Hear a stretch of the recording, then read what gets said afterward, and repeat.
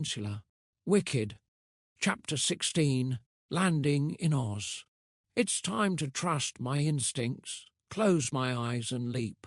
Wicked. At the start of 1996, Stephen Schwartz never imagined he would end the year envisioning his next Broadway musical, Wicked.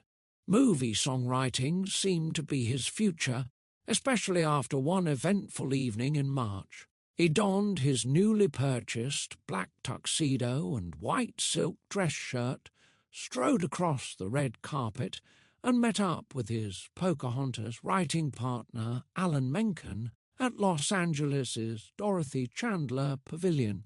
For 48-year-old Schwartz, being nominated for an Academy Award was a welcome twist on his childhood dream of writing musicals for the stage. With his parents and wife in the audience, he waited for the announcement. And the Oscar for Best Original Musical or Comedy Score goes to... An expectant silence settled in the hall while presenter Quincy Jones opened the envelope. Alan Menken, musical and orchestral score, and Stephen Schwartz, lyrics for Pocahontas. Applause burst out while the pair made their way to the stage. As Menken thanked their Pocahontas music team, Schwartz clutched his golden statuette and smiled, looking down at Mel Gibson in the front row, making funny faces at him and soaking in the acknowledgement from Hollywood. That evening, he and Menken also stepped up to accept the award for Best Original Song, Colors of the Wind. Back home in Connecticut, he placed his gold-plated statuettes beside his Grammy gramophones in a trophy case, converted from an aquarium that his kids no longer used. The rest of the year was a busy one, with the premiere of The Hunchback of Notre Dame and early work on The Prince of Egypt involving meetings with the DreamWorks team and the writing and demoing of songs. He was also working on an early production of a review musical Snapshots in Seattle, confident that when finally finished, the show would go direct to stock and amateur licensing rather than to a commercial production. The one thing he was emphatically not doing was planning anything new for Broadway. Then, towards the end of the year, a phone call came that would change everything. He was in Los Angeles, finishing some work on The Prince of Egypt, when his longtime buddy, songwriter John Bucchino, called him from the island of Maui in Hawaii. Singer-songwriter Holly Near had hired Bucchino as a piano accompanist for her performances at a conference at the Tropical Getaway. Once on Maui, Bucchino decided it was too good not to share. His room included an extra bed, and he had a car and free food. If you can cash in some frequent flyer miles and come for the weekend, you'll have a free vacation in Hawaii, Bucchino offered. Why not? Thought Schwartz. He had the weekend free, and after all, it was Hawaii. I am so there, came Schwartz's answer from L.A., and by December 16th he was. When Bucchino and Near had a block of time away from the stage, they organised a snorkeling adventure with Schwartz and Near's friend, Pat Hunt. A small boat sped them over to Molokini, a mostly submerged volcanic crater popular for its rainbow spread of sea creatures that delight snorkelers. On the trip back, Holly casually mentioned to Stephen, "I'm reading this really interesting book called Wicked by Gregory Maguire." The novel's title sounded intriguing. "I think I've heard of it." "What's it about?" he inquired. "It's the Oz story from the Wicked Witch of the West's point of view." In an instant, Schwartz's imagination flashed through the implications of a backstory for the Wizard of Oz, told from the perspective of the unpopular witch. His reaction was visceral. "All the hairs on my arms stood on end," he recalls. "I thought it was the best idea for a musical I had ever heard, As soon as he returned to his LA apartment, he called his attorney in New York, inquiring about Maguire's 1995 novel Wicked, The Life and Times of the Wicked Witch of the West. Okay, this book has been out for a while, so somebody has the rights. I need you to find out who has them. Meanwhile, I'm going to get the book and read it, because I think I have to do this. There was no way around it.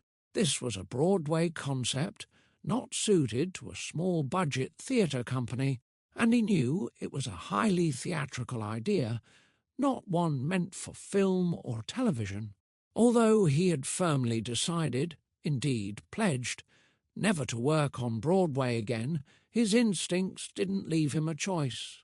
But with such a popular novel, surely someone in Hollywood was converting it to the silver screen. Schwartz would have to stop them, and somehow inspire the rights holders to consider instead the risky, expensive, and time-consuming venture of producing a musical in New York City.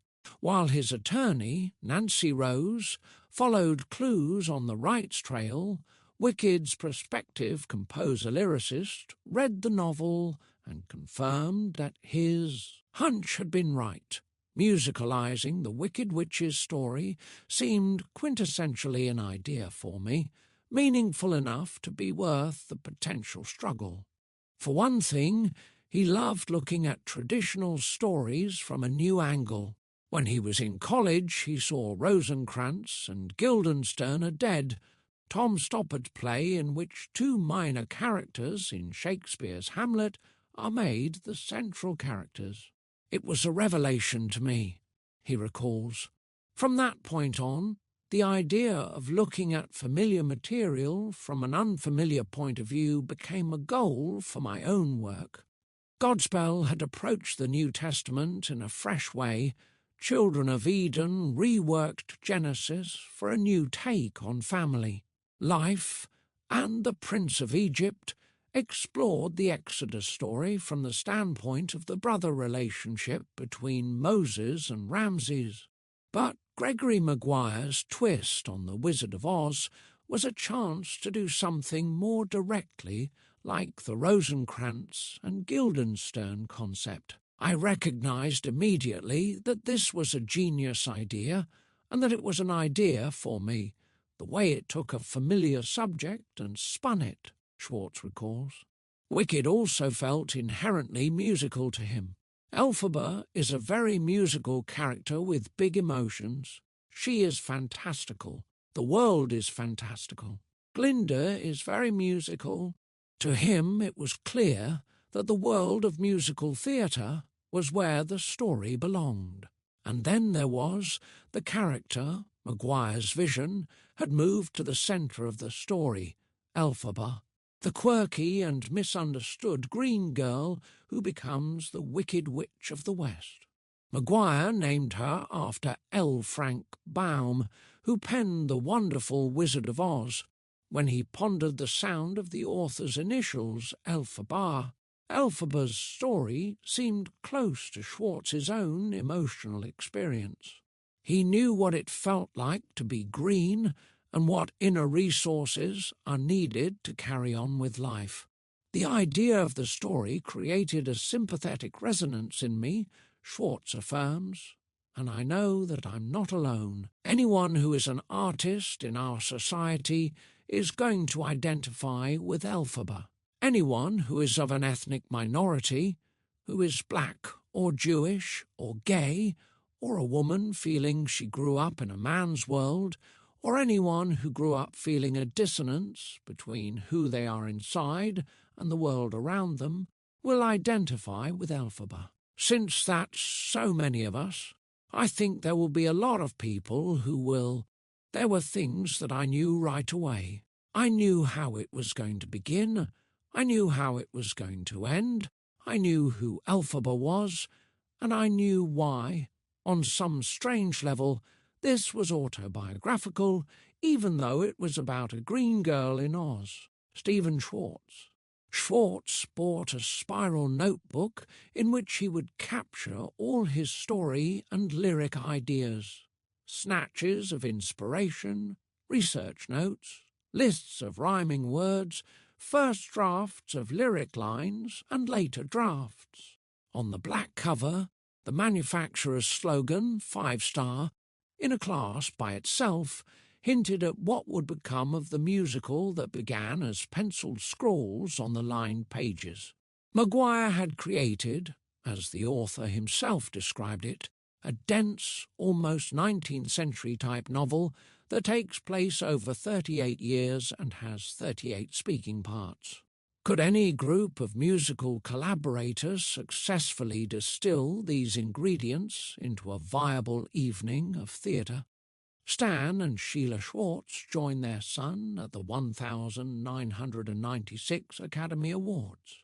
The fateful moment, Stephen Schwartz and Holly Near discuss Gregory Maguire's novel Wicked on a boat ride in Hawaii.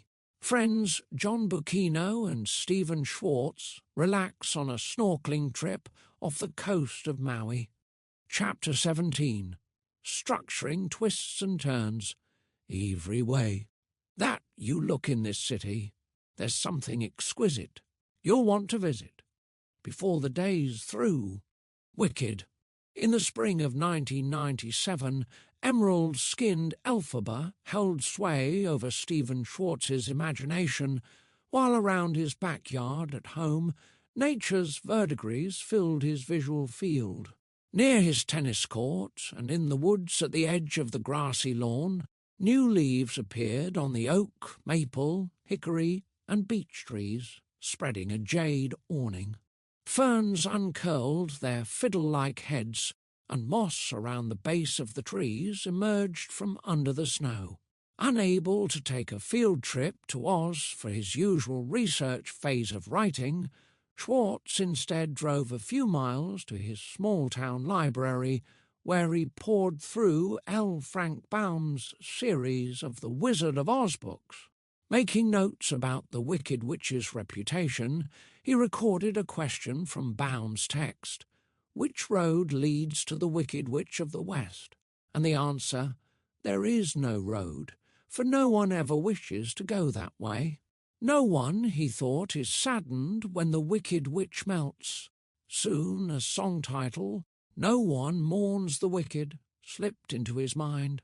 One of his favourite brain-teaser problems to be solved was how to reverse-engineer the Green Witch's end-of-story situation to make the musical synchronise with the Wizard of Oz movie and novel. He believed Wicked could be like Annie and Gypsy, in that each musical begins earlier in the life of its iconic title character. Schwartz was fond of the pleasurable jolt one gets when one finally sees Annie come down the stairs in her signature red dress and curly orange hair, or when you hear the announcer say, Wichita's one and only burlesque theatre presents Miss Gypsy Rose Lee. I thought there could be a moment like that in Wicked. The show could also be structured with additional theatrical jolts, not just the creation of the Wicked Witch persona, but the Scarecrow, Tin Man, Ruby Slippers, Flying Monkeys, all the Oz icons. Maguire had intentionally left trails open, allowing readers to imagine possibilities. Schwartz, as a dramatist and creative puzzle solver, wanted to complete them. He comments, part of the fun of the show for me was explaining how everything we knew from The Wizard of Oz happened. There are hints of that in Gregory's novel, but that certainly was not his focus. This was part of his plan to heighten what he called the Rosencrantz and Guildenstern quality of the show. As the action of Hamlet seems to be happening just off-stage in Stoppard's play, it might seem like the events of The Wizard of Oz were all transpiring nearby. Schwartz noted in an interview published in the Dramatist's magazine, "For me, if you take a familiar story, whether it be the Book of Genesis or the Wizard of Oz, and you come at it from another point of view, the tension between the audience's preconception and the approach you're taking to the story adds an extra level of response, plus it helps to clarify the points you're trying to make. Gathering his wicked notes in September of 1998, Schwartz typed an outline describing details of scenes, but without any dialogue or lyrics. This outline, Roman numerals and all, would be a starting point for discussion in meetings with unknown future collaborators. It didn't matter that the structure might change completely with their input. Schwartz focused the musical by dropping many of the characters in Maguire's Wicked. He included talking animals, which are featured throughout the novel, represented especially by Dr. Dillamond, a talking goat and biology professor at Schwartz University. The conflict between the wizard's regime and Oz's talking animals, Schwartz realized, served as a metaphor for the demonization of minority groups by political leaders hungry for power in our world. In the final version of the show, the wizard would proclaim that the best way to bring folks together is to give them a really good enemy. Schwartz also preserved the novel's clever concept of the blonde girl's name alteration, but made it more prominent. As an aside in Maguire's text, readers learn that Miss Galinda has changed her name to Glinda as a belated apology for her initial rudeness to her professor, Dr. Dillamond, who had pronounced it Glinda. Schwartz imagined a flamboyant moment for the stage production, where she ceremoniously shortened her moniker in public. The scene would highlight her nature as an attention-loving socialite. Inspired by his memory of the 1980 film Resurrection, Schwartz envisioned a different ending from the witch's melting. Watching Resurrection, he had felt drawn to this story of a woman, played by Ellen Burstyn, who nearly dies in an auto accident and then comes back to life with the power to heal. But this power to do good winds up creating conflict and violence until Burstyn's character finds a way to die again and continue as a healer in a remote desert region in secret. At the end of Wicked, Elphaba could somehow fake her melting death and then hide away in a virtually uninhabited region where she would heal animals. I knew that it should start with everybody celebrating the death of the witch, and that everybody would be really happy because this villainous, this wicked person, the enemy, was finally dead. Stephen Schwartz. The 1998 outline. The first outline Schwartz created has remarkable similarities in structure and content to the final version of the show that would begin its Broadway run 5 years later. The text notes at the outset, "Today is a joyous day for all Oz because they are celebrating the death of the witch." Then the witch's story flashes back to her birth with material condensed from the novel. About 100 pages is distilled down to a few minutes on stage. It begins with her unhappily married mother, Melena, bidding farewell to her husband, Frex, as he departs on a trip.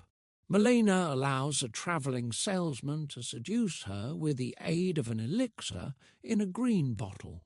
She becomes visibly pregnant and gives birth to a strange green baby girl. Time shifts forward about 18 years, when elphaba leaves her homeland on a train to go to college. Next, the Schwartz University section introduces her rival and reluctant roommate, Galinda, along with Elphaba's handicapped younger sister, Nessa Rose, Bock the Munchkin, Winky Prince Fierro, and the animal professor, Dr. Dillamond. A scene involving a witch hat serves as a pivotal moment for Act Y. Maguire had already concocted a special moment for the possible hat discovery. When their dorm room window blows open, Galinda asks Elphaba to secure it with a luggage strap in her closet. Maguire wrote, "Elphaba found the strap, but in doing so the hat boxes tumbled down and 3 colourful hats rolled out onto the cold floor. While Galinda scrambled up on a chair to organise the window shut again, Elphaba returned the hats to their boxes. "Oh, try it on, try that one on," said Galinda. Schwartz asked himself, why couldn't that be the hat, the classic Black Witch hat? For the musical, he has Galinda tricking her roomie into wearing the ugly pointy hat to an orientation dance at the beginning of the school year at Shiz. When Elphaba shows up, students laugh and make fun of her. Galinda's sense of guilt drives her to dance with Elphaba, and they begin to accept each other, transforming their former enmity into friendship. Act I continues, partially adopting the storyline from the first half of the novel. At the Act I climax, Elphaba realizes that the Wizard of Oz is worse than a fake. He has oppressed the animals, and she turns against him. The wizard calls in Madame Morrible, the former headmistress of Shiz, who has become his assistant. She tries to cast a spell on the rebellious young woman, but Elphaba grabs the book of spells and flies off. For the 14 scenes of the musical outline for Act II, Schwartz greatly condensed the second half of the novel. Elphaba has gone underground. She and Fiyero get together, but the wizard's men capture Fiyero and she escapes. The green heroine travels to various locales, trying to right the wrongs of Oz, all the while being labelled as wicked. She attempts a spell in an effort to save Fiyero. She later finds out that she did save him, but the spell turned him into the Scarecrow. Toward the end, after the wizard has sent Dorothy and friends to kill the witch, Dorothy throws a bucket of water, appearing to melt Elphaba. Dorothy brings Elphaba's green bottle keepsake to the wizard. The bottle falls from his hands as he realizes he has ordered the death of his own daughter. The audience soon finds out that Elphaba has faked her death so that she can escape the wizard's regime and live out her days in obscurity with the animals. Scarecrow finds his way to the Badlands, where he and Elphaba reunite and sing a reprise of a song that might be called As Long as You're Mine. With Schwartz's plan, a musical of workable length was at least conceivable. What would ultimately be effective on stage was anyone's guess. He was quite prepared to discuss options with his future colleagues. Creativity notes, a structuring and compartmentalizing mind. While Gregory Maguire's mind could allow stories and characters to slip in and out according to his instincts for long narrative, Schwartz sought to impose suitable divisions on the material, breaking the story into 2 acts, each with a limited number of stageable scenes. His skill in doing so related to his experience in segmenting time. In his work and personal life, he can stay focused on one task with one group of people and then completely drop it and move into the next activity. I think of it as being like an egg carton, being able to keep the eggs separate in each compartment and not have them mush together. Sometimes I do that to a fault. I think I do that in my personal life too. Everything is quite compartmentalized, but it works for me. This way of thinking allowed him to pocket pieces of the novel into a limited number of scenes and move them to the most helpful spots along the story timeline. Schwartz refers to the outline phase of writing in terms of architectural frameworks. He once explained to writers in a workshop, musicals, like films, are essentially about structure, and if you get the structure right, then a multitude of sins can be forgiven. But if it's wrong, the individual brilliance of the writing is hard-pressed to deliver anything. It's kind of like building a house. Once that basic frame is there, if it's solid and it's going to stand up, Then you can add a window or take out a wall or whatever, but if you're decorating a room and meanwhile the house is falling down, then you're in trouble. So it's best to take a lot of time to test the structure. Not only does he believe in carefully planned frameworks, but also his songwriter mind works in organized patterns, carefully matched musical measures, rhymes that fit together. As much as he wants a fluid flow of inspiration, his focus is often on ordering pieces of the artistic puzzle. No one mourns the wicked from Stephen Schwartz's Wicked Notebook. No one mourns the wicked from Stephen Schwartz's Wicked Notebook. Handwritten music for a section of No One Mourns the Wicked. Chapter 18. On the Right Track. Some things I cannot change, but till I try, I'll never know. Wicked. In their phone call from opposite coasts, Schwartz's attorney, Nancy Rose, exchanged greetings with Mark Platt, who was then president of production for Universal Pictures. His and Demi Moore's company were to partner in developing a movie of Wicked. This is where luck took over, Schwartz later recounted. It turned out that, unlike most motion picture producers, Mark had a love for the theatre, liked musicals, and had been in a production of Godspell in college. It was also lucky that the early versions of the screenplay fell short of Platt's expectations. When Nancy Rose explained what her client wanted, both the timing and the idea sounded perfect to Platt. The moment she said it, he reveals, I thought, that's what's missing from the development process. Music. It's Oz, and it's a fantasy world. It felt like it lends itself to music, and so once Nancy said it, it clicked in my mind immediately that it was a wonderful idea. That didn't mean that he was ready to reverse several years of work and commit to Stephen Schwartz's association with a new stage musical. Schwartz flew to L.A. for a meeting on November 13th, 1998, to attempt to persuade him. Look, here's why I don't think it will work as a movie, he told Platt in his office at Universal Studios. The 40-year-old movie executive had trained as a lawyer.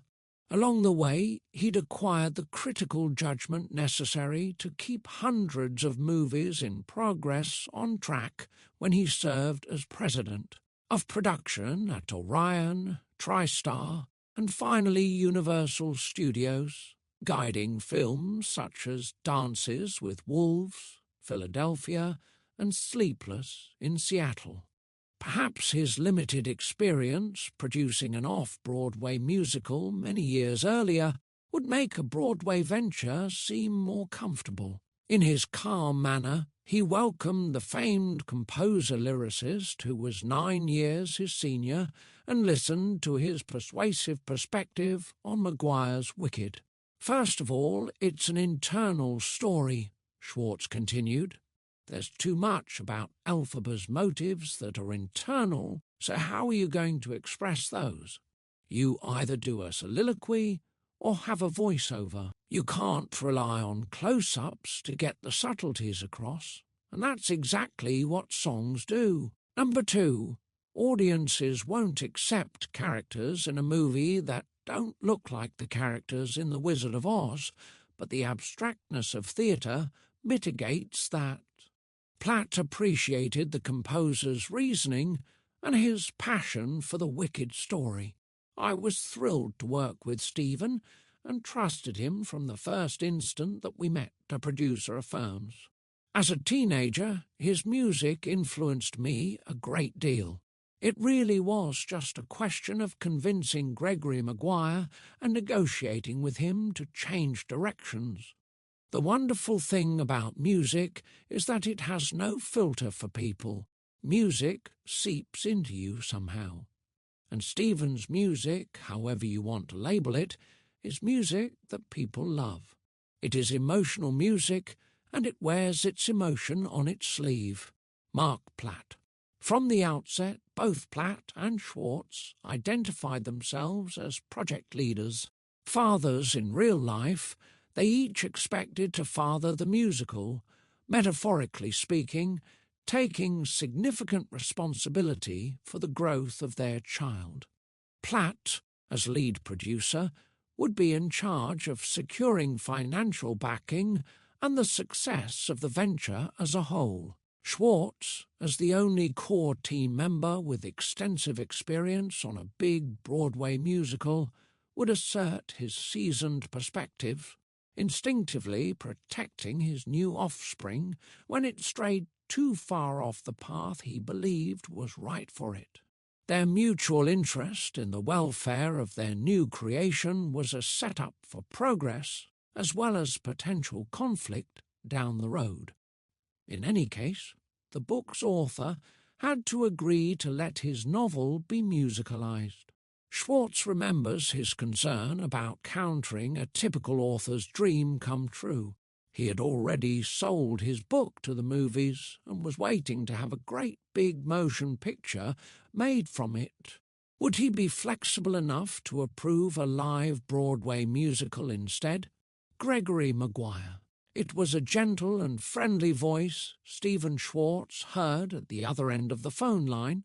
Maguire was staying in Connecticut on a farm belonging to the family of his partner, Andy Newman.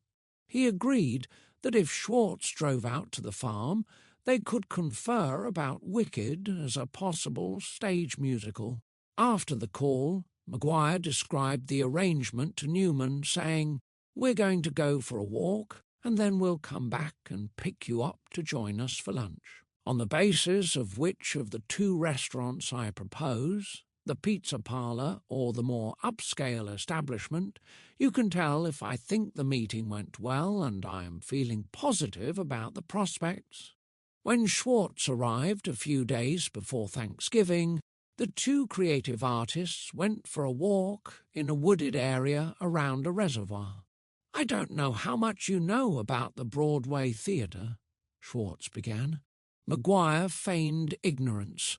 "I know you have a following as a writer," Schwartz continued, "and Wicked has its own following. I would like to talk about why I think it should be a musical rather than a film." He made his pitch about why Elphaba's story should be sung. The author didn't reveal how much of a fan he was of Schwartz's work. In fact, he had taught himself to play the piano from the scores for Pippin and Godspell. Even so, he knew a light-hearted show wouldn't do justice to his novel, so he raised his concern for preserving some of the tone and larger themes of the text. As they walked, he listened to the songwriter's approach. Stephen saw the comic and the melodramatic possibilities in my sprawling Slice of Oz history novel, Maguire acknowledged later, and he promised that however the plot evolved to suit the stage, the grim themes of the novel would inform the show. When they returned to the house, Maguire selected the better restaurant for their lunch. I was pretty convinced, even before he showed up, that I knew his line of argument and I was going to buy it, the novelist reveals. Before the Wicked project got very far, Schwartz heard that Platt had left his post at Universal Pictures. His heart sank. Would his lawyer have to negotiate for the rights all over again? Soon, though, he learned that in forming Mark Platt Productions as an independent company, Platt took the project with him, wishing to continue as producer of the live stage show. Schwartz's own transition into songwriting for Wicked would have to wait. "I never write songs for a show before there is at least a very detailed outline," he explains. It was up to him to find a collaborator and to write a version of an outline to present to him or her as a jumping-off point. In this case, a female writer seemed ideal. I felt, because the main characters are women, and so much of it has to do with their coming of age as women, that it would probably be good if I could find a woman writer. a female writing partner. Stephen Schwartz agreed to join Jim Pentecost, the producer of Pocahontas, in Disney's dining room for lunch one day to discuss an idea that Pentecost had for a new feature film. The producer also wanted Schwartz to meet a popular TV writer named Winnie Holzman to encourage the two of them to work together on his project. When he arrived, Schwartz greeted the dark-haired woman, whose ready smile would soon become familiar to him. He had admired her Birds of Paradise, a musical for which she wrote lyrics and co-wrote the book as part of her training at New York University's prestigious Tisch musical theatre writing program. He was also a fan of My So-Called Life, an Emmy-nominated television series about a young girl coming of age which Holzman created. As they conversed over the meal, both writers realized Pentecost's proposed venture was not their cup of tea, but they discovered their common fascination with Wicked. When the novel came out, Holzman had looked into optioning it for a screenplay, but gave up when she learned the rights were already taken. As with many of his decisions, Schwartz relied on instinct and serendipity. Between his affection for Holzman's work and her Wicked-related enthusiasm at that moment, she seemed a perfect fit. They exchanged contact information and left the meeting not knowing what might transpire. One factor could have blocked any future agreement. Schwartz planned to write both music and lyrics, while Holzman was accustomed to writing song lyrics in addition to the libretto for her stage scripts. But he'd cross that bridge if he came to it. Another issue could be any complications from working with a writing partner who lived 3,000 miles away. Winnie had settled in Los Angeles when she married actor Paul Dooley and established a television career. Yet, by 1999, when they would begin, collaborators could close distances by email as well as phone communication. Besides which, Stephen enjoyed coming to LA, and Winnie could stay in one of his guest rooms if she came out to Connecticut for a week of writing. A few months later, Schwartz telephoned Holzman with news. "Guess what? I think I have the rights to do Wicked, so let's talk and see if we agree on things." She recalls, "I was very surprised because neither of us thought it was possible to get these rights. It had been kind of a dream that couldn't be realized." Right away, Schwartz said, "I hope it's okay, but I have to tell you I want to write both music and lyrics. I don't know how you feel about just writing the book." Still stunned, she replied, "I'm honored. I was so intrigued by the basic premise of the novel, taking this extreme figure of iconic wickedness and making her the heroine." Winnie Holzman, Stephen Schwartz and author Gregory Maguire consider the appropriateness of staging a musical based on Maguire's novel. Chapter 19. Story by committee. Elphaba, Dreams the Way We Planned 'Em, Glinda, If We Work in Tandem, Wicked. Winnie Holzman approached the new collaboration with receptivity. She didn't bring in a territorial, I'm the book writer edge to their first discussion over Schwartz's outline.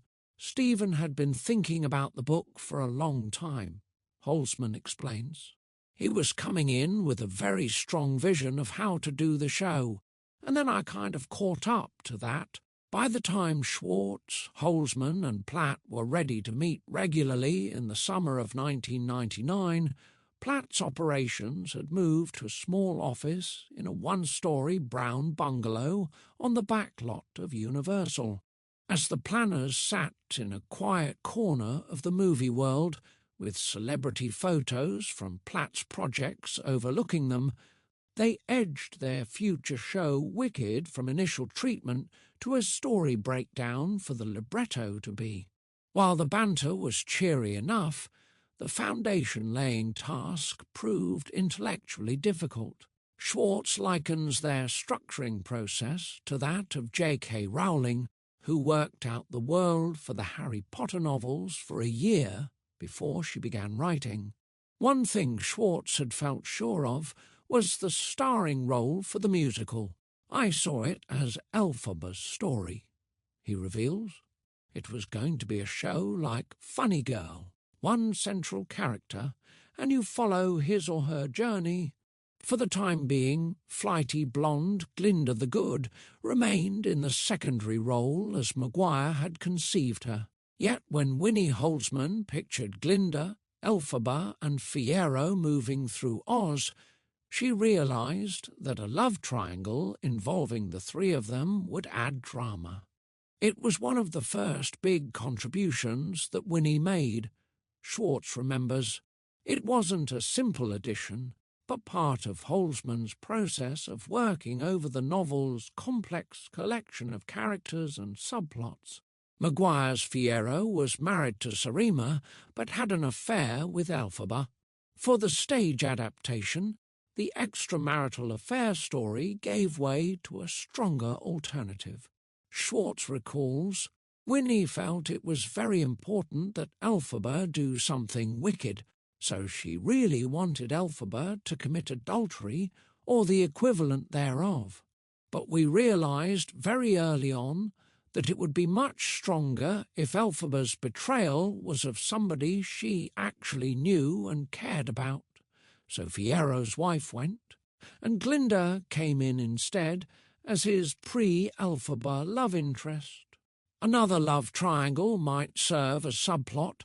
Nessarose would grasp for the affections of Bock, the Munchkin, who, in turn, would yearn for the dismissive Glinda. Schwartz and Platt applauded these contributions from their TV writer colleague, who was now feeling her way into her first major stage musical outline. Because all three teammates had worked in Hollywood, they naturally turned to the familiar storyboarding process to support their structuring efforts. Platt made notes on index cards when they first began, writing out each story beat, each tiny shift in plot or the emotional story, as a brief phrase. "We worked for a long time on sort of beating it out," Platt remembers. "At one point the writers attached white and blue 3x5 cards to a simple white foam core board about 4 feet wide by 3 feet tall. Using their homemade storyboard, they could rework their configurations as needed. White cards were for story moments, blue for songs, with a sentence or song title on each. One white card said, 'Meet Morrible,' referring to an encounter with the manipulative headmistress of Shiz University. It is Madame Morrible who assigns the witches in training to be roommates, which led to the next song card. The blue card said, "Elphaba and Glinda don't like each other," holding a place for a song that had yet to be written. By doing musical numbers in a different colour, Schwartz explains, you see if there are too many white or blue cards in a row. It really works. In later years, when the story structure became confused, they would return to the storyboard. The three planners had other projects that needed attention, so their wicked sessions spread out over time.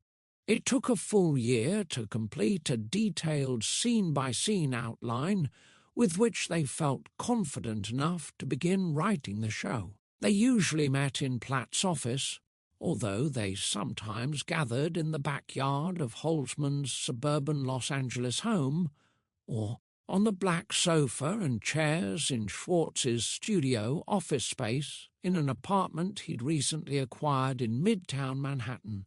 In conversations by phone or in person, Wicked's team spoke of the invisible inner storylines as much as their characters' visible actions. They viewed Elphaba's inner journey as involving a subconscious search for an accepting father figure, as well as acceptance by society, longings she relinquishes for the sake of a greater good.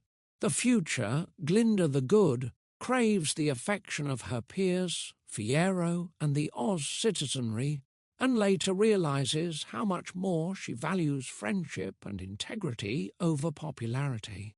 The storyline for Elphaba's sister, Nessarose, who becomes the doomed Wicked Witch of the East, added a special complication. In the novel, she is born without arms. The creative team thought that would look off-putting and even, perhaps, unintentionally comic on stage, so they decided to give her arms but confine her to a wheelchair. That allowed them to write a scene with the famous sparkling shoes, the ones that, in The Wizard of Oz, the Wicked Witch wants, but Dorothy gets. In their stage adaptation of Maguire's book, elphaba would cast a spell on the shoes to help her sister walk. The way the show works is that the whole first act is a setup, Schwartz explains. He likens it to the effect created when you stand dominoes on edge in rows and then tip over the first one so it hits the next, and they all tumble down sequentially. The whole second act is about watching the dominoes fall, but nothing was simple. Some story dominoes would wind up in every incarnation of the show, while others fell out of the game. At least for now, major and minor storylines were carefully intertwined and ready to be tried in dialogue and song. Creativity notes, paths of least resistance. Writers like Winnie Holzman and Stephen Schwartz agree that it's not always best to begin at the beginning. Many experienced writers zoom into the centre of a project based on whatever naturally draws their attention. Holzman says, "I tried to just respond to what in the novel was leaping out at me. For me, it was the two girls and the fact that Gregory Maguire had made them roommates in college, which I think is really a stroke of genius. So we felt that we really had to start from there, because that was what gripped us both emotionally, humorously, in every way. As for songwriting," Schwartz says, "I tend to follow the path of least resistance rather than try to write sequentially. When starting the score for a show, I tend to start with the song that seems easiest to me, the one that comes most naturally. Often it's trying to get at the emotional or philosophical centre of the story. Colours of the Wind from Pocahontas, Out There from the Hunchback of Notre Dame, but not always. It's most important just to open the door and step into the show somewhere. For Wicked, it turned out it was the opening song. I had always known I wanted to start with our version of Ding Dong, the Witch is Dead, with all of Oz celebrating the witch's melting. So that felt like a natural way in to me. For individual songs, Schwartz almost always decides the title before anything else, because the title crystallizes what journey the piece is meant to take. In this case, the literary quality of Maguire's novel melded with the vindictiveness of the celebratory crowd suggested one to him: no one mourns the wicked. One of novelist Gregory Maguire's techniques for warming up his thoughts about writing in a fictional world is to use images of famous actors for his characters. His mental cast for Wicked included Melanie Griffith as Glinda, Angela Lansbury as Madame Morrible, singer K.D. Lang as elphaba, and Antonio Banderas as Fiyero.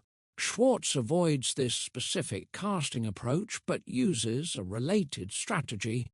I picture what I think the characters look like. These prolific, creative people have accustomed themselves to making their mental images more vivid in their mind's eye and to heeding their emotional response to their material. Stephen Schwartz works in the Manhattan apartment that then served as his studio and office. Michael Cole, Stephen Schwartz's assistant, prepares for the busy days ahead. Chapter 20.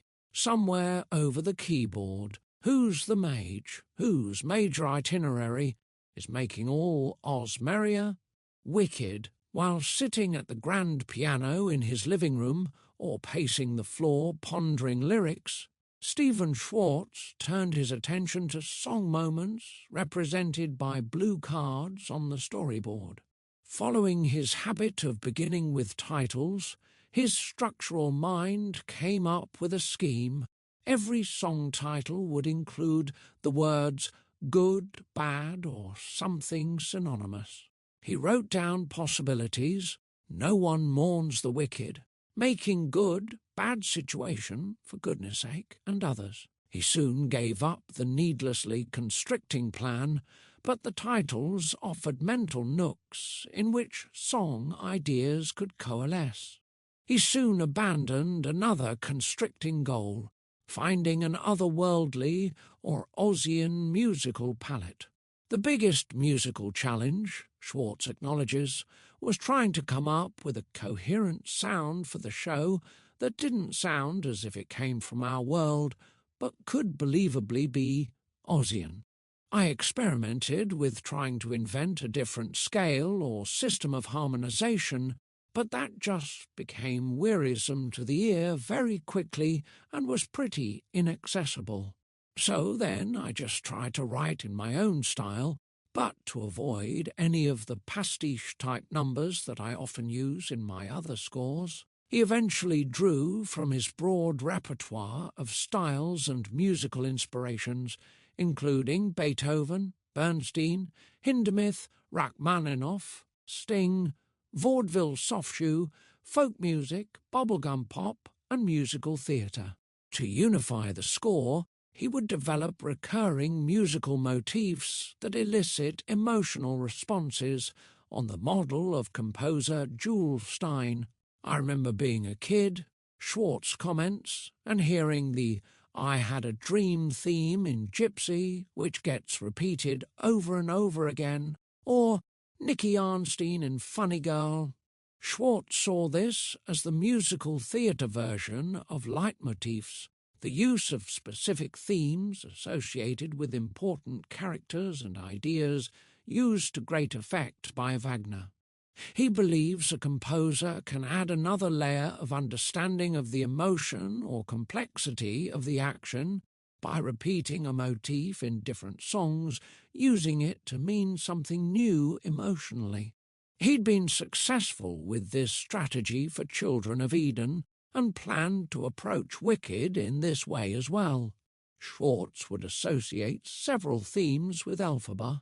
One possible leitmotif had already turned up out of his trunk of unused music. After reading Wicked the novel, he sat at his piano penciling out song fragments and remembered a 1971 pop melody that he had composed for a song about romantic partners stuck in a complicated, unsatisfying relationship.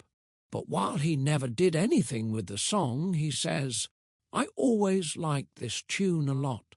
Then, when thinking about a duet for elphaba and Fiero's romantic scene in Act 2, he wrote new lyrics for this melody, changed the bridge, and thereby created As Long As You're Mine, a love song set in a troubling time. It starts out with them in danger, and they know that they have very little time to share together.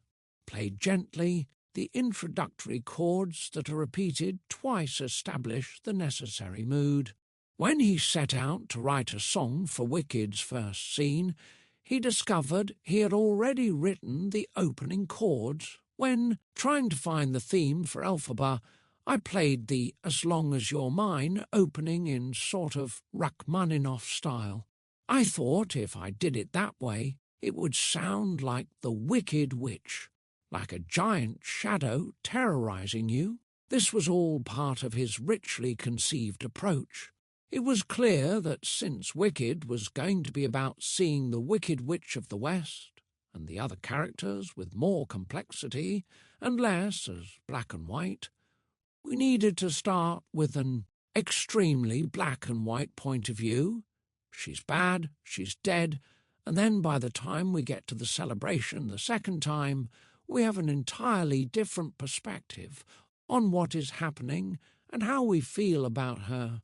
From a musical standpoint, he wanted the opening notes to be oddly celebratory and dark at the same time. It would begin by introducing danger. I thought the very first thing you heard needs to be, "Uh-oh, the villain is coming," Schwartz explains. It's supposed to sound like horror movie music. Any closing reprise material would be similar, only possibly more plaintive, suggesting a changed reaction to the destruction of the witch. For the opening of the good news section in No One Mourns the Wicked, Schwartz wrote what he later described as Bernstein-like polychords to add a harsh, disturbing subtext to the celebration. Then, for the main melody, he turned from Western music to Eastern for a sound that would feel unfamiliar to the theatre-goer's ear. Recalling his trip to China that preceded his initial work as the first songwriter for Disney's Mulan, what spontaneously came to mind was the pentatonic scale he'd chosen for his unused work for that project. He says, "No One Mourns the Wicked" is sort of Hindemith in China, Making Good and the Unlimited theme. As he continued to write, Wicked's composer would discover additional elements of cohesion that would provide more of a continuous texture to the score. One of these elements was elphaba's second leitmotif, what he calls her unlimited theme. Ever since deciding that Wicked should be a stage musical, he'd imagined the future Wicked Witch of the West giving voice to her dreams and desires in a song that would set up the audience's expectations for the show.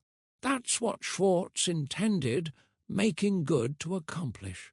He first wrote the Unlimited theme as the bridge for this I Want song called Making Good, and although he eventually replaced the song with The Wizard and I, he always kept the segment in which elphaba sings, "Unlimited, my future is unlimited."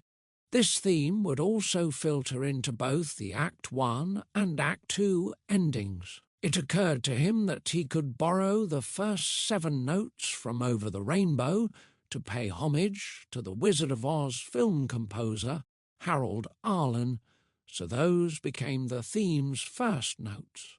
What I thought was amusing is that it's the first 7 notes of Over the Rainbow. That means unlimited, my future corresponds to some where over the rainbow. It's disguised in that it's completely different rhythmically, and it's also harmonized differently over a different chord, but still it's the first 7 notes of Over the Rainbow. Besides the fun of the Arlen Association, Unlimited served as a unifying theme. I always knew that Unlimited was going to be our I Had a Dream. I wanted to have elphaba say at the very beginning, "Unlimited, my future is unlimited," and at the end of the show say, "I'm limited." Later, when he wrote Defying Gravity, he used this theme as well. On his next trip to LA, Schwartz played these 3 songs for Mark Platt. When he finished, he knew something about them was bothering his producer. Platt edged gently through some, I just wonder types of expressions and said, "I have a question for you. You want to know if anything in the show is ever going to be fun, right, Mark?" "Well, yeah. All right. I promise you that the next thing I write will be a fun song." It was that exchange that inspired the sparkly One Short Day production number about elphaba and Glinda's few hours as tourists in the Emerald City. As Schwartz later explained, he and Holzman developed the idea that when elphaba and Glinda go to the Emerald City, they could be like tourists going on a spree in Paris for the first time. As part of their whirlwind visit, they would attend a show, Weezermania, showing, Schwartz says, that Oz was like Mussolini's Italy, where everything is in service of our great leader. It also allowed me to poke fun musically at some old-fashioned Jewelstein musicals that I love by making the rhythm of Wizardmania, recall Don't Rain on My Parade. To complete the piece, he drew on his counterpoint skills to create a delightful collage, such as he'd previously employed for Godspell's All for the Best. More than any other song in the score, One Short Day reflects the buoyant spirit of Arlen's The Wizard of Oz music, as well as the composer's own love for travel adventures. Norbert Leo Butz and Idina Menzel perform in the Broadway production of Wicked. Stephen Schwartz used the opening chords of As Long As You're Mine as a musical theme for elphaba. Kristin Chenoweth, as Glinda, descends in her mechanical bubble on Broadway during the opening song. Chapter 21, First Drafts and Adjustifications. Glinda, and when someone needs a makeover, I simply have to take over. I know exactly what they need. Wicked. On the West Coast, Winnie Holzman's imagination entered Oz. She worked on Wicked in the little office in her backyard and in the local Starbucks during spare moments while maintaining her role as a producer and writer for the television show Once and Again.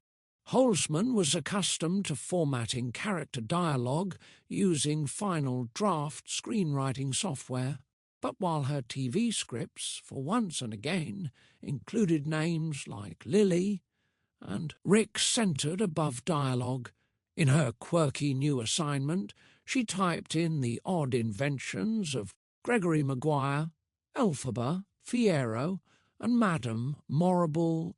She and Schwartz kept in touch by phone and email, working on countless adjustments to story and song. As a working pair, she and Schwartz matched up well. From the beginning there was just a click, she reveals. It became clear that we had a natural affinity to collaborate. Winnie is a very good lyricist in her own right, Schwartz insists. So she understands, for example, when a song is going to take over, and often she will write things knowing that they are going to become musicalized. Like Schwartz, Holzman had grown up on Long Island at the same time, and they had a similar sensibility. For an early draft, Holzman created a kind of Oz-speak, mostly used by Glinda, in order to further separate the setting from our world. When Glinda describes something as confusing, she instead calls it confusifying. When she needs to say, he means no disrespect, it becomes disrespectation, giving an additional bit of whimsy to her character. Soon Holzman was hearing Oz speak spoken back at her. When revisions had to be made, Schwartz would say with a wry smile, "Well, we'll have to make an adjustification." Over time, Holzman came up with such words as braverism, discoverates, disturbance, festivating, gratitution, hyodious, linguification, moodified, and rejoicify. Once Schwartz got the hang of what his colleague was doing, he added such Ozisms as definish, degreenify, and surreptitiously to the lyrics. He was pleased that she also took familiar cliché phrases and altered them slightly to make them Ozian, as when thrilled to pieces becomes thrilled to shreds. This is just one of the many ways in which Winnie is a brilliant writer, the songwriter says of his ideal teammate. Humour helped them face the endless reworking required. Holzman reports a lot of joking around in story meetings. Stephen definitely has a very funny sense of humour. There's plenty of playing. I think being creative together is a great feeling. He also noted at the time, Winnie and I laugh every day. We find each other's sense of humour very funny. So we make each other laugh with the absurdity of putting on a show. There's a lot to laugh about. Getting Glinda, a popular collaboration. Holzman loved writing Glinda. She took clues for Glinda's youthful vanity from Maguire's novel. He wrote about her as a 17-year-old aboard the train to Shiz, Galinda didn't see the verdant world through the glass of the carriage. She saw her own reflection instead. She had the near-sightedness of youth. She reasoned that because she was beautiful, she was significant, though what she signified and to whom was not clear to her yet. Holzmann breathed her in and rewrote her in quick strokes for the stage. Glinda expects Madame Morrible's attention as dorm rooms are assigned, so she introduces herself. I am Galinda Upland, of the Upper Uplands.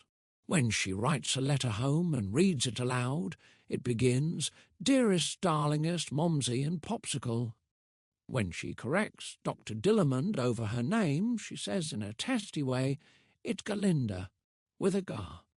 As the young blonde would-be witch began charming her self-deluded way off the page, Holzmann suggested psychological issues just below the surface. In general, she liked to work on characters who have problems, who behave badly, who have much to learn, who lie, who do things without knowing why. Her Glinda became such a character. The first major contribution that Winnie made was the writing of the character of Glinda. She got her from the get-go, and it just leapt off the page. Stephen Schwartz. Schwartz knew the importance of showing off Glinda's superficial personality in song as an essential setup for all the transformations to follow. I could not blow this, Schwartz remembers assessing, but he didn't yet have enough particulars for how Glinda might behave. He only knew that elphaba wanted to be like her. One day Mark Platt and Winnie Holzmann remembered a modern takeoff on Jane Austen's Emma, the 1995 teen flick Clueless. In it, a popular high school girl in Beverly Hills takes a clueless transfer student under her wing to help her win a boyfriend. During the movie, she gives her friend a new style with new makeup, hairdo and clothes. Holzmann had the idea that when elphaba and Glinda become friends, Glinda would give her dowdy green roommate a makeover. Schwartz loved the absurdity of having Glinda attempt to transform the future Wicked Witch of the West into somebody like her. He pulled out his notebook and started penciling in a list of what it takes to be popular, as per someone like Glinda.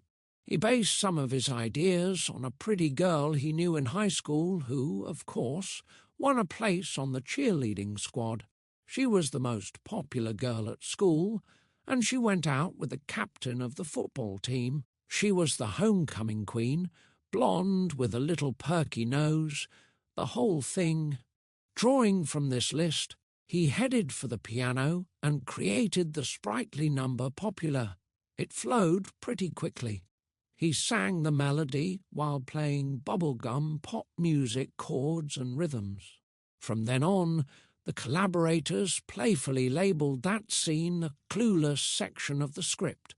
I wrote popular for all of us who weren't the most popular in school. It's sort of my revenge. Stephen Schwartz.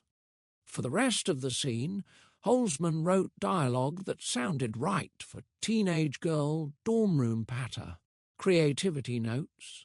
The delicate question of who's right.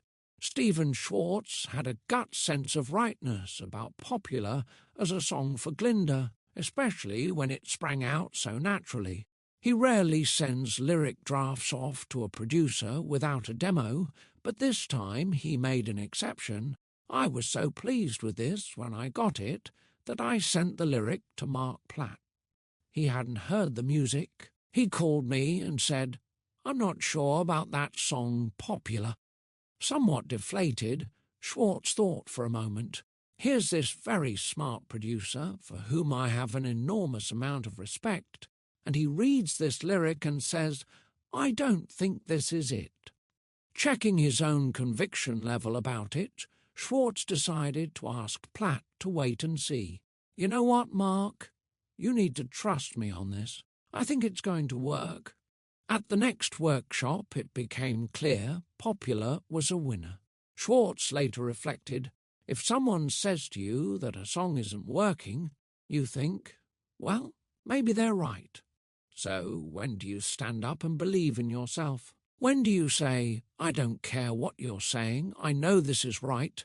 When is it stubbornness or arrogance, and when is it conviction? It's a tricky thing.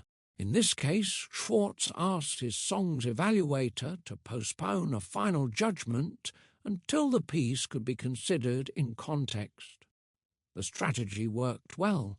The songwriter's friend, John Bucchino, recalls other situations over the years where Stephen preferred to start again based on a colleague's suggestion for a new approach.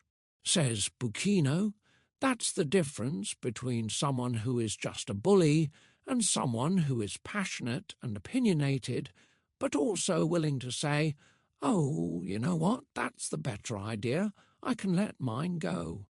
Elphaba gets a makeover from her roommate, Galinda. This photograph is from the 2003 Pre-Broadway tryout, Chapter 22. We're off to see a reading. Elphaba, so I'll be back for good someday. Elphaba and Glinda, to make my life and make my way. But for today, we'll wander and enjoy Wicked. A big Broadway show calls for plenty of testing along the way. If budgets allow, a series of readings or workshops can provide essential feedback, as well as deadlines that both motivate and challenge the writing team. Schwartz says there's no better way to find out what's working and what isn't in the dramatic structure and storytelling. As Wicked morphed its way from first table reading to first day of rehearsal, 7 such readings took place along the way. But before readings could commence, they had to get the blessing of Universal, who would finance the development process. In the spring of 2000, the writers prepared a modest presentation for Universal's Stacey Snider and a few others. To play Fiyero, they recruited actor Raul Esparza, and for elphaba, they brought in Stephanie J. Block. A small room with a piano on the Universal Studios lot became the stage for the private performance. Winnie Holzman was thrilled to be narrating the fledgling creation. Schwartz sang No One Mourns the Wicked, Block performed Making Good, and joined Esparza in singing As Long as You're Mine. Together, the cast debuted one short day.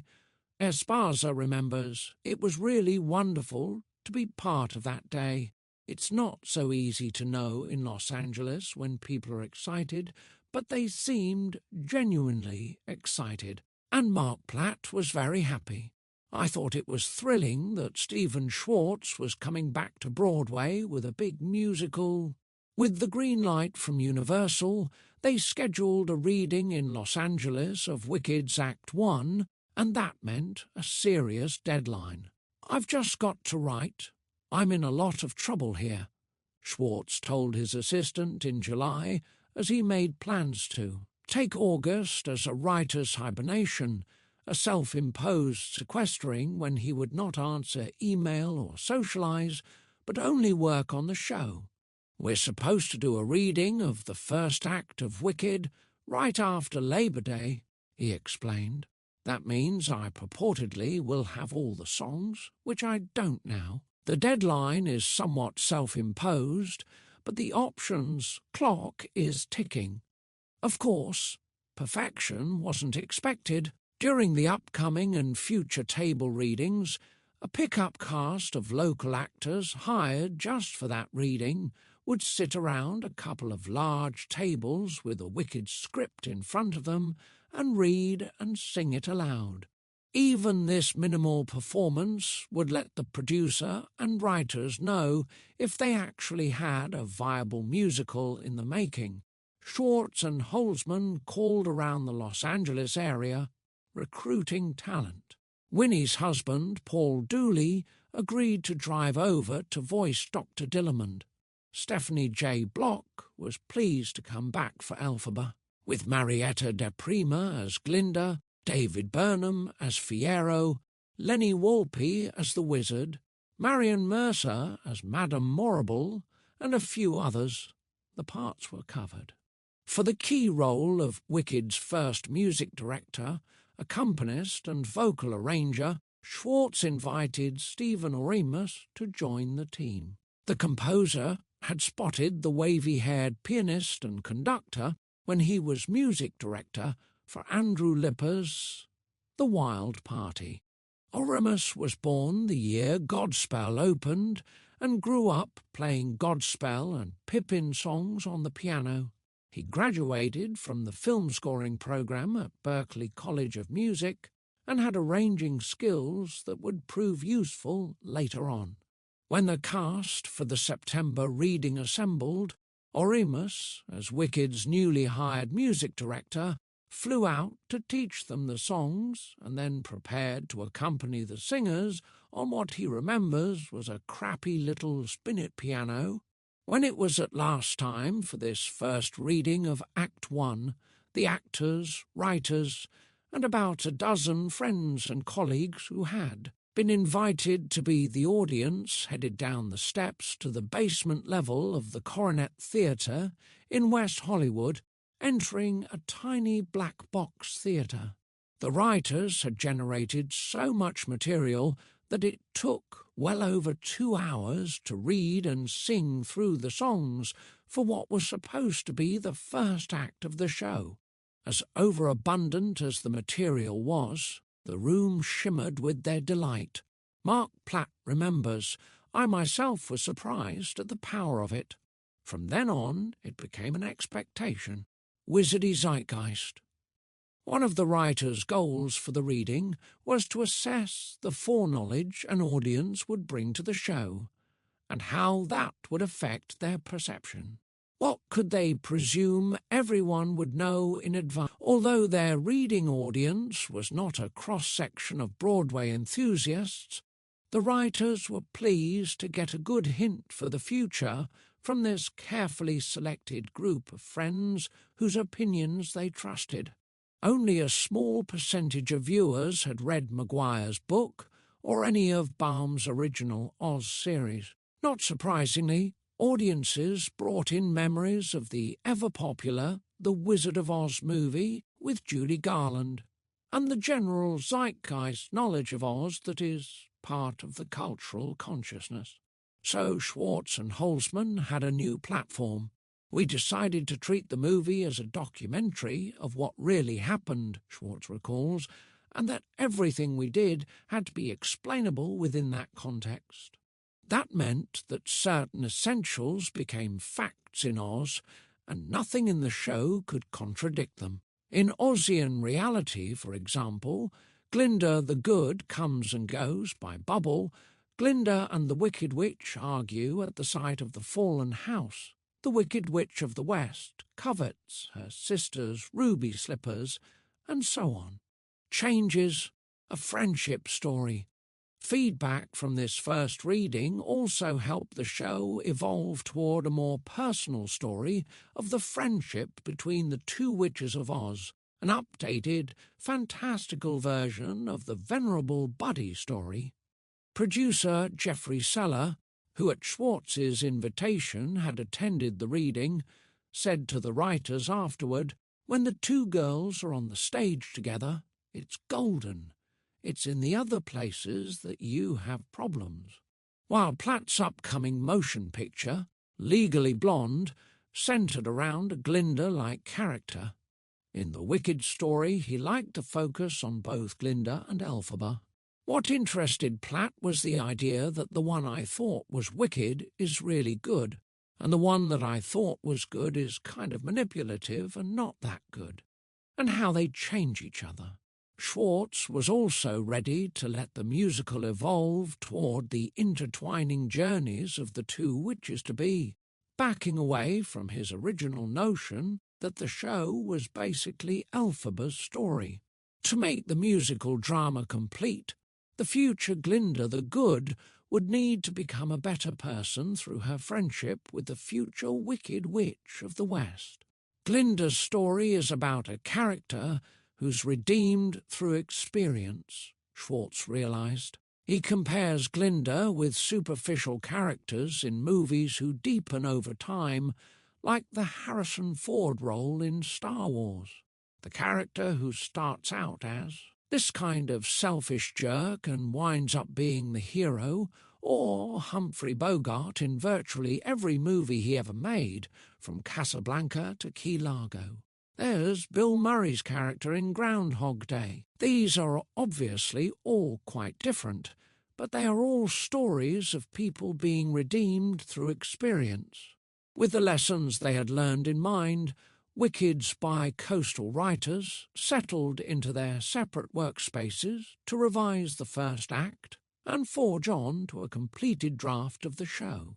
Once they had one, it would be time for the next reading, and a piece of casting for that would prove of major importance to the show's development. Paul Dooley and Winnie Holzman. Schwartz chose Winnie Holzman as book writer for Wicked and says, Winnie is particularly good at writing female characters who are funny, real and believable, and that seemed to me to be particularly apt for a show like Wicked. As the only green girl at Shiz University, elphaba finds college life uncomfortable. Block was the first actor to play elphaba during Wicked's development and later stepped into the role on tour and on Broadway. The photograph was taken during the tour. Chapter 23, Turning Points in Oz. You've got me seeing through different eyes. Wicked. In the fall of 2000, Universal Pictures allowed the Wicked project to become public. Around that time, a website for Schwartz musical fans began sending out an email newsletter called The Schwartz Scene. Stephen Schwartz agreed to contribute an update for each issue, and these scenes ended up becoming an archive of his activities for Wicked as well as for other shows. In his first update, he mentioned Gregory Maguire's extremely clever idea of telling the story of the Wicked Witch of the West, how a little green Oz girl named Elphaba grew up to be the greatest villain in the land. Then he expressed what had captivated him. This is a story about how appearances can be deceiving and how life is more nuanced and complex than we like to think it is. As much as they wanted to express complexity and nuance, these also made the show challenging to write. There's a whole subplot in the book about talking animals, Schwartz mentioned in a November interview. Frankly, we tried to get rid of it because it's confusing, but so much of the story hinges on it, there is nothing that can be done. That is the biggest thing for us to solve, figuring out how to do that subplot without bogging the whole show down. As Schwartz and Holzman worked to complete a first draft of Act 2, they kept a new deadline in mind, an early 2001 West Coast reading of the entire show. While thinking ahead to the reading, Schwartz easily imagined Kristin Chenoweth in the role of Glinda the Good. He'd seen her in various performances around New York, including her Tony Award-winning turn as Sally in You're a Good Man, Charlie Brown. He also knew Chenoweth was around Los Angeles at that time, taping a television series pilot, Kristin, so he phoned her about the new musical. I've got this show, and there's a part that I kind of wrote with you in mind, he said. She said she was too tired to do it. Schwartz said, I'm going to send it to you anyway, and you can read it. When the script arrived, Chenoweth read it and loved it.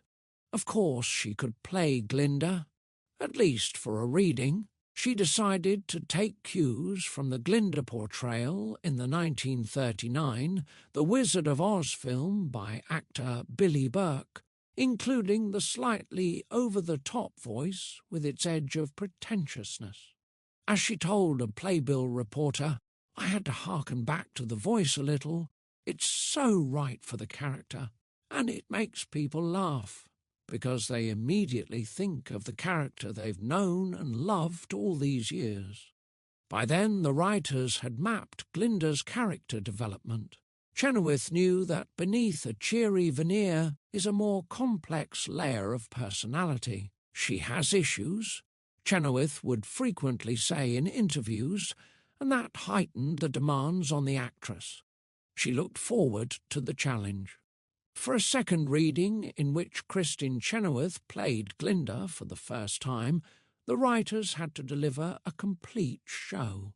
Their goal, in terms of plot development, was to topple artfully the dominoes they had set up in Act 1. The love triangles introduced in the first act would lead to friction between Elphaba and Glinda and to dire consequences for Bioconessaros. And the carefully devised setups for such Ozian icons as the Scarecrow, Tin Man, Cowardly Lion and the Ruby Slippers would have to play out as satisfying surprises. Meanwhile, Chenoweth had a yearning to display a skill she hadn't yet been able to on Broadway. She told Schwartz, "You know, I have a legit soprano, and I'd love to be able to use it." The songwriter remembers feeling in a quandary about it. "I didn't know what to do because everything I had written for Glinda so far was for a chest voice, and I didn't know how you can come out and belt sometimes and then all of a sudden sing glitter and be gay." And then one day I had a concept. I said to her, "I think I have an idea of how to do this. I think when you are being the public Glinda, you are a soprano, like Billy Burke in the movie. But when you are Glinda in private, then you'll sing in a more natural register." I would never have conceived of doing soprano material for this character if it hadn't been for the fact that Kristin Chenoweth was cast. It really helps to know who you're writing for, thank goodness. Work on the Act 2 opening occupied the end of the year. Late in December, Schwartz curled up at home to reflect on the challenges of the previous months. For the Schwartz scene issue 2, he showed readers the subtle play of puzzle working required for an original musical. I am sitting here watching what looks as if it is going to be a record amount of snowfall, white out the sky, and make a bleak but beautiful monochromatic wilderness of my yard. Since my house is warm enough and I have a fire going and enough food for a couple of days, this gives me a feeling of coziness. I have no choice but to do the work I have assigned myself on Wicked. He discussed the process he was going through in his attempt to musicalize the top of the second act. Act I ends with the transformation of the leading character into the Wicked Witch of the West we have come to know, and Act 2 opens some months later. We want to find out how her fame, or rather infamy, has spread throughout Oz. I spent several weeks compiling material for a chorus number in which various rumours and exaggerations about her would be exchanged.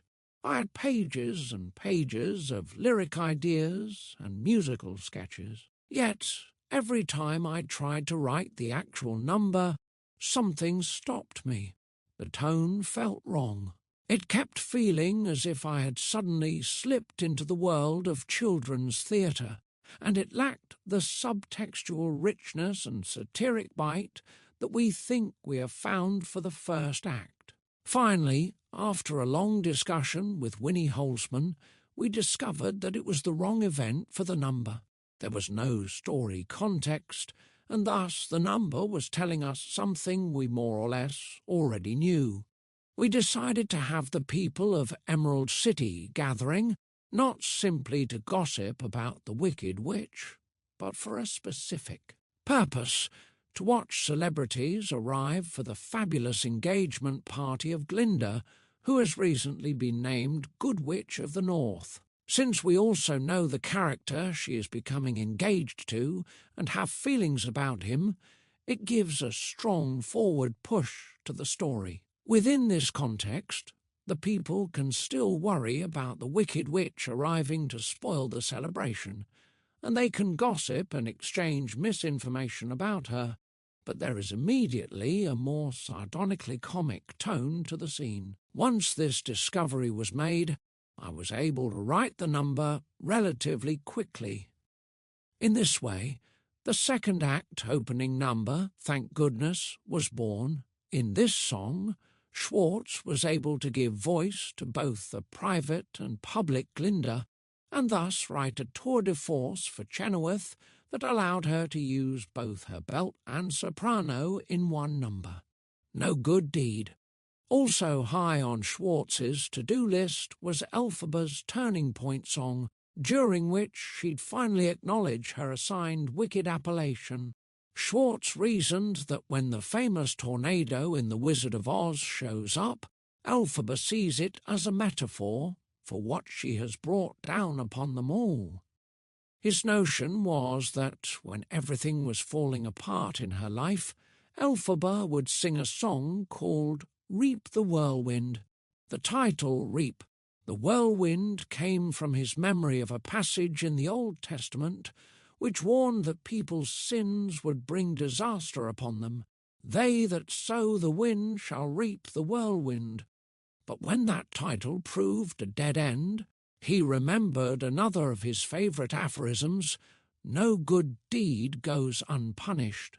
How often had he felt punished rather than rewarded for his efforts to create something good? And now Elphaba could express that for him. As if writing an opera aria, in one measure his vocal line included a loud and long-held note, diminuendoing into a note that's almost whispered. It was an effect he'd been fond of in many operas he'd heard, to find a musical texture for the accompaniment that was anxious and intense.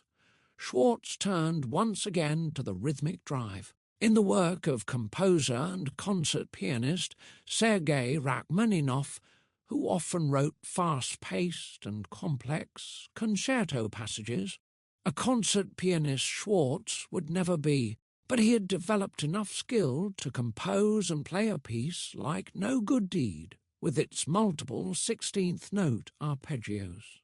Then he cleverly spun out March of the Witch Hunters as a march variation on No Good Deed, a section of the incantation that opens No Good Deed, Elphaba's second act, aria, creativity notes, dramatic anger and creativity. Although few people are proud of their angry outbursts in real life, dramatists love characters that spout off. I think anger is very theatrical, Schwartz suggests. Wicked's Defying Gravity, No Good Deed, and March of the Witch Hunters join his list of powerful, angry songs like Alas for You from Godspell, West End Avenue from The Magic Show, Rags from the musical Rags, and Lost in the Wilderness from Children of Eden. Schwartz says, I think different writers write well out of different emotions. I find it difficult to write love songs and even more difficult to write happy songs. But angry songs come very easily for me, and I think many of my best songs are written out of the character's anger.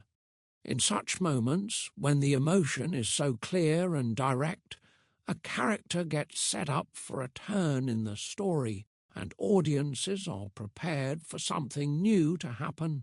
For No Good Deed, they would also witness a sensational stage event, with illuminated smoke swirling up around Elphaba as she waves her arms around to finesse the spell. I loved that song from day one, recalls the original Elphaba, Idina Menzel. It was such a mother-cur for me to learn. It changes time signatures a lot, but I love it. That song to me, every emotion I feel fits exactly with what the notes and the words are saying. It all becomes one finding for good. As the first Los Angeles reading of the entire show drew nearer, Schwartz knew he could no longer put off writing a major song. he decided it was time for him to tackle the duet for Glinda and Elphaba to sing at the end of the show. It was daunting because that is the song, he shared in an interview. That is the key to the show, and I knew before writing it that if that song was right, we had the show. As always, to start out he needed a title. He telephoned his collaborator in LA, and they brainstormed about possibilities, with Schwartz penciling notes while Holzman reflected on the meaning of the song moment. After several minutes of discussion, Winnie said, "You know, they've been in each other's lives, and they've basically changed each other for good." The light went on in Stephen's awareness as he instantly recognized the perfection of that title, the power of the double meaning of that seemingly ordinary phrase. Trying to be polite, he said, "Okay, stop," and told her he was going to hang up. I don't think she consciously understood the reverberations of that phrase, but as soon as you hear it, it's a gift from heaven, Schwartz later recalled. I love phrases that mean more than one thing. Obviously, the phrase for good is a double entendre. It means both forever and for good as opposed to bad. Stephen Schwartz. To research the song, he decided to talk with his daughter, Jessica, who happened to be up at the Connecticut house visiting. He was aware that Jessica and her best childhood friend, Sarah Rushton, had stayed in contact throughout the years. So daughter and dad got together in the living room. Stephen sat at one end of the couch with a notebook and pencil on his lap, ready to capture ideas. What if you knew that you were never going to see Sarah again, and you had one opportunity to tell her what she's meant to you? Stephen inquired.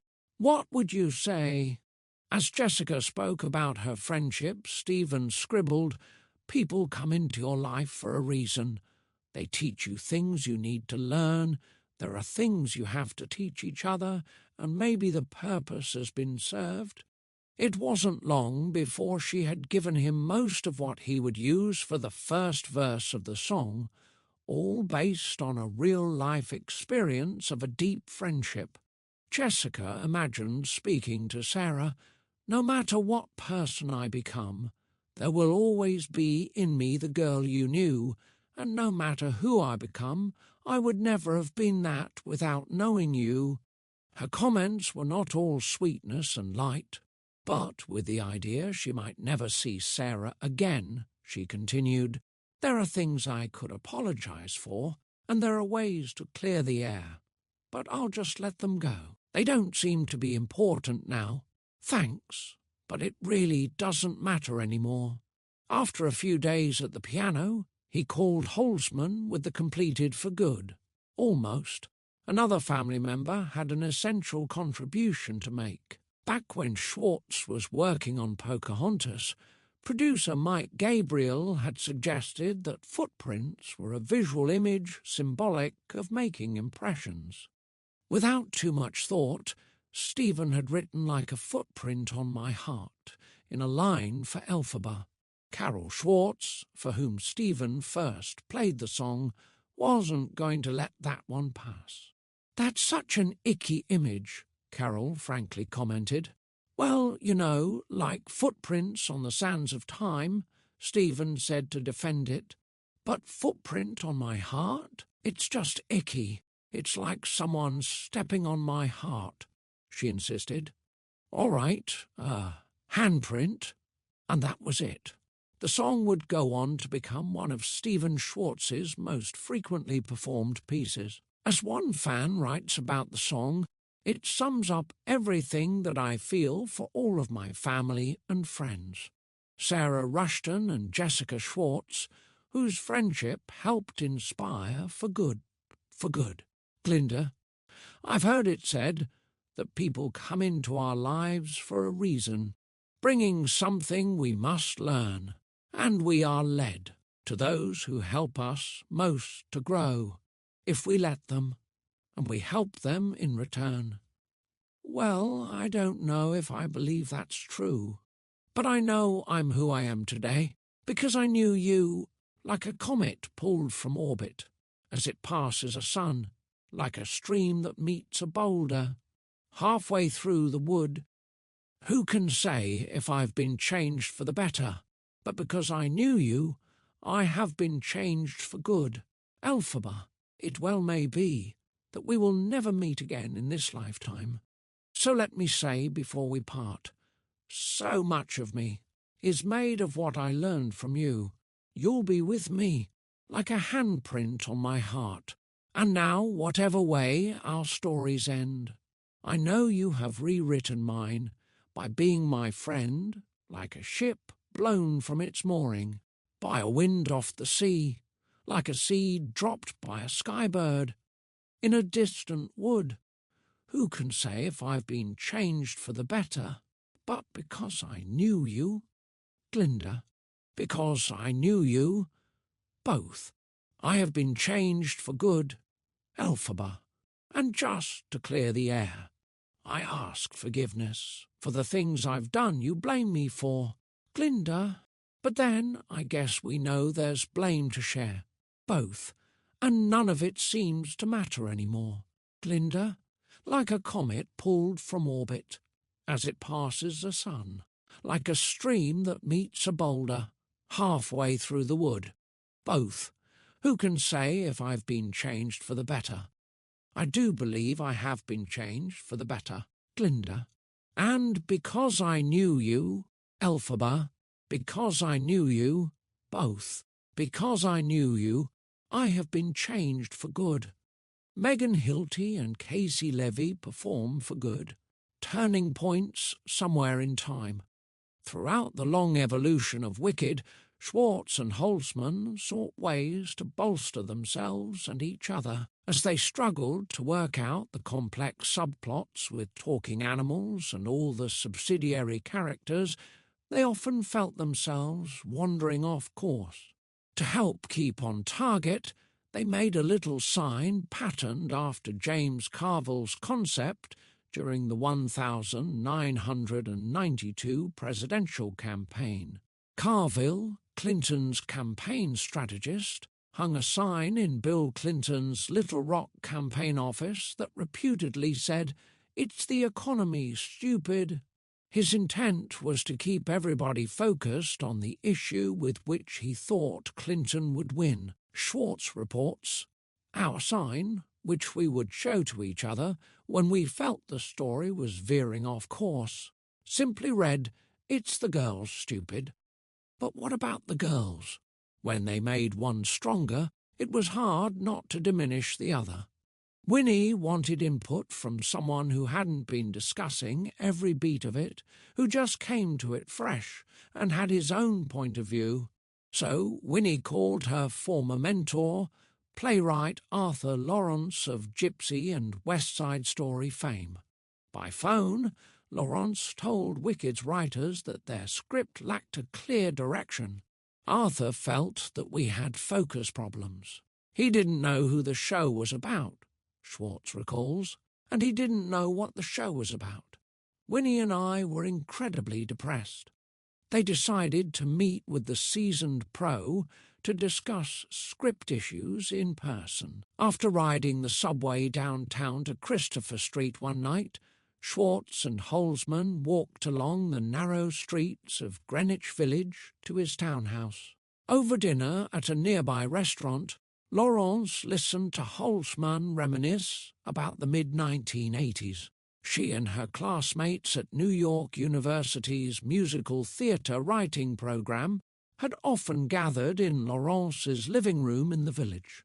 Holzman told him that she and Schwartz playfully labelled their Wicked project The Way We Was, a spin on the title of Laurence's 1973 movie The Way We Were.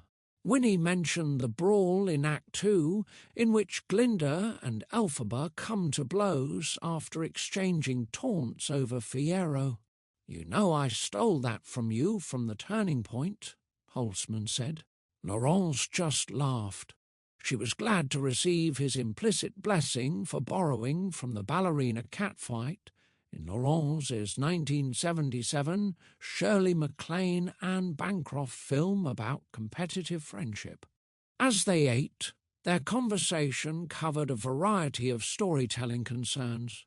It was about us getting ideas in his presence, says Holzman, because the conversation that ensued from talking to him was very exciting, and it helped open our minds. Arthur had lots and lots of reservations, Schwartz later recalled, and that was really helpful to us because it pinpointed stuff we had to do, and I think we addressed a lot of those issues. Among Laurence's comments that Holzman and Schwartz took seriously was one regarding Fiero's attitude toward Glinda in the opening scene of the second act. Even though he hasn't asked her to marry him, Glinda surprises Fiero with an engagement party. Laurence suggested that instead of Fiero appearing annoyed and angry, he is cavalier about the pending marriage, as if it didn't mean anything to him. After that, Holzman added Fiero's line, "And look, if it'll make you happy, of course I'll marry you." Glinda responds, "But it'll make you happy too, right?" Fiero replies before he runs off, "Well, you know me, I'm always happy." Audiences would empathise with how pained Glinda felt at that moment. There couldn't be anything more disorienting for her as she began collecting public adoration as Glinda the Good. Chapter 24. If We Only Had a Team. Wizard, since once I had my own day in the sky. I say everyone deserves a chance to fly. Wicked. In February of 2001, the first full draft of Wicked would receive a developmental workshop and a reading at Universal Studios in Los Angeles. That month, Schwartz's personal assistant, Michael Cole, flew to LA to help close down his boss's apartment there, now that the songwriter was shifting away from film work and back to Broadway. There was no time for regrets about leaving a somewhat glamorous recent past. On February 23rd, Cole watched his boss reworking lyrics for As Long As You're Mine up to the minute they had to leave to drive to Universal Studios for the reading. When they arrived, Schwartz took aside Stephanie J. Block, who was playing elphaba, to teach her the new lyrics, partly to surprise Winnie Holzman, who had questioned some of the original lyrics. The gathered crowd of about 150 people sat in the audience while Kristin Chenoweth, Stephanie J. Block, and the other cast members sat at a long table on a raised platform at one end of the room. Scripts, scores, and bottles of water were the only props. Stephen Oremus provided accompaniment that day as he conducted from a baby grand piano in one corner of the studio space. The overture started, and we were off to an Oz we've never seen before, Cole remembers. There was a feeling in the air that we were witnessing musical theatre history. The amazing thing was that this was only the second time this script had been read publicly, and I was transported to Oz without one single costume, set piece, or magical illusion. At one point, I saw Winnie rush over to Stephen, full of surprise and delight at the new lyrics.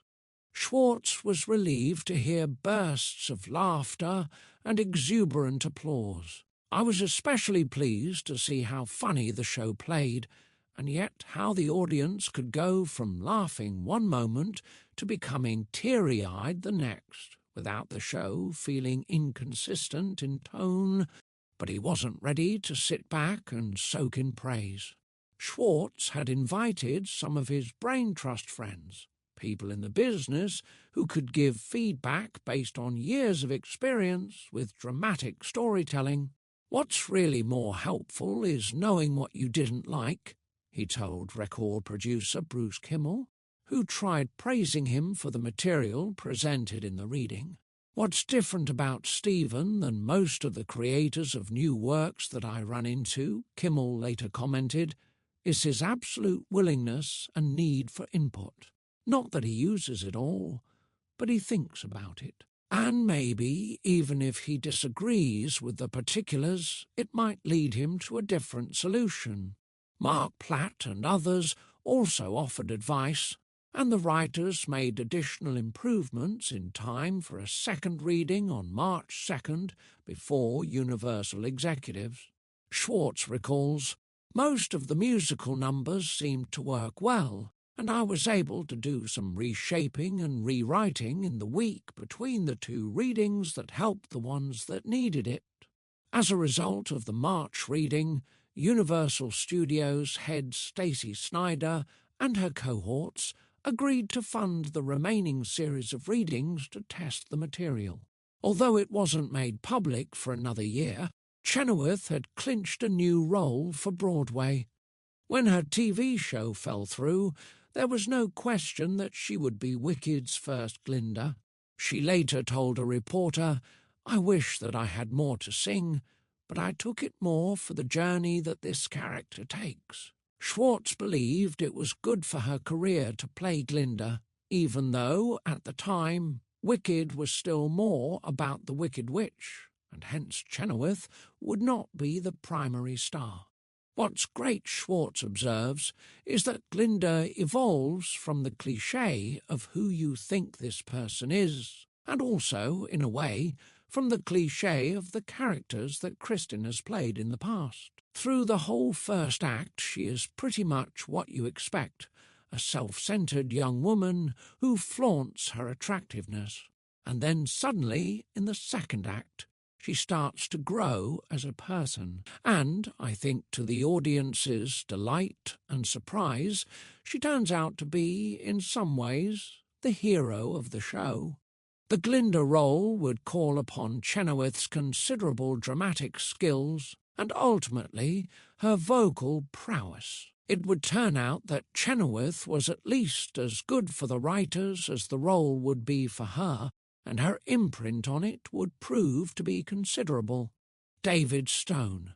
A fortunate bit of behind-the-scenes casting for Wicked involved a Broadway-savvy man in his mid-30s. David Stone had assisted Broadway producers Barry and Fran Weissler before starting to produce shows on his own, both on and off Broadway. Like Mark Platt, he'd been a fan of Pippin. He played the role of Theo in summer camp as an adolescent, and in 1988 became friends with Stephen Schwartz after meeting him when a mutual friend served as musical director for an off-Broadway revival of Godspell. Schwartz had been suggesting to Mark Platt that he bring on a co-producer with Broadway and theatre experience, and had recommended his friend David Stone. Stone and Platt had already met when Stone was producing a Broadway run of The Diary of Anne Frank. In the early days of Wicked's development, Platt invited Stone to be his producing partner for the show as soon as they were ready to do a full reading. Stone flew out from New York for the 2001 LA reading. "I went to the reading expecting to be charmed," he shared later. "What really stunned me was my emotional involvement in the show. By the time they sang For Good at the end, I was sobbing." I went back to Mark's office, where Mark, Winnie and Stephen looked at me and said, "Okay, now what?" I started talking about directors, designers, choreographers and schedule. Stone created a budget, hired personnel, and set the production in motion. Over the next several years, Wicked team members gained entry into the unique world of Broadway pre-production by pressing a little silver button. Outside the locked entrance to Stone Productions on 44th Street in Manhattan's Theatre District, just west of where the producers was playing, when the buzzer sounded, an employee on the 5th floor could unlock the glass door at street level that opened onto a narrow hallway with an ancient elevator. Stone subsequently moved to more spacious quarters, but at the time his office was crowded with rows of desks for half a dozen employees.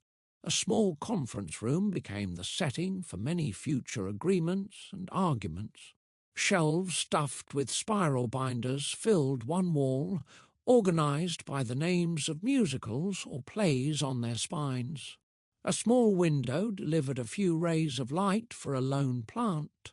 A blonde wood table took up most of the workroom space. As Stone and others hashed out details of the show's expensive requirements, the table would periodically fill with scenic design sketches and models, drawings for dozens of handcrafted costumes, lighting notes, and versions of scripts.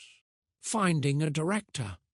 Before any other decisions were made, Wicked needed a director whom everyone on the creative team could agree to hire.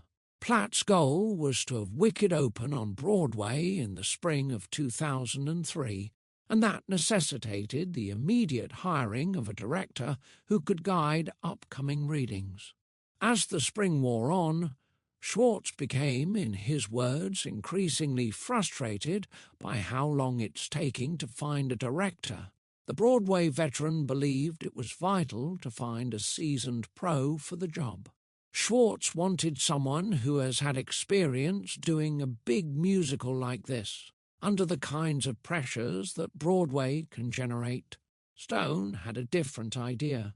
Since he had produced several shows directed by Joe Mantello, he put forward the 38-year-old's name for helming Wicked. Although Mantello hadn't directed a musical piece other than the opera Dead Man Walking, he seemed suited.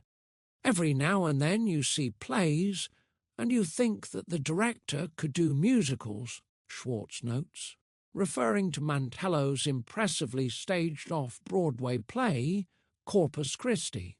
So after a productive meeting and positive conversation, the songwriter consented to having Mantello direct Wicked, and shortly thereafter Gregory Maguire did too.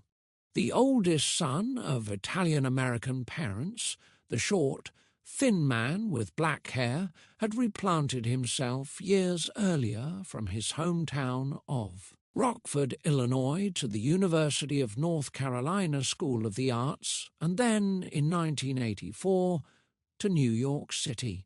He found work as an actor, but realized he wanted to direct shows himself. I like being the person who says, "We're going north," if I believe that north is the best way to go, he explains. Naturally both ambitious and shy, he is often seen in photos with his hands in his pockets, a guy on the sidelines who is there to witness and evaluate before he speaks. Wicked director Joe Mantello. As Wicked meetings continued, Mantello's teammates expected him to be both more of a sergeant at some points and less dictatorial at others. I hang back at first. Mantello reflects about his practiced, gentle side. I know it was unnerving at first for Mark and probably Stephen. I listen to what people are saying and I try to get the feel of what's going on. And I'm also trying to learn in life to be patient, a kind of patience that doesn't come naturally to me. Schwartz was pleased when the newly hired director formed his vision and began to assert himself in his role.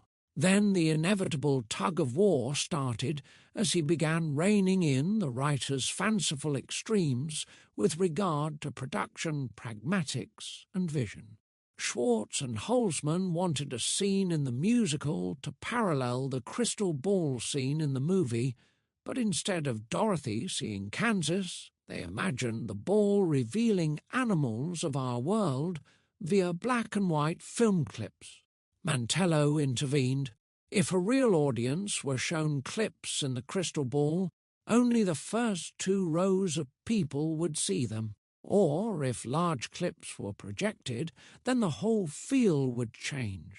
Then all of a sudden you're getting into showing a movie, Joe complained.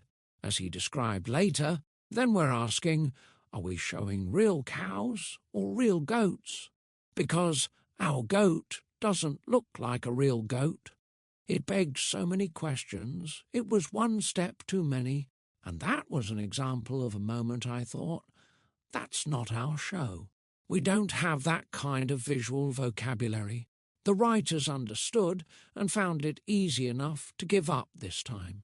Later, they disagreed as much as they agreed on story issues, and they quibbled about casting. Authors of a show always get a vote on which actors will originate the roles, as do the director and ultimately the producers. To have talent at casting, according to Schwartz, requires the ability to recognize when someone who has the right qualities for a role walks into the room. When Mantello accepted the director role, he wanted to cast Elphaba right away. Stephanie J. Block had certainly been wonderful in the readings, but Mantello maintained that because of his own inexperience in doing a big Broadway musical, he needed an experienced leading lady, and Block had yet to debut on The Great White Way. Auditions for the elphaba role were scheduled to begin September 12, 2001. Schwartz had invited Holzman to stay at his home in Connecticut while they worked on script revisions, which meant they would drive into the city for the casting session. On the morning of September 11, 2001, Stephen turned on the television and was shocked beyond belief by the tragedy of the World Trade Center destruction less than 50 miles away. Holzman recalls, "I was up in his house writing, and I think, in a weird way, we felt lucky that we had something we could turn to." The auditions that were to be held the next day were cancelled.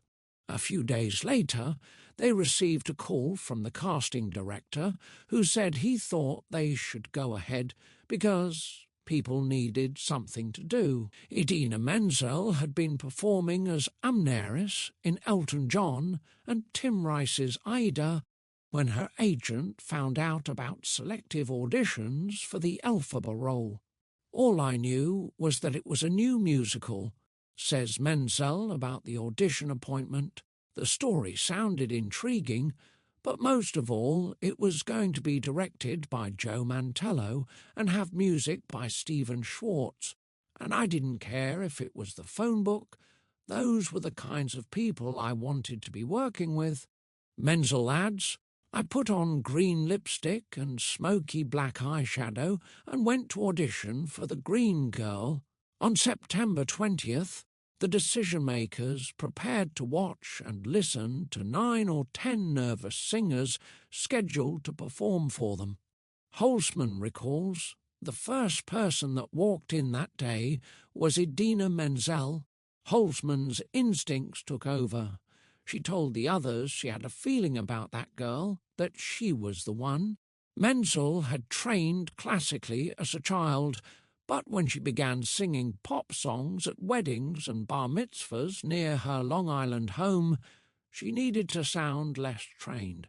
She began working with vocal coach Tanya Travers, who trained her in a technique based on natural speaking style. So she had cultivated the pop music voice that would work with contemporary theatre songs. It didn't hurt that the prospective wicked star was already popular as a result of her earlier work. In the original production of Rent, she played performance artist Maureen. When the show transferred to Broadway, Menzel was nominated for a Tony Award as Best Supporting Actress. She later performed in Andrew Lipper's The Wild Party at the Manhattan Theatre Club. For audition callbacks, the casting director arranged for Menzel to have the music for Defying Gravity, which she carefully prepared to sing. She remembers being asked to stay. "You always know it's going pretty well if they keep you for a little while and they work on other things with you. So they were like, 'Would you mind going over to the piano and trying this song?' I'd never heard I'm Not That Girl, so I'm like, 'Oh God, I'm going to be winging this song I don't even know.' And so that was the song that we did at the piano, and I had to sight read it in front of all of them. Sort of terrifying. Schwartz liked Menzel, but was also enthusiastic about Anna Gasteyer in the role. In the end, Menzel's contrast to Kristin made her best suited as the original Green Girl. Schwartz explains, Kristin is so precise and controlled, and she has such amazing technique, and Idina seems much more raw. Menzel assumed the role of elphaba in time to prepare for the first New York City reading in December 2001. After she was hired, she practiced songs with Stephen Oremus. Then Schwartz invited her to his Manhattan office studio, where computer printouts of sheet music rested atop the ebony Yamaha grand piano.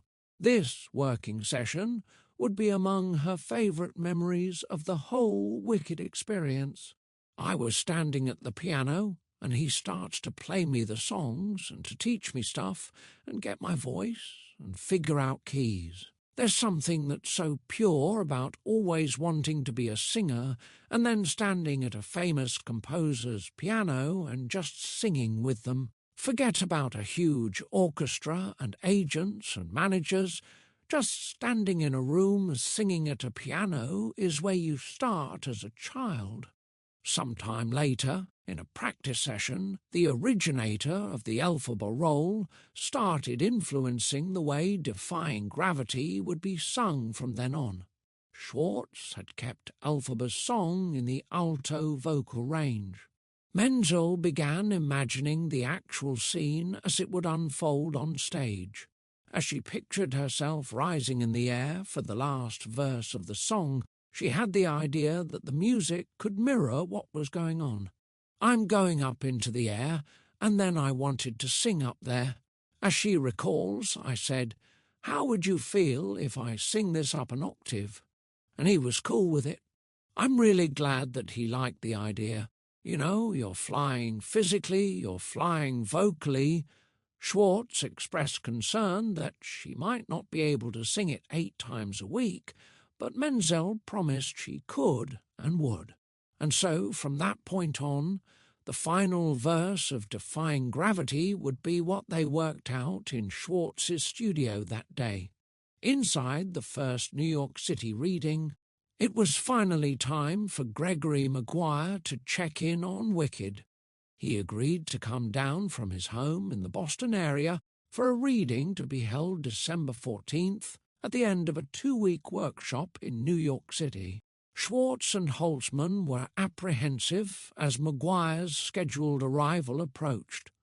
Once we finished reading the novel, we put it away, Holtzman emphasized in an interview around that time. Because, as brilliant and powerful a book as it is, it wasn't what we needed to make this musical. It was the jumping-off point. But we needed to use our own inner life to make this musical. Even though Schwartz felt justified in their approach to adaptation, there was a certain moment of truth feeling about having the author show up. We've taken his child, pulled its limbs off, and put them back in different ways, and dressed it up in a whole other outfit, he commented in an interview. I'd feel terrible if Gregory thought we'd destroyed his work or didn't realize what he was hoping for. Partly because their adaptation was so different, the writers needed feedback that the workshop could provide. Chenoweth would carry on as Glinda. For some of the other cast members, Schwartz brought in friends with Broadway or cabaret voices, including Michael Cole, as well as Jade McCarty, who read stage directions. Even with the actors' high level of experience, it took about a week for them to master the demanding music. Schwartz and Holtzman provided printed scripts in loose-leaf binders, but then kept adding coloured sheets for script revisions inspired by the workshop. So, over time, the binders became a rainbow collection of pages. Kristin Chenoweth knew her breadth as an actress and stepped into the role of Glinda with such flair that directing her would be about focusing her creativity. Chenoweth's work immediately enchanted her peers. McCarty commented later, "I walked into that first rehearsal for the first reading and watched what Kristin did and went, 'Whoa, she's King phenomenal.' She knew what was going on, what she was doing. She knew who this person was. She figured it out. Because of her skills and instant assimilation of the character, the writers wanted to give her more to do. They could see how she sold the show." This would be Idina Menzel's first crack at the role of elphaba. She was still starring in Aida on Broadway when the workshop was being planned, but she arranged time out and then ended her run in Aida shortly thereafter. For a while, Menzel says, "I felt dwarfed by Kristin's perfection. Her own process was intentionally more exploratory." For Mantello, directing Menzel would be a building process. She can't do it until she has all the information, he reveals. So rehearsal for her is a completely different thing. It's a gathering of information. The rehearsal setup became a parallel to the fictional characterizations for elphaba and Glinda. Mantello recalls about Menzel, "She felt awkward about her role. She would watch Kristin and say, 'Kristin, you're perfect.' And I'd just feel. And I would say, 'That's the story of the play.' You do feel like that. You're looking at the most perfect creature God ever created, and you don't know where you are. You're always in the wrong place. You're stumbling over things. And that's what elphaba is. So instead of trying to look for it outside, that's what you use. You start from that and then build on it." It was partly Menzel's personality that had helped the creative team cast her as elphaba in the first place. She brings with her a sort of wounded quality, Schwartz comments.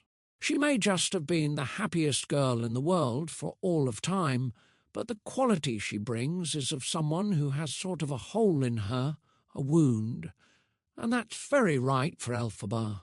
On December 14th, the actors readied themselves to present the musical to Gregory Maguire and about 75 guests who could fit onto the black plastic chairs in the rented studio space at the new 42nd Street Studios.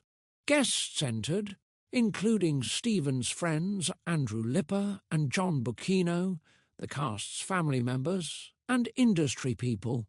To the left of the chairs, Stephen Oremus stood near an old upright piano on which he would accompany the reading. For Schwartz, this was a work session, not one for such formalities as a jacket and dress pants. He appeared in black jeans and a short-sleeved grey T-shirt under a black vest that December day. His self-assigned task was to sit on a tall stool at the back of the room next to Holtzman, observing audience responses. When the security guard notified him that the novelist had arrived, Schwartz met Maguire downstairs. As they rode up in the elevator, Schwartz nervously warned him not to expect the musical to be like the book. The cast assembled in front of a black velvet curtain backdrop and filled in the chairs on 2 rows of risers. Over the next few hours, they would pull up the metal music stands, holding their scripts each time they stood to perform. Taking their places in the centre, blonde Kristin in a pastel outfit and dark-haired Idina in a long black dress. Schwartz crossed his arms over his chest in a wait-and-see pose. "We're especially happy to have Gregory Maguire, the author of the novel, here today," Mark Platt told the group in his introduction. Maguire nodded to the applause, and the reading began. At various points during the reading, Schwartz slid off the stool and stalked around in back of the audience to check on Maguire. "I was waiting for him to make an angry face," he explained later, but the 47-year-old, lightly bearded novelist sat peacefully enthralled, often laughing with the rest of the audience and applauding the musical numbers, now and then wiping back tears. As the cast took their bows, Maguire was the first audience member to rise, offering a standing ovation for the presentation. Through the cheers, someone called out Stephen Schwartz's name, and he raised his hand, gently taking in the implied praise. He slipped off the stool to receive hugs and handshakes from friends and colleagues. Moments later, he and Winnie Holzman accepted Maguire's congratulations with relief. They were delighted that their inner life had led them somewhere that could satisfy his intent. Even though I had several reservations, my overall appreciation for the work was profound and genuine. Gregory Maguire, 2002. More writing and rewriting. Schwartz surprised himself with how confident he felt as he made plane reservations to fly to Los Angeles for a reading in front of the upper echelon of executives for Universal Pictures. He knew how much work was left to do on the show, but he was convinced that Stacey Snider, Ron Meyer, and Barry Diller would appreciate the show's potential and agreed to final funding. Before leaving for the West Coast, he and Winnie crammed in a few weeks' work on the script and songs. We learned a great deal about the material. Schwartz reported in the Schwartzian newsletter about the reading the previous month and what rewrites and revisions we want to make. Winnie and I are busily at work on them now, and we will be trying a lot of new things in Los Angeles. This is a part of the process I really enjoy, so even though it's been a great deal of work, I've been having fun. Fortunately, the presentation in LA went well. Universal Pictures agreed to put forward a large portion of the $14 million needed to finish Wicked's journey to Broadway. Stone and Platt raised the rest. They earmarked nearly $4 million just for sets and costumes, ensuring this would be a sensational production. By early spring, Schwartz and Holzman were ready to question everything they had already written based on previous feedback. Schwartz described his efforts. At that time, in the Schwartzian spring 2002 issue, we had reached the stage where it was time to pull the show apart and put it back together. Using the insights gained from the series of readings we had done over the last year or so, we decided to concentrate on the first act, since that was where we felt we had our main storytelling and structural problems to solve. Although it was, as always, unsettling to question every moment of the show and consider changing anything and everything, ultimately, I feel it has yielded excellent results. In strained times like these, Schwartz found comfort in camaraderie. He played a lot of tennis in Connecticut and socialized in Manhattan cabarets and restaurants with songwriter friends. He and Bucchino had established what they call wine and dine, evenings during which they get together over wine and dinner to vent their frustrations over life. Nobody is just strong and sure all the time, says Bucchino. I've seen him have bursts of incredible self-doubt. We all do. And one of the other things I love about our friendship is that we talk about everything, and when he's going through a difficult period or I'm going through a difficult period, we can share it and help each other through. He's a good person to wine and dine with. Chapter 25. Character development. They want you to become less callow, less shallow, wicked. As the script evolved, so did Fierro, as well as Wicked's secondary characters of Nesserose, Bowo, Doctor, Dillamond, Madame Morrible, and the Wizard. One of the things we tried to do in the show, says Schwartz, is give many of the characters, and certainly the three leading characters, a big journey to take. They don't go from A to B, but they really are transformed as people by their relationships with one another. For a long time, Fiyero was rather undefined, a rich prince, an eye-candy type who was there to attract both Glinda and elphaba. By way of introducing Fiyero's character, Schwartz originally wrote a solo, Who Could Say No to You?, which he later revised as Easy as Winky Wine. Neither song seemed ideal. In another version, Fiyero and Glinda sang a few lines as they went off together to the frolic, a school dance. In typical Glinda fashion, she sang, Anybody who's as handsome as you deserves the prettiest girl on his arm. Fiyero replied, And anybody looks the way you do deserves a bow of overwhelming charm. We deserve each other. The writers realized the audience didn't really know who he was or why the girls would like him. Australia-born actor Adam Garcia was invited to play Fiyero in a reading in the spring. Garcia recalls that after a few days of the workshop, the writers started distinguishing Fiyero's inner qualities from his surface charm. Schwartz explains, We knew that Fiyero had to come on and be incredibly attractive and seem kind of shallow and dumb at the beginning. It could later be revealed that his playboy persona was a mask concealing a thoughtful and sensitive interior. Schwartz and Holzman decided he's hiding from things. He doesn't want to be hurt. He doesn't want to be challenged. It's out of fear. But because of his relationship with elphaba, he turns into a braver person. Schwartz took time off from his work to see a revival of Rodgers and Hammerstein's Oklahoma. That had just opened on March 21st, 2002, at the Gershwin Theatre. I was sitting and watching it, and they say, Oh, Will Parker's coming to town, and they all go to meet him at the train. This guy gets off the train and sings Everything's Up to Date in Kansas City and does a big dance number. The audience didn't know anything about him. He just walked in and kind of took over the stage and did this number. And I thought, that's what I should do with Fiyero. I should just have him enter and do a big number right away.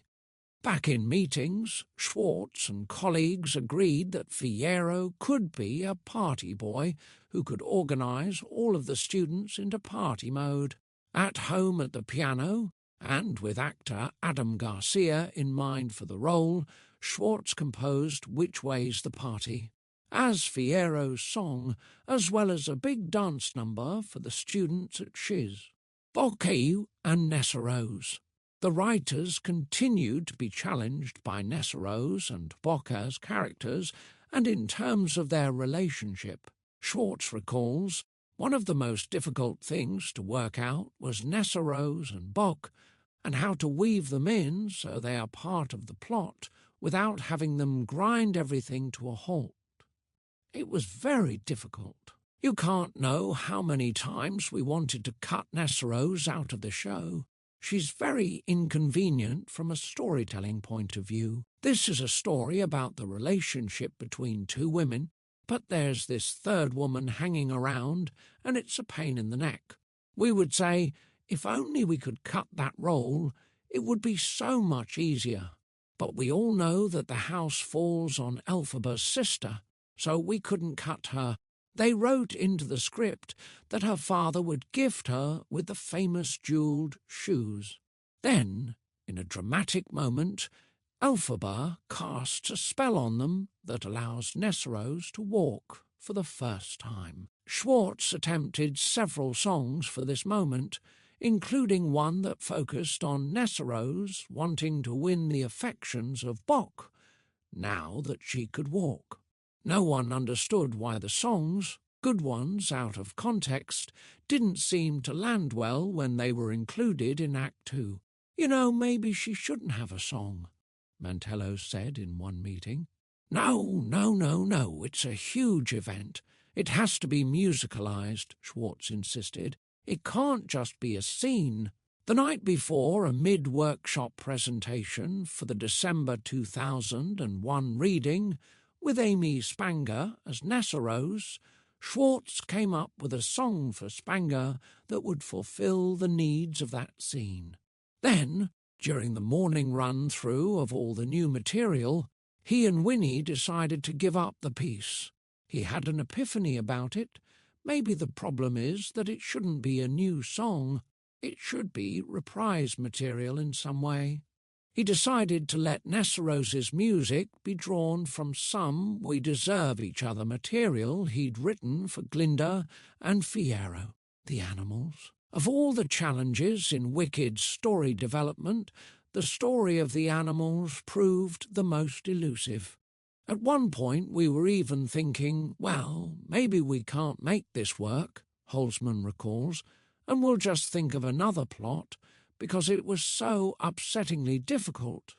In the first draft of Act 1, Schwartz and Holzman invented what they called a rain in Spain moment that took place in a laboratory at Shiz University. In the scene, Elphaba, Fiyero and Dr. Dillamond sang and danced over a breakthrough in Dillamond's research findings, echoing the rain in Spain scene from My Fair Lady, in which three principal characters sing and dance over Eliza's improving diction. Schwartz wrote a song called As If by Magic. In the course of the celebration, Elphaba and Fiyero realize they are attracted to one another. It read okay on the page, but when we heard it in an early reading, it felt kind of like a B sci-fi movie. It was wrong tonally. We needed to take it more seriously because our leading character takes it seriously and important choices she makes hinge on it. So that was a discovery, that it couldn't be sort of funny or campy or kind of a sci-fi. Send up. The writers abandoned this approach and left the goat songless for a long time. Holzman tells of one scary meeting in the spring of 2002. She and Schwartz, Platt and Mantello met in the living room of Schwartz's Manhattan condo for hours, trying to figure out the animal subplot while poring over the storyboard.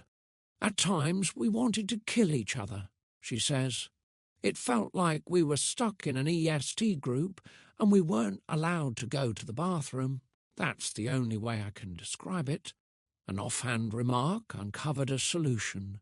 Holzman continues, Mark Platt said something about how in Oz animals can speak, and that's what's so magical. Somehow we came upon this whole realization that the tragedy would be if they lost their powers of speech, if that was removed from them. And Joe somehow understood how to tell that story in a way that Stephen and I really struggled with. One of Mantello's vital suggestions pertained to Dr. Dillamond's speech. Originally, Dillamond bleated like a goat every now and then, as a kind of joke. He'd pronounce Miss Elphaba, and it added charm and brought laughter in early readings. But the director told the writers, I need to see him as the great teacher he is, so that his disintegration is more compelling. That meant that the professor would need to speak perfectly at first, and later, as the animals continued to be oppressed by the wizard's regime, audiences would witness his deterioration. Once the team found the speech concept, they clung to it, knowing they had a powerful yet simple story element. Holzman wrote lines to address the political connotations, such as Elphaba asking Dr. Dillamond, animals forgetting how to speak. How is that possible? And Dillamond replying, well, with so much pressure not to. If you make it discouraging enough, you can keep anyone silent. And Schwartz could finally write the right song for the goat at that moment. Something bad. Dr. Dillamond frets about the rumours that animals are losing their powers of speech, and during the song he seems to be starting to lose his, in the throes of change. As the pace of Wicked's development hastened, Schwartz found himself racing through emotional hills and valleys toward the deadline, with the April 5th reading as a definite peak. The reading went spectacularly well, Schwartz commented at the time. We're all extremely excited about the progress we have made. Carol came and thought the improvement in the show since she last saw a reading was unbelievable. So I'm very exhilarated.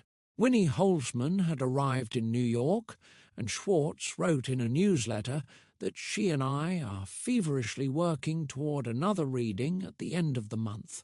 We are then planning to do some sort of staging choreography lab in October, and then we go into rehearsal in February for our first production, which will be at the Curran Theatre in San Francisco beginning the week of April 14th, 2003. I know that may sound far off, but believe me, when you're working on a new musical, it's not. Revised ending. In an early version of the script, Holzman and Schwartz devised a final scene with elphaba and Dr. Dillamond to be played downstage. It was to take place on a scruffy farm in an isolated area of Oz called the Badlands. Elphaba says, "Dr. Dillamond, oh, Dr. Dillamond, do you remember me? It's elphaba. Oh, Doctor, I wish there were more I could do for you." She's given up the Grimory, a book of magic spells, and doesn't know what she can offer him. And then Schwartz had her sing the reverse of her unlimited song. I'm limited. I'm sorry, but I'm limited. I don't have the powers I once had when this began. So all that I can do for you is do the best I can. He liked the down-to-earth feel of having her use natural healing abilities rather than magic. Dr. Dillamond then bleated with difficulty, "Elphaba." On some emotional and philosophical level, it was why I wanted to tell the story. Schwartz later revealed about the last scene where elphaba tries to heal the animals who have fled to the Badlands. It's the fact that it's completely anonymous, and she'll never get any credit or public affection for it, but she does it anyway. The concept of a return to life after death made sense for Schwartz in his own life, wanting to work without the ballyhoo that accompanies fame. But as the work on the end of the show evolved, it became clear that they had too much to tie up to dwell on the Badlands moment. There was Glinda and Elphaba's goodbyes, the wizard's dismissal, the reprise of No One Mourns the Wicked by the citizens of Oz, and the departure of elphaba with the Scarecrow. So many endings, so little time. Schwartz did his best to argue for keeping the Badlands scene. If it had to go, he had to be sure everybody knew what they were cutting. "This is very important to me," he told Joe Mantello. "You have to understand that this ending is why I did the show. And I will lose it if I have to, but it's very important to me." Mantello was ready to try something new. Tensions between the two of them ratcheted up a notch. Finally, Schwartz gave in. He told a friend he was a little heartbroken about the cut of elphaba's scene in the Badlands. The musical structuralist in me knew it had to go, but the philosopher in me really misses it. There were things that added nuance and dimensionality to the ending of a show that's about nuance and dimensionality, which unfortunately simply had to go from a theatrical pacing point of view. Stephen Schwartz. Creativity notes. Surviving bad drafts and endless rewrites. For writers, it's easy to have loathing issues regarding their own bad drafts. Over the years, Stephen Schwartz has developed various strategies and attitudes that help him to overcome them. I have some sort of specific goal in mind for whatever it is I'm doing, and everything on the road to that goal is process. I don't really worry about how long it takes to get there. or how many stages of crappy stuff it has to go through. And sometimes I felt that I was there, and then discovered by getting feedback that I wasn't. And initially, sometimes that's very disheartening and wearying. Can working through the creative process lead to self-doubt? Schwartz says it can. I've had huge bouts of self-doubt. I mean, after failures, how could you not? Working, The Baker's Wife, Children of Eden, you can't have bigger failures than that. And yet people saw in them something worth pursuing that made me re-believe in them. I also have an incredibly strong personal support system, which is very helpful. Winnie Holzman, too, faced doubts, but felt bolstered by her support system, which included Stephen Schwartz. To express her attitude toward the long process of writing a show, Holzman borrows an image from novelist L. Doctorow. Writing is like driving at night in the fog. You can only see as far as your headlights, but you can make the whole trip that way. Stephen's handwritten lead sheet for a section of the musical sequence called The Wicked Witch of the East. In this duet, Nesserose pleads with elphaba to save Bock, whose heart she has shrunk with a botched spell. Then elphaba chants a spell, turning Bock into the Tin Man so he can survive without a heart. To write the language of the spell, Schwartz modified Greek, Latin, and Italian words for heart, life, etc. Chapter 26. The countdown begins, though it is, I admit, the tiniest bit. Unlike I anticipated, wicked.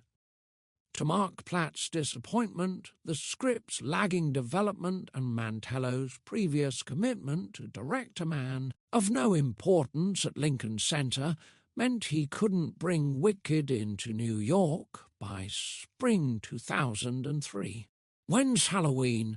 Schwartz asked in a meeting with the creative team around David Stone's conference room table.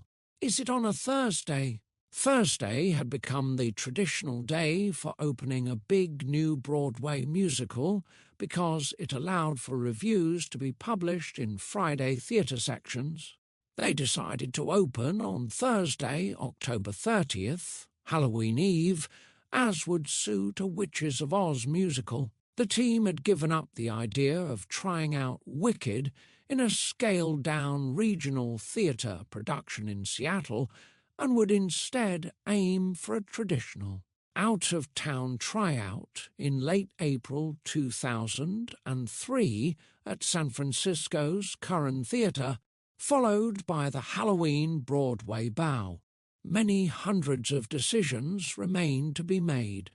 Even with San Francisco in the plans, Schwartz argued for a substantial gap between the trial production and the opening, ideally without committed dates for New York.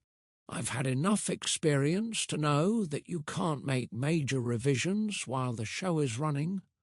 He was ready to make any change necessary to tighten the story, but he wanted to be able to stop the express train to do it. Although the producers weren't willing to leave the show in pending mode, they did agree to an unusual 3-month delay between the out-of-town production and Broadway, an expensive decision, but one they would not regret.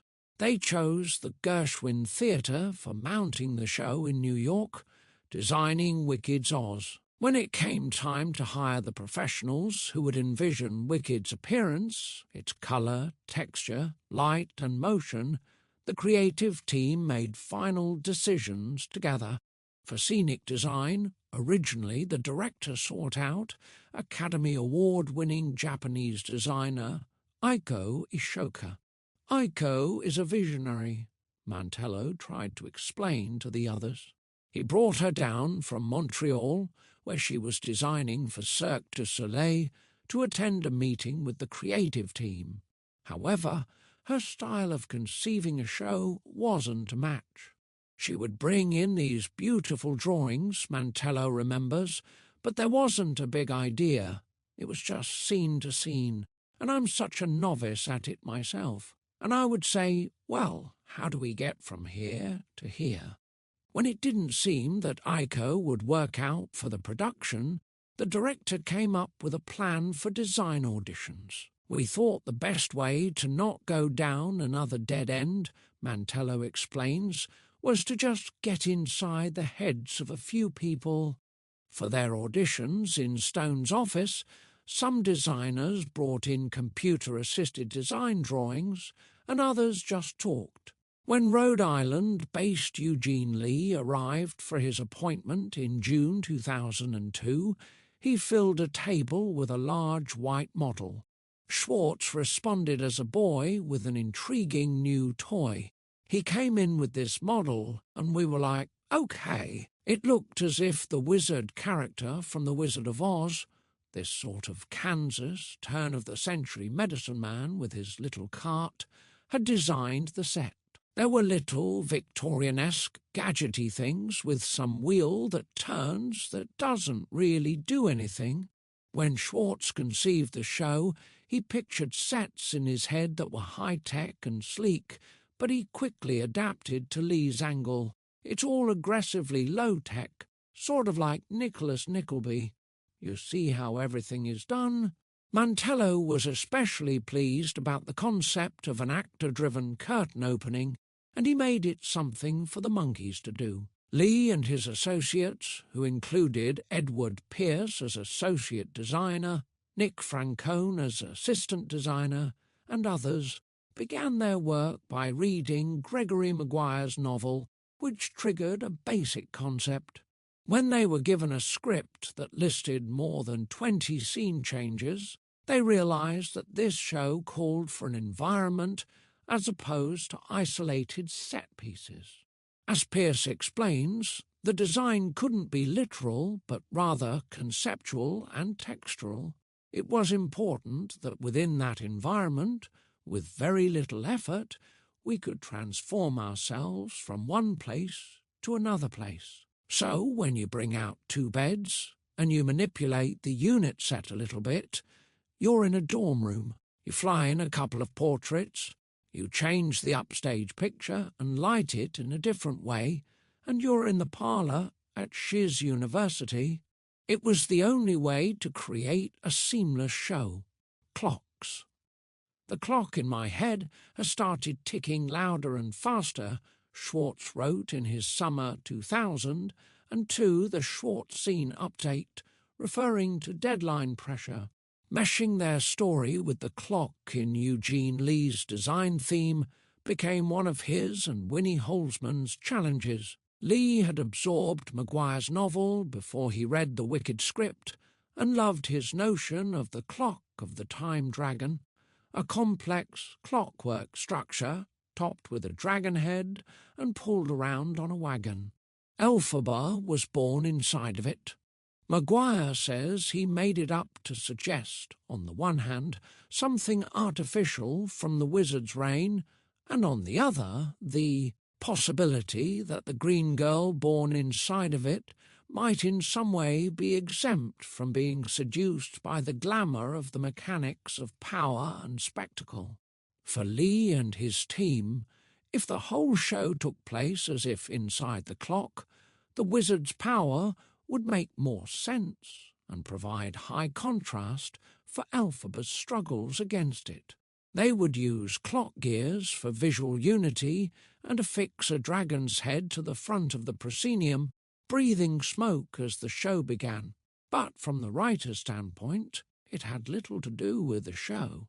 The first thing you see is this great big dragon hanging over the set, and what the hell is it? Schwartz questioned. We had to make something up. So we decided, since in Gregory's book he refers to the Time Dragon, we'll just add a line about the Time Dragon clock, and then people will be like, oh, that's what the dragon is, and then everybody can forget about it.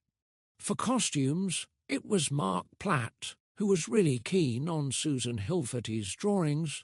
Susan was just so bold with them and specific with her approach. With a nod to Dr. Seuss, Hilferty created an Ozian visual vocabulary.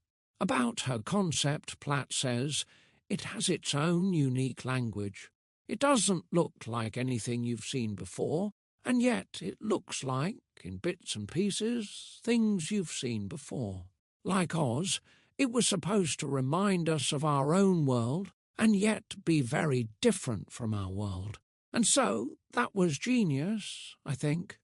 The design team of Eugene Lee, Susan Hilferty, and lighting designer Kenneth Posner began meeting to coordinate their approach the William Denslow illustrations from the 1900 The Wizard of. Oz novel inspired much of the vocabulary and tone of the art design for Wicked, but, of course, the designers were also influenced by what Schwartz and Holtzman had written.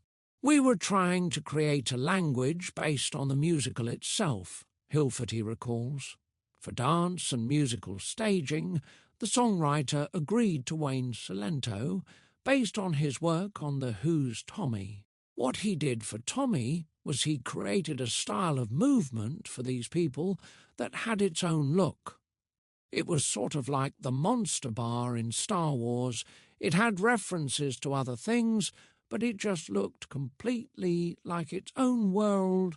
It was time to begin collaborative planning for the peak moment of the show, Elphaba's ride to the highest part of the stage as she reveals her deeper nature. Special section. Collaborators create a peak moment, Defying Gravity.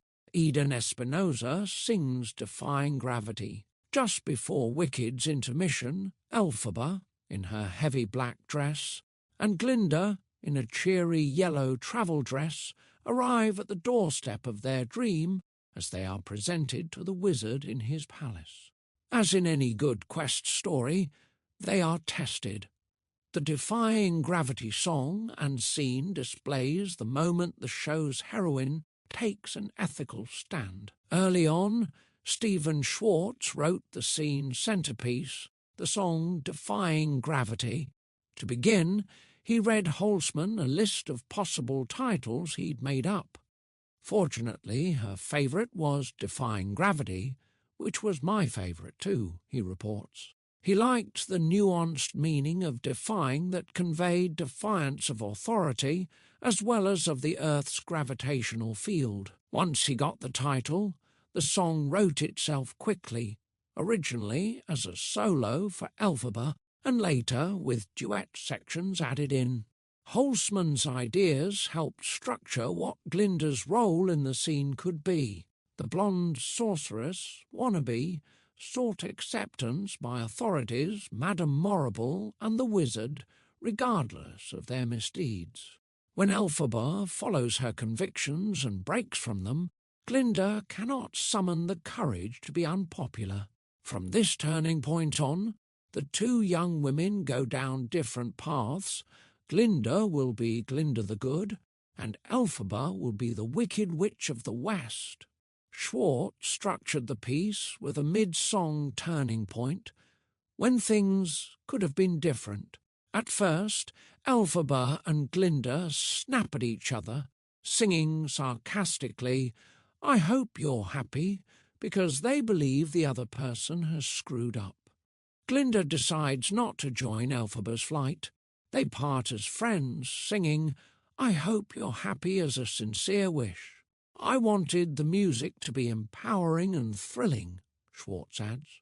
"I wanted a series of simple notes that sounded like strength, coming into your own, feeling the power come up from below, from your feet and spreading up through your body." By the time Joe Mantello and the designers heard the song in context during readings, Idina Menzel knew how to belt it into the stratosphere.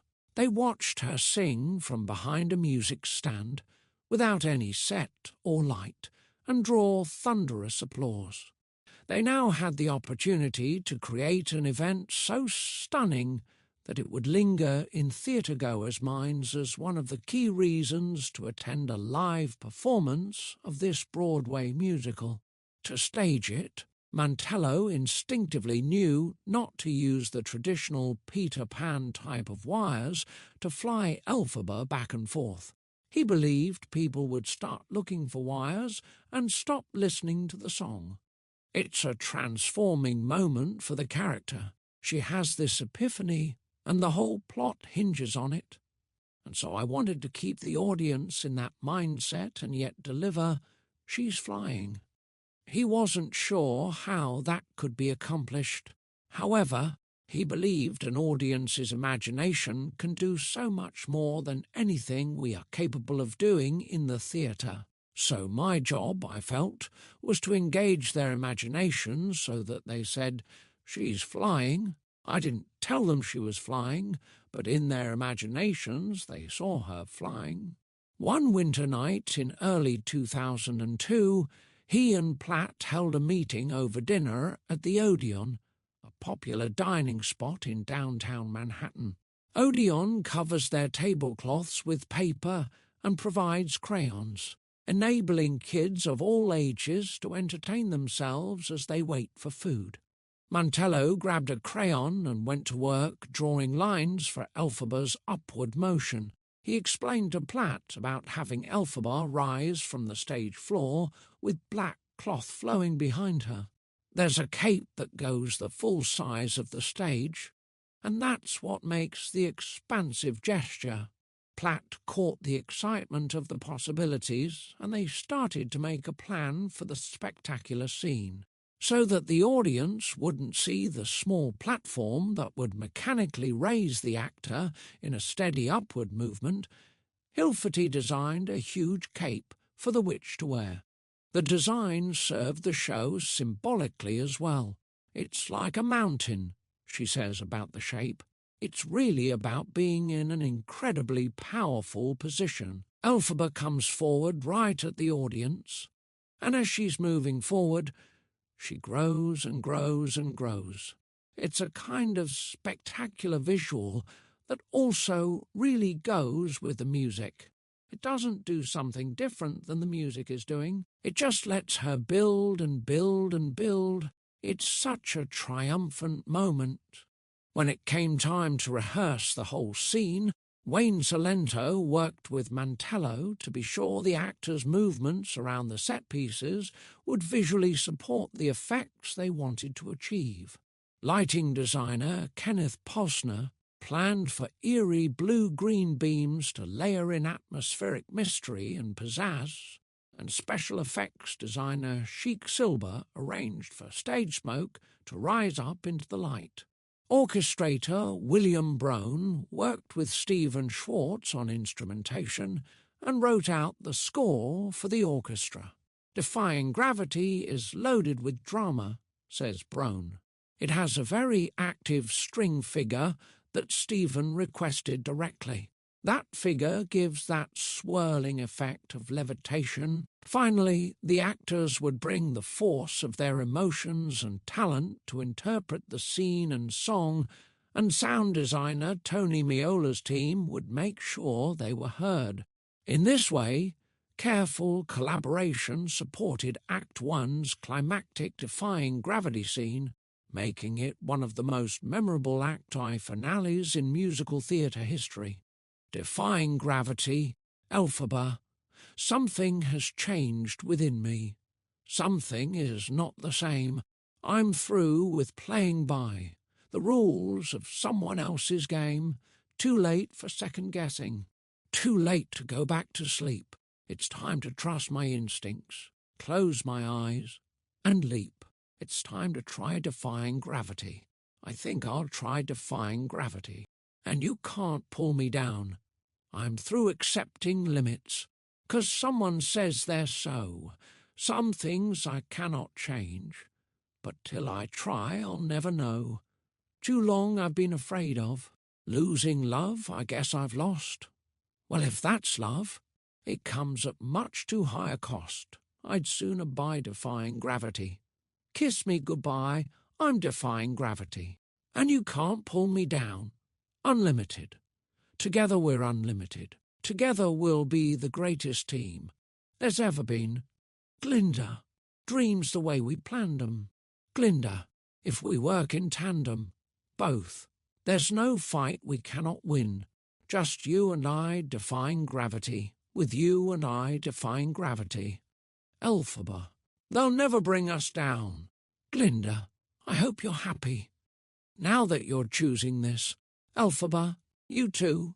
I hope it brings you bliss, both. I really hope you get it, and you don't live to regret it. I hope you're happy in the end. I hope you're happy, my friend, elphaba. So, if you care to find me, look to the western sky, as someone told me lately. Everyone deserves the chance to fly. And if I'm flying solo, at least I'm flying free to those who'd ground me. Take a message back from me. Tell them how I am defying gravity. I'm flying high, defying gravity. And soon I'll match them in renown, and nobody in all of Oz, no wizard that there is or was, is ever going to bring me down. Elphaba is a girl whose green skin has shaped her character, made her feel an outcast, made her long for acceptance. But her inborn integrity and empathy prevent her from betraying her conscience in order to achieve the acceptance she craves. Stephen Schwartz. Notes that Stephen Schwartz wrote while brainstorming ideas for Defying Gravity. More casting. Bernie Telsey, Casting Inc., ran open auditions and assembled stars for this equity production. Sometimes decisions were a breeze. Dana Ivey declined the Madame Morrible role offered to her due to an allergy to stage smoke, and that's when Carol Shelley showed up to audition for the role of the University Hedges Tress. British-born Shelley interpreted the role with an almost Dickensian grotesqueness. Her layered portrayal of the superficially encouraging yet villainous sorceress would help define the character. Carol came in and she was wonderful, Schwartz recalls. That was easy. She got cast almost immediately. The role of the wizard would be played by Broadway and film veteran Robert Morse. He, too, was an immediate choice for the team that fondly remembered his terrific performances in How to Succeed in Business without really trying and true. Other parts were harder. Adam Garcia's agent had made arrangements that precluded his continuing on as Fiyero after he performed the role in one of the readings. After a protracted search, Norbert Leo Butz came in, bringing his considerable strengths as an actor and singer to the role. Schwartz had chosen some of his favourite performers for the earlier readings, expecting that they'd please his colleagues and make the final cut. He was overruled, which meant calling his friends, like Scott Coulter, on the phone to say how disappointed he was that they didn't get cast. Mantello brought in a few actors he'd already worked with and persisted in getting them cast, including the relatively inexperienced Michelle Federer for Nessa Rose. Although Schwartz ended up being a fan of Federer in the role, at the time he dug in his heels, insisting on a seasoned Broadway dancer. He had envisioned an important dramatic scene with the famous ruby slippers from the Wizard of Oz film. Nessa Rose would be sitting in her chair as her sister enchants her shoes, and then she would take her first steps. I thought we should cast a dancer, but Joe didn't see it that way, Schwartz recalls. I thought there could be a really great moment when she stands up and walks. There could be some weird thing of clumsily and yet spectacularly doing something physical.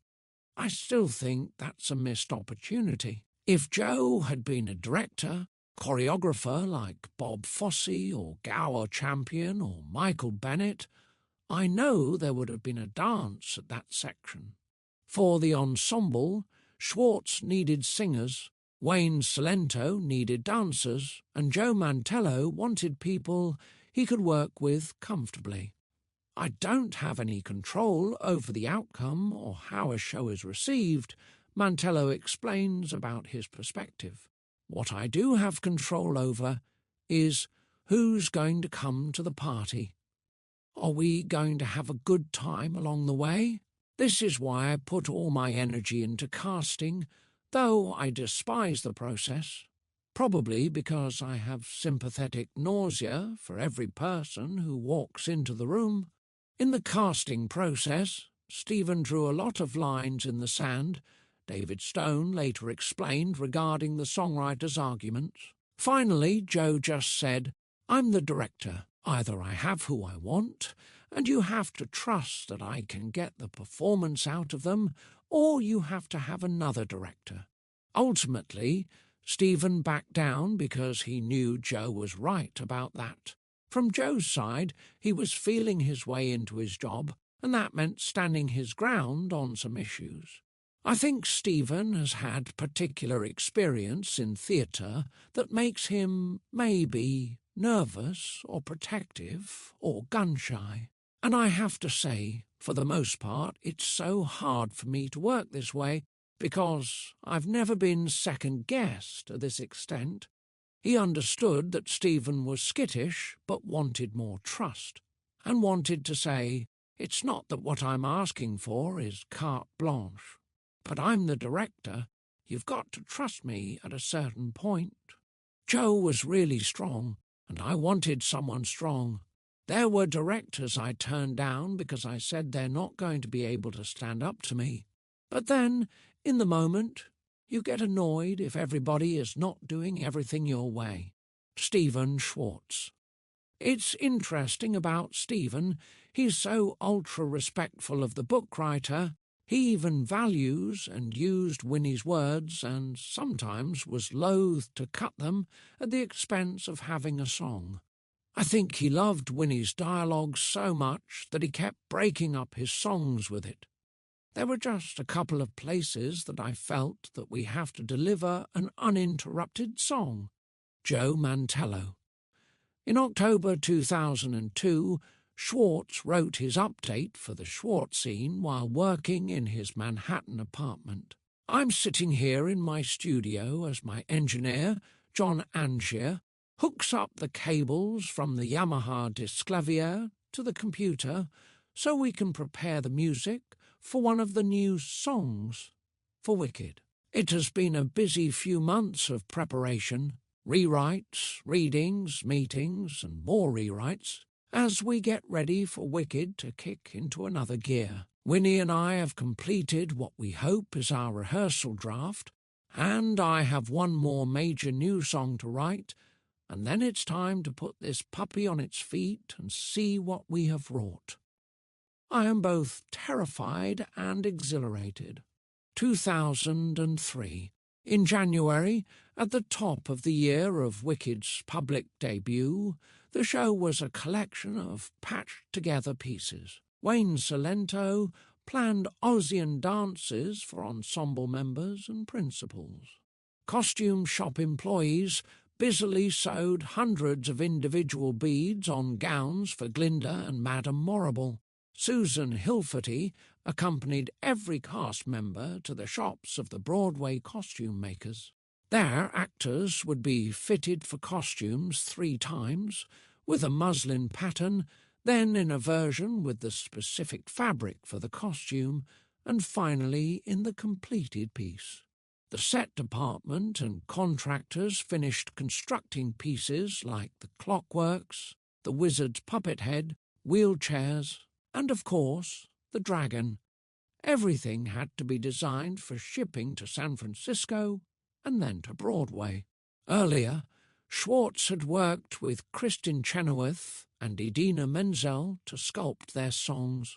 Now the leading ladies were practicing with their vocal coaches, with a specific deadline by which their singing muscles would have to be ready for 8 performances a week. It was the job of Joe Mantello and Mark Platt to picture the whole, and Schwartz felt challenged, knowing almost every aspect of the show's success was now out of his hands. "This is the time that's really tough for me," he revealed. To his friend, Dean Pitchford, he grumbled that the fun is over once the show is written. Pitchford replied, Well, this is why you get paid. Of course, the truth of it was that if the show was a hit, he would make money. If it flopped, he wouldn't be paid anything but a minimal advance. One thing Schwartz wanted was a hand in his show's public image. Instead, the concept for Wicked's logo and poster was determined by Stone and Platt in meetings with ad agency Sereno Coin, Inc. Soon the Witches of Oz, in a yin-yang-like curve of black and white with a green sky background, emerged from an artist's drawing based on the group concept. It gave a sleek, contemporary profile to the show that visually presented an archetypal motif of opposites coming together. Schwartz wanted something that more clearly evoked the actual story of the show. He even went to Nancy Coyne's office to show her an alternative poster design he had thought of. But he admits that in the end the ad agency was smarter about it than he was. Nancy Coyne said to me, "Look, I'm not trying to appeal to you with this poster. I'm trying to appeal to women who buy tickets, to mothers and their daughters. If the show's a flop, it doesn't matter what your poster is. If the show is a hit and we can reach that market, this is the difference between running 5 years and 10 years." Still more music to do. William Brown had come on board as orchestrator. He would set up the final flourish for the score by translating Schwartz's piano-vocal music sheets into scores for a 23-piece orchestra. Brown was accustomed to working on big shows and had a long list of impressive credits. Ragtime, for which Brown received a Tony Award for Best Orchestrations, was one of Schwartz's favourite musicals. "I was very flattered when he called," Brown says. Pre-production craziness whirled around Michael Cole from his post in the Schwartz office. Yesterday, Stevens spent the entire day in a meeting with Alex Lackamoire, Stephen Aremus and Bill Brown, going over every second of the show musically, Cole reported in an email at the time. It was a great meeting, but Stephen was exhausted after it was over. He also had a long meeting with Winnie to go over a couple of scenes that are being tweaked. He has been a busy boy. Even when the score was nearly ready for rehearsals, Schwartz still had doubts about what is this feeling. He said in January, "I've written 4 versions of this song. I know this version is the best I've done so far, but I'm not sure it's going to work." It didn't, and he'd need to rewrite it again during rehearsal. He wrote in the Schwartz scene, "As I begin this first quarterly newsletter update of 2003, it is with the discomforting realization that when the time for the next one rolls around, Wicked will already be in rehearsal. After all this time doing rewrites, readings and more rewrites, it seems to be coming up alarmingly quickly. This is a strange time for the writer of a show. My work is more or less done for the time being, until we see the show in front of an audience, or at least get into rehearsal. So I basically have to sit around anxiously, hoping that other people are doing their jobs. What's this rehearsal feeling? New York's winter of 2003 begrudgingly gave way to a cool March as Wicked's cast headed into rehearsals for the out-of-town tryout. In a practice room at 890 Broadway, actors peeled off their heavy wraps, filling metal coat racks at one edge of the room, and then stepped out onto the wood floor beneath the fluorescent lights and the concrete beams overhead. A row of portable mirrors lined one wall, offering visual feedback for performers.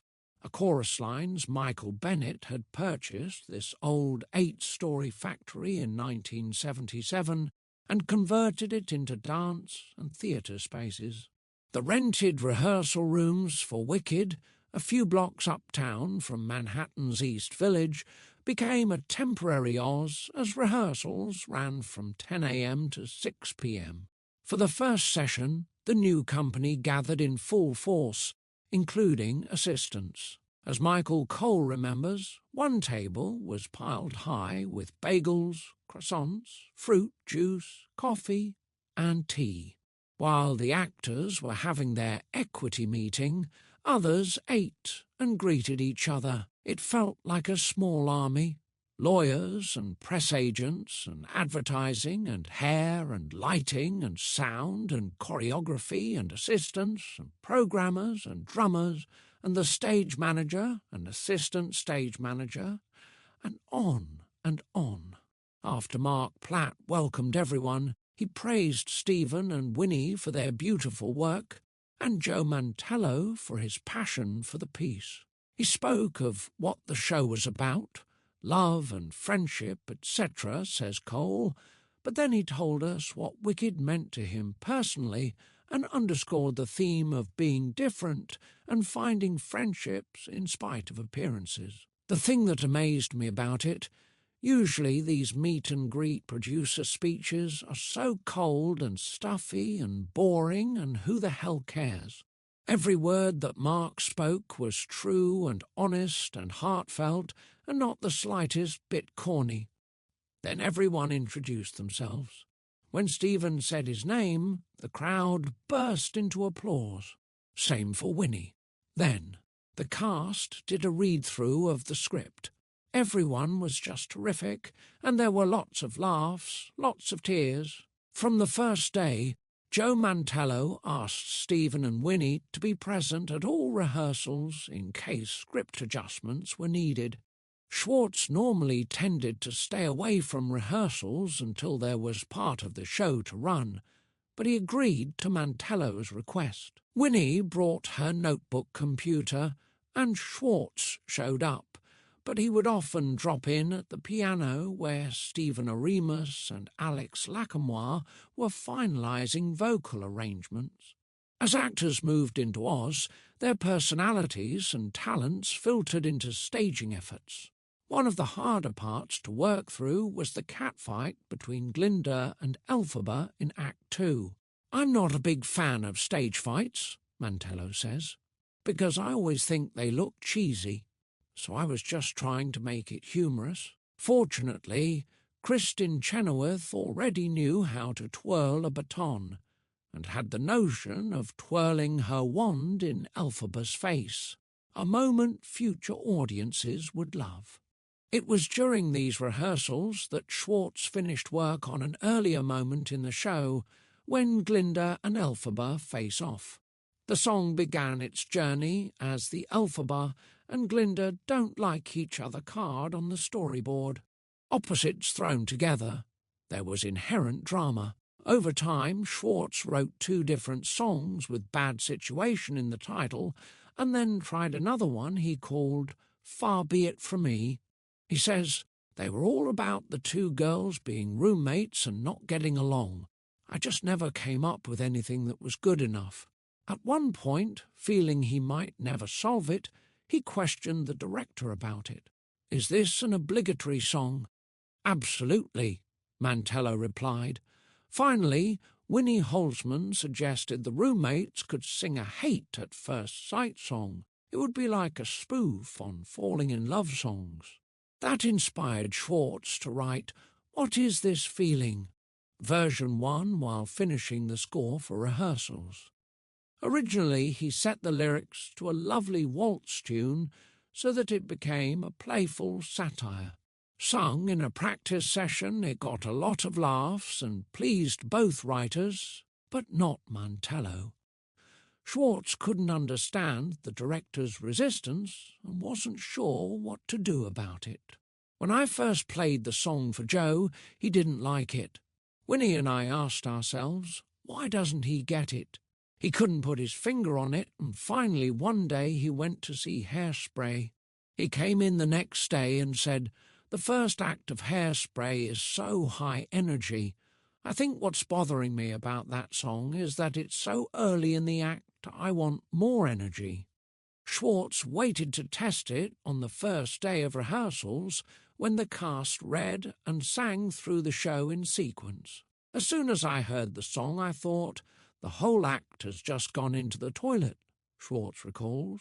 Mantello was right. The show needed energy at this point. He talked to Joe afterward. You said this to me a month ago, and it's been in the back of my head since you said it. So I think I can do this for you very fast, because I think it's there, and I've just been waiting to summon up my own energy to do the work. That night, Schwartz wrote another version of a song for elphaba and Glinda in the form of new music for What Is This Feeling?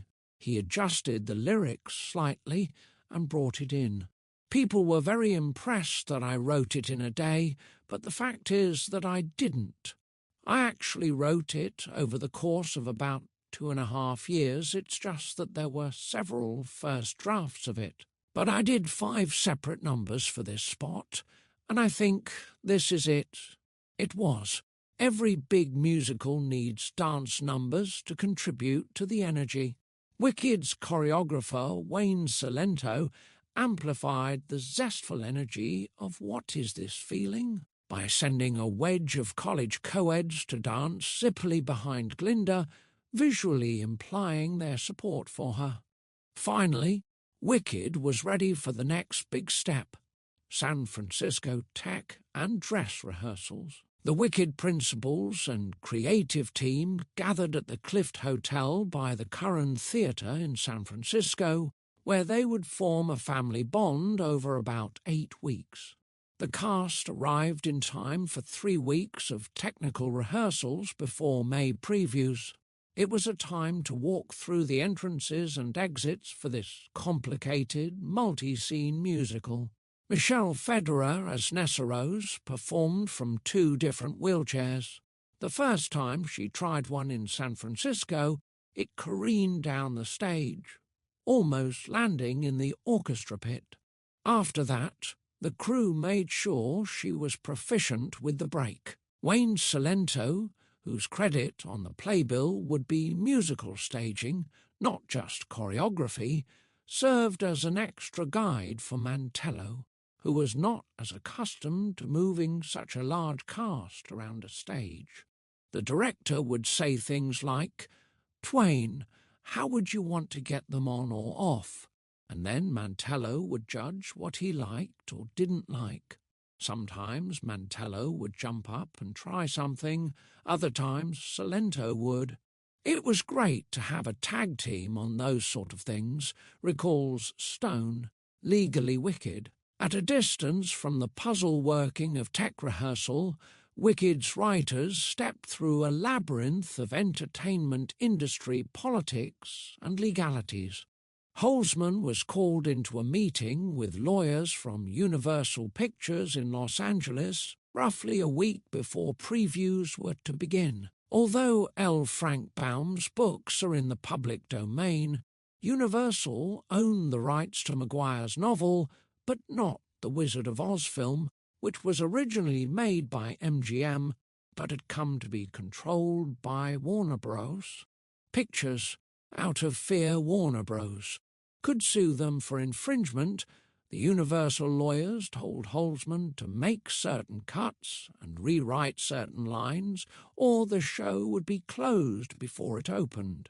Designers had already accommodated to the rights restrictions handed down to them. There was a lot of pressure from the producers, who were getting pressure from the lawyers, Hilferty recalls, but in fact I was never interested in the film costumes because the film was reflecting 1938 American culture. To avoid Glinda's pink bubble image, Eugene Lee had already designed a grey clock ear-like contraption that encircles the actress, which could be lowered and raised or flown in by winches as needed. On this mechanical unbubble, his staff installed several automated bubble-generating machines with an electric motor that made the machines spin and blow soap bubbles out into the space around Glinda. The device, invented for fairs, had never been used in a major stage production, but created better magic than a puffy pink bubble would have anyway. Schwartz was incensed that the script was suddenly being censored. For all his years of meetings with Mark Platt and Holzman, the whole notion was to make Wicked a prequel to The Wizard of Oz people know best, the film. And in 3 years of periodic performances at readings, the audiences had roared their approval through laughter. This sudden restriction, even though the brunt of the problem fell on Holzman, seemed unconscionable. It was playing by the rules of someone else's game, to the hilt, exactly contrary to the musical's message. Schwartz recalls, Glinda used to say, "Goodbye, Dorothy." Huge laugh, gone. And a line about the Green Witch, "Didn't you just disappear in a big puff of nasty-smelling smoke?" Cut. And a line, "Making poppy fields for people to fall asleep in, what was that all about?" Huge laugh. Cut. He found the cuts idiotic. The tense moment was at least as hard on Kristin Chenoweth as it was on the writers. Here was the co-star of the show, Schwartz complains, and she didn't have the big songs in the same way that Idina did, but what she had were some great scenes and some really funny lines. And suddenly her 2 funniest scenes were going. We had to cut all those lines. We had a list of lines that the lawyers for Universal made us cut, or they were going to close the show. She had somewhere between 6 and 10 giant laughs that had to go. In order to break the news about the enforced edits, Holzman and Schwartz held a private meeting in the Clift Hotel with the star, who had accepted the part 3 years earlier. They spent time with her over several days as the script was reworked. I have to tell you that this was a place she really impressed me, Schwartz shares. Kristin stayed composed. She cried one day, but she didn't have a fit. She didn't call her agent and say, "Get me out of this show." She didn't do things that a lot of other people I know would have done. That was a place where the chips were really down, and she could have behaved in a lot of ways that were not as constructive. Many people with their names above the title would have behaved in those far less constructive ways, and she did not. And I will always admire her and always be grateful to her for that. But we said to her that she had every right to be very upset. We were incredibly upset and very angry, but we promised her that we would come up with other lines for her.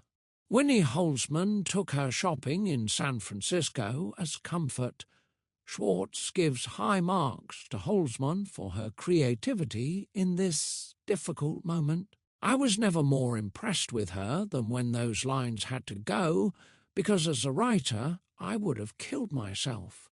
It would have been as though they came to me a week before opening in San Francisco and I was told, "I'm sorry, but we're cutting Defying Gravity, and I'm not that girl," and then I would have had to write different songs. And yet Winnie stayed calm, and she just went to work, and she came up with new solutions. Settling in at the Clift Hotel next to the Curran, Holzman revised the script while Stephen paced the floor behind her, brainstorming new humorous lines for Kristin.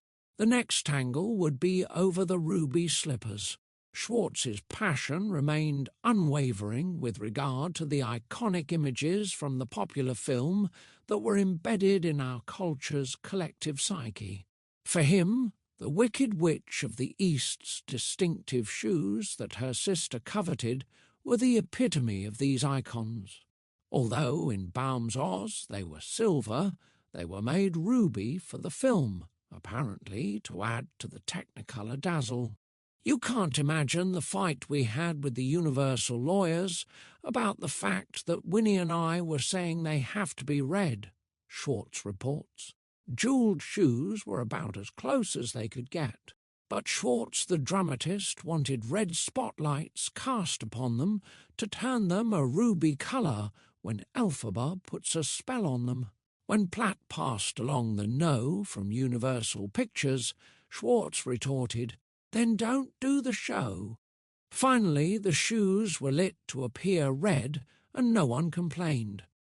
From producer Mark Platt's perspective, the changes were all about artistic inventiveness and their intention. There was a line to walk, simply because many people's memory of The Wizard of Oz is from the MGM film, and so we just wanted to be careful that we didn't take any protectable expressions of ideas that were in the film that were unique to the film. We don't own those and had no intention ever of using them. We wanted to be original. Idina Menzel and Stephen Schwartz pause for a break during a Wicked rehearsal at 890 Broadway. Music director Stephen Oremus, director Joe Mantello, and choreographer Wayne Salento plan songs staging for Wicked. Chapter 27. Shock at First Sight. Midwife and Witch's Father. It's a healthy, perfect, lovely little. Oh, sweet Oz. Wicked. When Schwartz and Holzman first saw Mantello's vision of their story on stage during technical rehearsals, they were temporarily too stunned to be contributive. Winnie and I spent a couple of days sort of glowering in the back of the theatre and never saying anything to Joe, which drove him a little crazy, Schwartz recalls. After seeing Wicked in his head for 6.5 years, it was hard for Schwartz to adjust to this quite different actualization of the show. He especially worried over the dark appearance of the opening scene in terms of the bulk of the set and somberness of the overcoat costumes for the citizens of Oz. In early rehearsals, his imagination could still supply things, but he says, when you actually see it concretely on the stage, it's a very shocking moment. Adding to the Twilight Zone nature of Schwartz's experience was the extensive amount of time the group spent working through this opening scene. Stuck and uncomfortable, he remained silent and waited. As the company struggled to get ready, dress rehearsals for each act took up the 2 evenings prior to the first preview, so Wicked had never been performed in its entirety before it went public. Then on Wednesday night, May 28th, the Curran Theatre filled to capacity. The first audience would either cheer their approval or leave the theatre jabbering their disappointment. No one knew.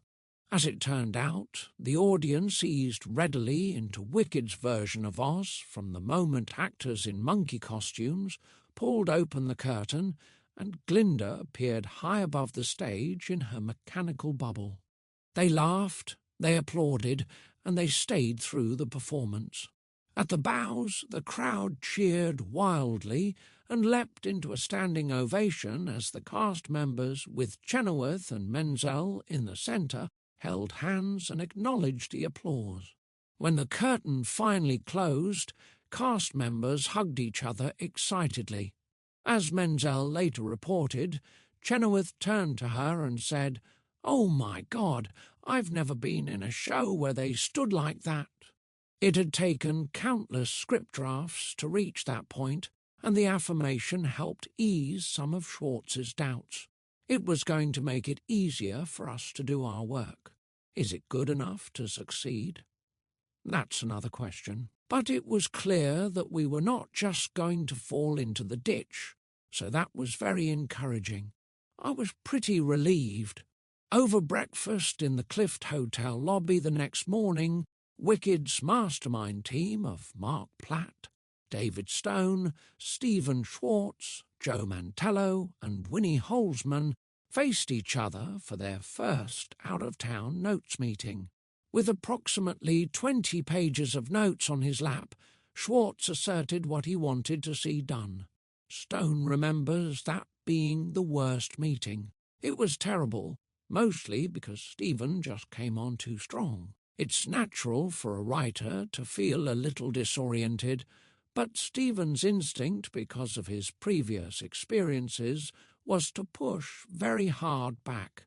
It was just like a bulldozer, and the tone was really wrong. It wasn't a conversation like, "Joe, I don't think that's quite working," or "These things are good, but I want to talk about some other things." Nothing complimentary.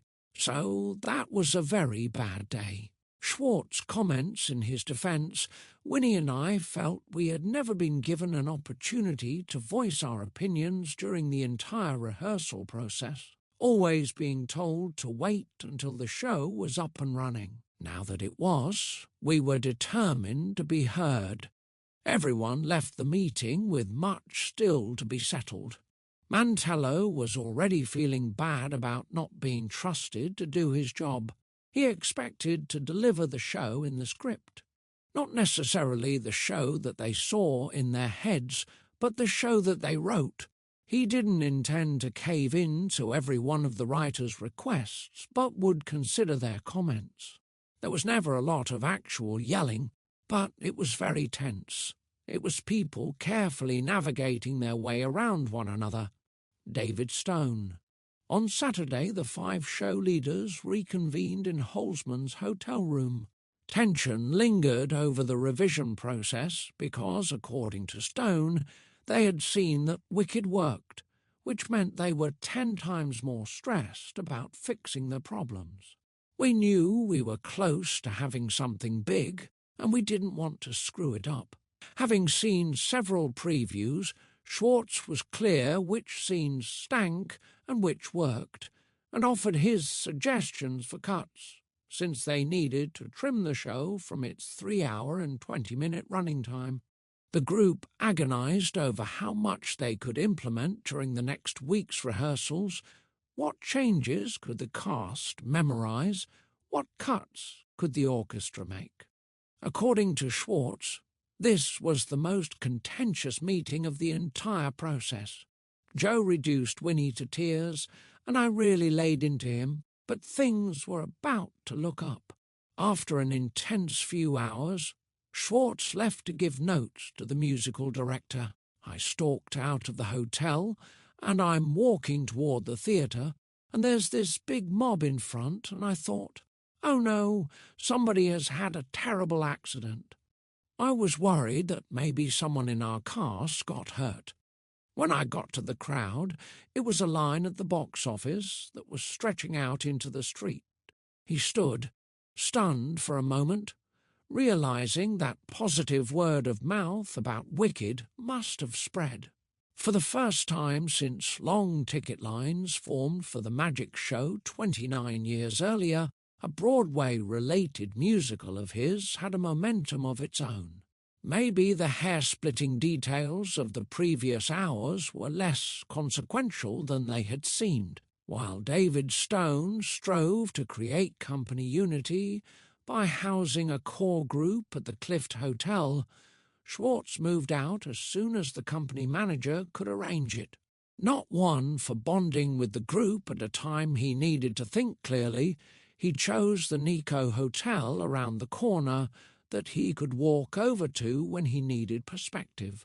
Schwartz, who is always inclined to establish structures and boundaries, believes in the principle of keeping business relationships separate. It was a strategy he observed used by director Trevor Nunn, who, during his production of The Baker's Wife in London, separated himself from everybody else involved, including Schwartz. "I thought that was really smart," Schwartz affirms.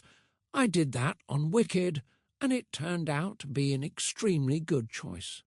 If you mix business and your personal life, it makes things messy and unnecessarily fraught and complicated. I also don't need for the people that I work with to be my friends and my family. I have a family. I have friends. These co-workers are people I like and I'm happy to be in touch with over the years. But until the musical has opened, I really keep it quite separate. The new room in the elegant Nico Hotel served as a spacious, quiet getaway. In the dining living room of his suite, Schwartz had room for a synthesizer keyboard to use for reworking songs. Many East Coast friends and relatives were flying out to see the show, and he could invite them up. His parents, Stan and Sheila, and sister Marge came to enjoy Wicked in early June. As well as offering her suggestions, Marge also praised her brother, saying she wasn't surprised that the show was really good. Sheila suggested a scene be cut, and that went into the grab bag of impressions her son was collecting. In his alone time, Stephen began rewriting and cutting song verses that were overstaying their welcome, that seemed superfluous or redundant. Rewrite, test, rewrite and test again. There was always a danger something could be tweaked to death, but he reasoned that an out-of-town tryout was about fixing things. When family and friends gave feedback, he pondered it and then shared it. Mantello wasn't pleased. "We can't start rethinking everything because a friend of yours didn't like it," he insisted. "I believe in keeping my own counsel. I feel like I'm good at my job most of the time, and I feel like if the other people are doing their jobs, which in this case they were, we can figure it out." 2 days before Wicked opened, Mantello won a Tony Award for directing the Broadway play Take Me Out. It was his turn to be the experienced Broadway veteran when advising the relative newbie, Mark Platt, who seemed upset that some people walked out during previews. "I'm going to save you a lot of trouble," Mantello told Platt. "There's going to be a lot of people who don't like this show. And this is San Francisco. Get ready for New York. You can't be devastated because a couple of people walk out. Maybe they didn't pay the babysitter past 10. Maybe they didn't like the show. Maybe they have a problem with witches. You don't know. There are people who don't like Gypsy, and Gypsy is a masterpiece." Opening night in San Francisco. Wicked had enough going for it in its current incarnation to enchant the thousands who flocked to see it, and they began to spread the word before any reviews were printed. Still, it was Judgment Day that counted. Critics who attended would cast their verdict over the likelihood of the show's future success. Naturally, Schwartz wanted friends on hand for the special occasion.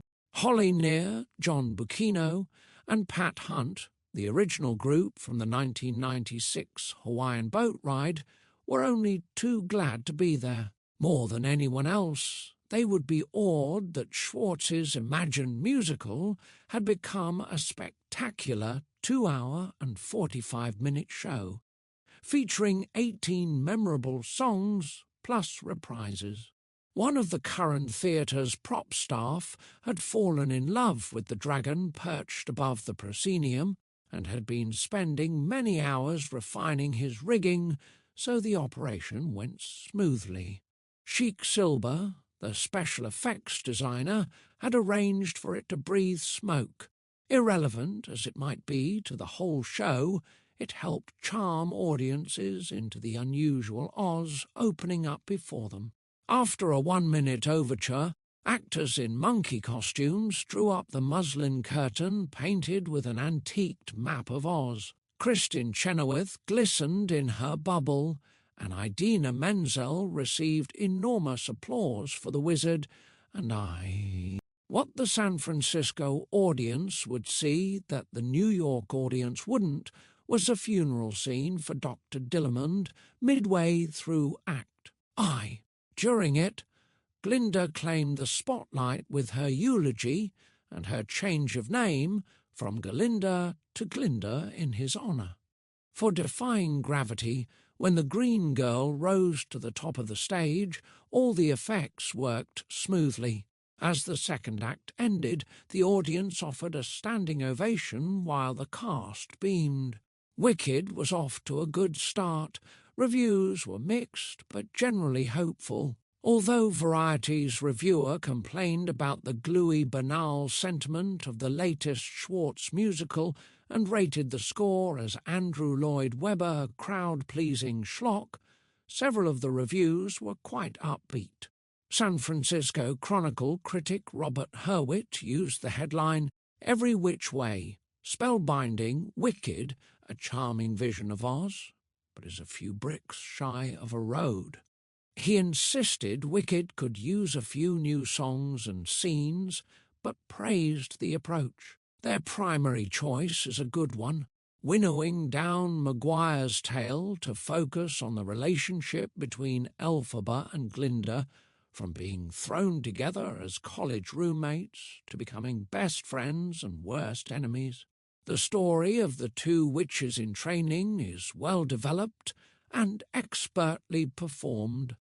Wicked is a smart, sassy and wildly different musical look at the Land of Oz, wrote Pat Craig in a review for the Contra Costa Times.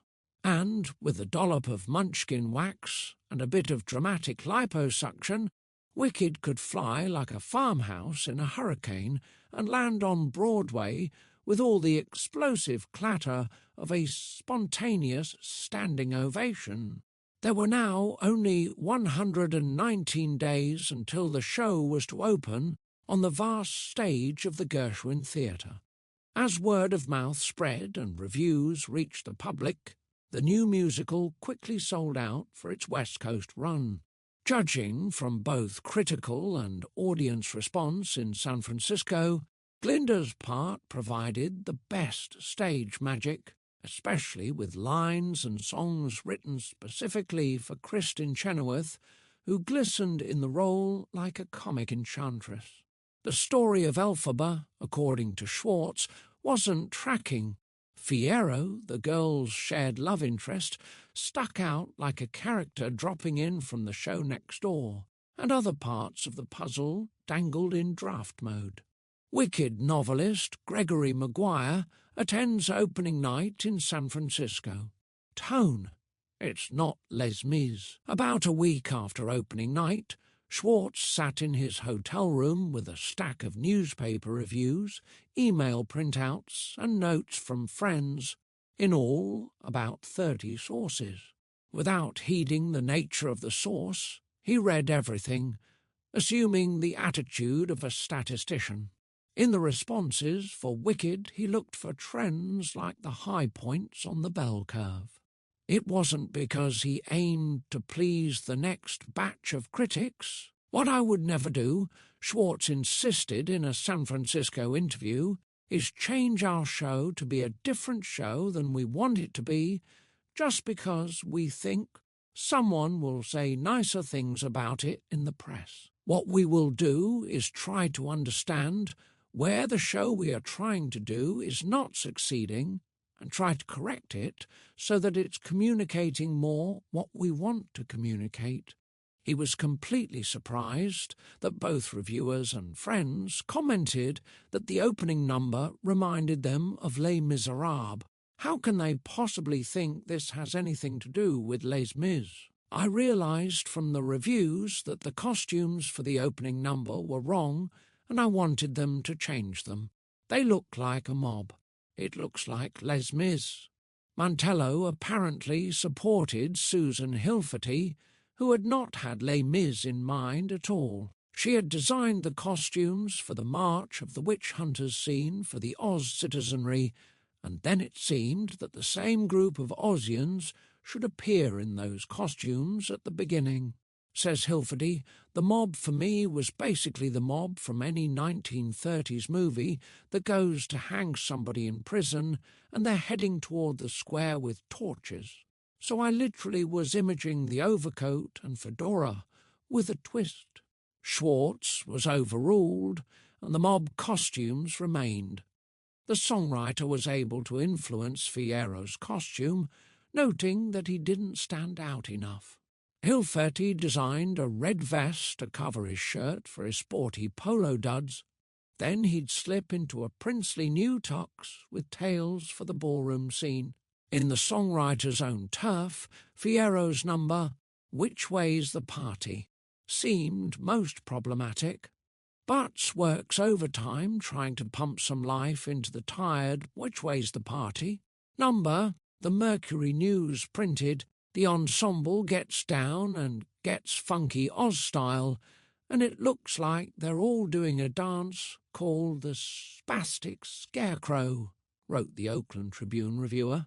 As well, the feedback Schwartz collected from colleagues suggested problems with this number. I think what happened with Which Way's the Party, he said afterward, was that it didn't translate for people into illuminating the character, into understanding that that's how this guy looks at life. It just seemed as if we were trying to do a production number for its own sake. The third weekend in June, Schwartz was scheduled to give a workshop in Colorado. Just before getting on the plane, he was discussing the issues about this song with Michael Cole. Several hours later, Cole received a phone call. His boss just wanted to share that he'd written an entire lyric on the plane for a new version of the song and called it Dancing Through Life.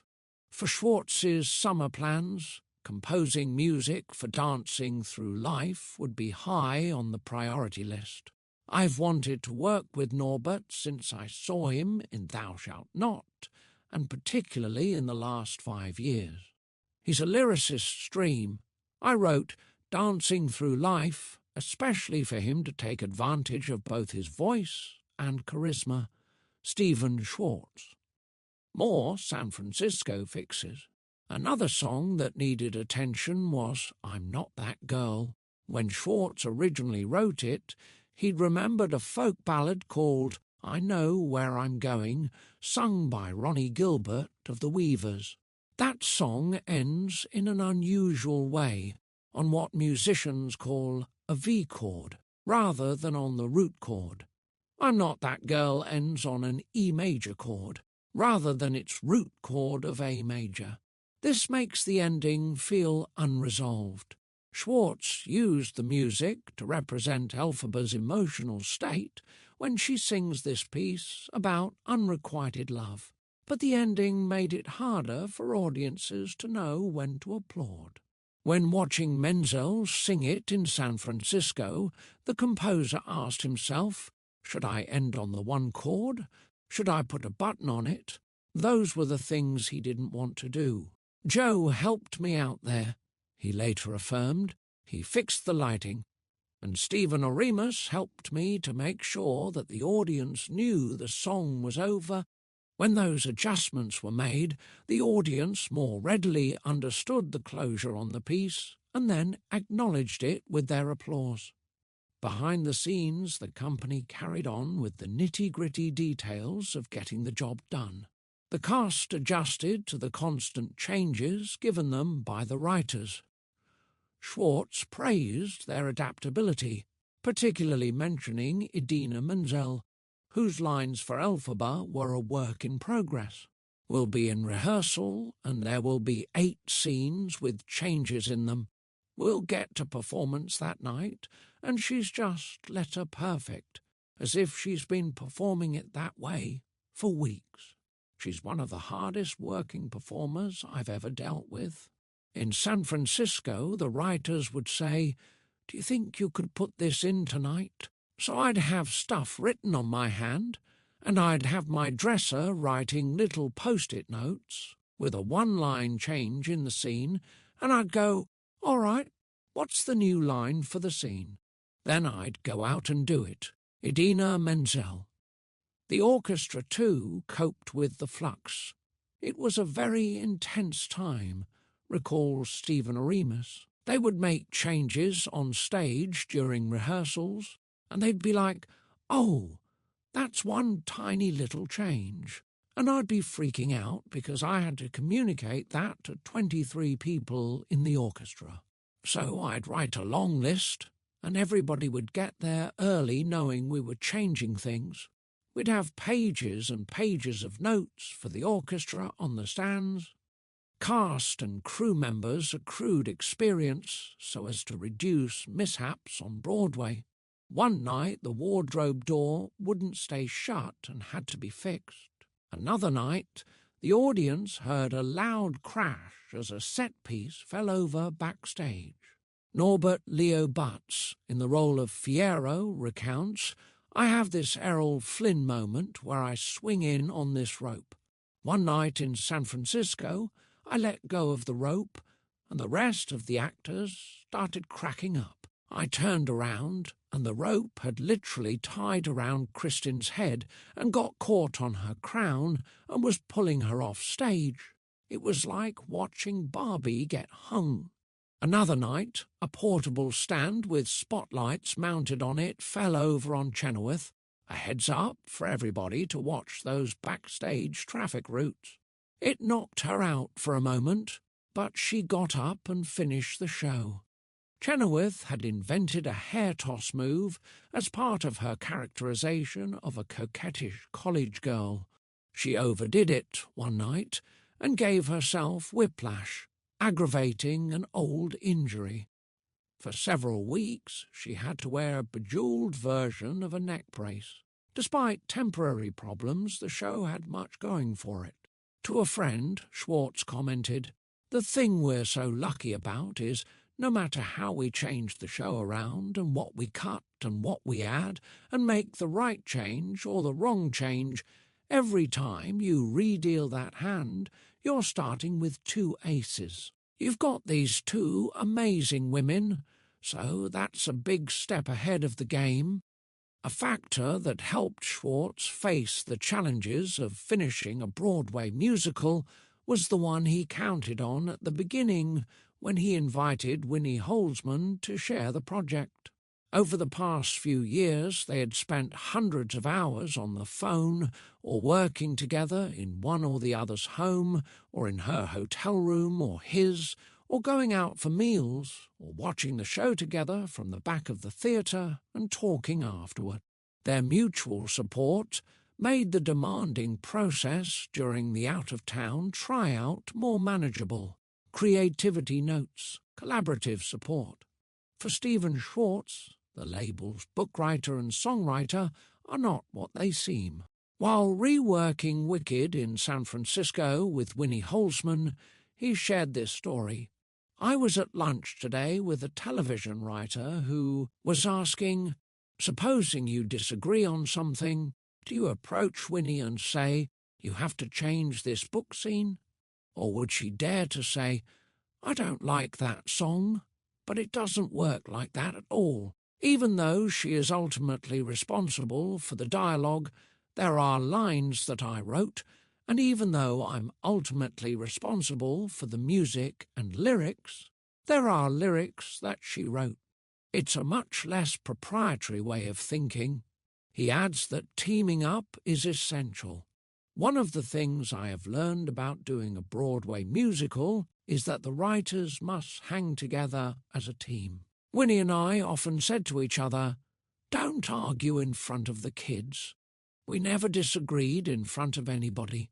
And if we had something where one of us felt one thing and the other of us felt another thing, whether it was about specifics in the book and score, or whether it was about how to handle a given situation in casting or what we felt about staging or anything like that, if we disagreed about anything, we always worked it out between the two of us so that we spoke with a united voice.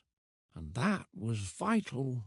Holzman was also confident in their team of two. "The relationship with the two of us is that we always ended up being able to come to the answer," she says. "It would sometimes take a long time, but we would get there. And I guess that's probably the definition of a good collaboration. We would end up getting there. It wouldn't always be easy or fun, but we would get there, and we would look at each other and go, oh, I love that. I love that answer." Chapter 28. Pre-Broadway Summer. Too late for second-guessing. Too late to go back to sleep. Wicked. Packing and moving Wicked's multi-million-dollar set by truck across the country to Broadway wasn't easy.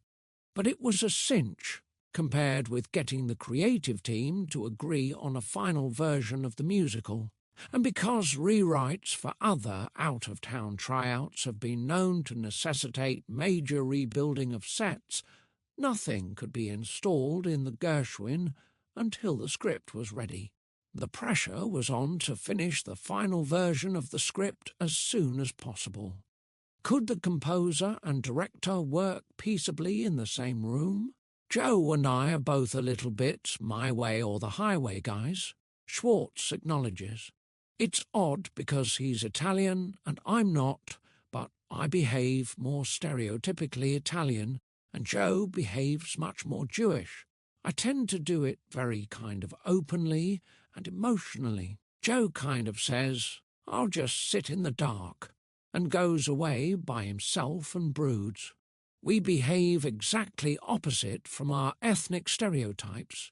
Schwartz slipped into his my way or the highway ultimatum mode several times during the ensuing weeks, especially while speaking to Mark Platt. As an observer recalls, the second to the last night of the San Francisco production, Stephen was screaming at Mark about something in front of the theatre after the show. On the surface, Schwartz was saying, in so many words, "I'm the author of this show. If it's got my name on it, I have rights about what goes in. Otherwise, take my name off it and I'll go home." Platt had the power of the purse strings, felt as strongly as Schwartz that he had ultimate responsibility for this baby. It was his show, his company. If they were cartoon images, the shared thought bubble above their heads as they glared at each other would read, "I'm the father, and I know what's best for my child." Schwartz reports, "I was saying to Mark, look, you have 3 choices. You can close down the show and walk away. Or you can do in New York exactly the show that we ended with in San Francisco. You have the legal right to do that, in which case you'll never see me again, but you can do that and take your chances. I don't think it will work, but good luck to you. Or Winnie and I are going to make the changes we want to make, and we're the authors, and that's how it goes." And I really had to stand my ground on some things. I had to hang very tough, and Winnie had to hang tough, which was new and difficult for her. As thermometers tracked summer heat waves, Wicked's collaboration temperature remained feverish from late June through mid-August. To begin with, Stephen Schwartz and Winnie Holzman wanted to regroup on their own after San Francisco. They sent a polite email to Joe Mantello saying they needed time to rewrite. It was Mantello's turn to be shocked. "They don't want to hear from me," was the message he took in, and the blockade seemed a violation of the rules for collaboration. "It really, really, really, really pissed me off," Joe said later, "because I felt like, yes, we have 3 months, but that 3 months is going to go by like that. And I thought that they had made such drastic changes that I wanted to know why, and I wanted to register my opinion of them. I thought I had earned that. And to be told, we're not ready to hear that right now, was upsetting to me. I was feeling that I was being excluded at a time when we needed to roll up our sleeves. We knew after opening night that there were certain things we had to address. The writing of elphaba needed to be stronger, and what I felt at the time was that they were putting band-aids on things, but the real problem they weren't addressing was the character of elphaba. The writers wanted to address elphaba, they just wanted to do it alone for a while, and they believed that relatively small adjustments could make a huge difference. Schwartz later explained they had several goals in mind after San Francisco. The main one had to do with making the character of elphaba more active and making the stages of her journey clearer so that each scene was a distinct and clear step in her journey. Another goal was to retouch the political story by working on the wizard's role, which necessitated recasting it. and they wanted to integrate Fiyero more successfully into the show with a new song and new lines. After a one-week vacation in early July, Wicked's decision-makers Platt, Mantello, Holzman and Schwartz gathered in Schwartz's living room in his Manhattan condo, labouring over the script from 8:30 a.m. until after midnight. "Oh my God, what a night," Schwartz remembers. And then we continued the next day, working our way through the script line by line. Then it was no rest for the Wicked as they geared up for the final push to get the job done. The pressure all of us had put on ourselves was especially intense. Everyone involved in the show had a great deal riding on it, more than usual, in fact. David Stone. As a group, the creative team decided to replace Robert Morse with Joel Grey, Kirk MacDonald with Christopher Fitzgerald, and John Horton with William Humans, changes they believed would support their new plans for the script. Mantello had thought of Grey from the beginning, but the actor had been busy earlier. By this point, the role was also more fleshed out, and when Grey was told about the fatherly aspect of the role, he became intrigued. "That sounded interesting to me," reports Grey about the Wizard of Oz character, "that he never had that in his life, and here he is in a very alien land." Over dinner with Joel Grey one summer night, Schwartz and Holzman discussed his ideas for the role. "He asked a lot of questions," Schwartz explains, "and it made us think we could write him more Kansan, and they subsequently sprinkled some American sayings into his part of the script. Grey also suggested he should dance with elphaba as part of the staging of Wonderful. The wizard was becoming more likeable, which suited the writer's perspective. He was somebody who got caught up in the lavish attention poured on him in Oz and who'd been corrupted by fame. Schwartz had written Wonderful, in which the wizard could make his case, and Grey's charming performance could help the audience get the nuances in his character. Keep dancing through. If Defying Gravity was the Wicked team's collaborative triumph, the Fiyero introduction and student dance scenes were their biggest trouble spots. As Mantello would later reflect, that section, in terms of costumes and the tone, was our hardest. It really took the longest time. They already knew which way's the party wasn't working, but that was only one of the problems. When the outfits for the dance arrived in San Francisco, the gowns were in jewel tones with saturated colour and were too busy from Mantello's point of view. One actress wore a black and white outfit, which he loved. He asked Hilferty to redo the others and keep the palette of the ensemble very tight, black and white formal wear, so that our principals would stand out among them. At home at the piano, Schwartz slipped into musical brainstorming mode in order to replace Which Way's the Party with his new song. He'd already tried one style of music, but Joe Mantello's lukewarm response to a private demo meant the journey wasn't over. The composer said in an early July interview, "I'm going to write 4 different approaches to the music and play them for my collaborators and say, pick one, and then I'll do it that way because I can't make up my mind, so I'll let them make up my mind for me." It was an approach he'd used once before to satisfy movie executives. For Wicked, the lyrics for Dancing Through Life were ready, and he had no problem writing a verse of music in a variety of styles to see which one worked best. He tried a crooner tune like something Frank Sinatra might sing. He wrote some measures for a dance piece that Fred Astaire might dance and sing to, similar to They Can't Take That Away From Me. Moving up in musical time periods, he came up with something very piano-based, Billy Joel-esque, as he describes it. He even attempted something more atonal, but decided it was too reminiscent of Stephen Sondheim to pursue. Finally, he brought to mind a long-time favourite composer, Sting, and wrote a tune with a danceable beat and strong bass line.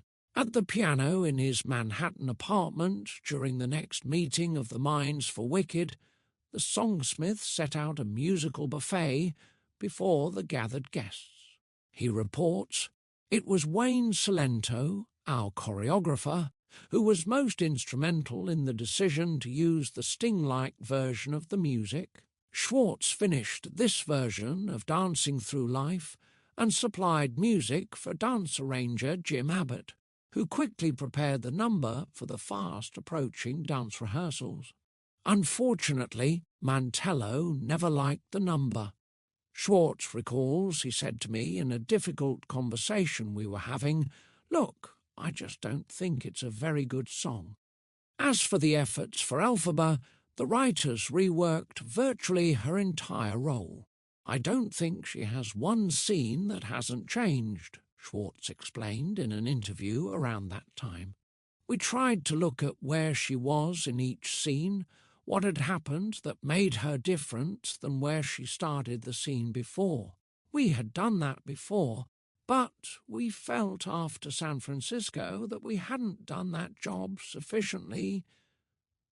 While Schwartz didn't write any new numbers for the character, he did write several new introductions that helped illuminate what she was feeling at various stages of the story.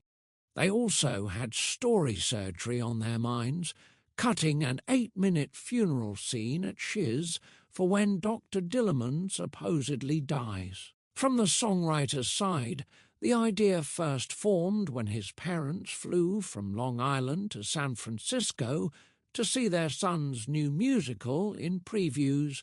It was Sheila Schwartz who said, "What do you need that funeral for? He isn't really dead anyway."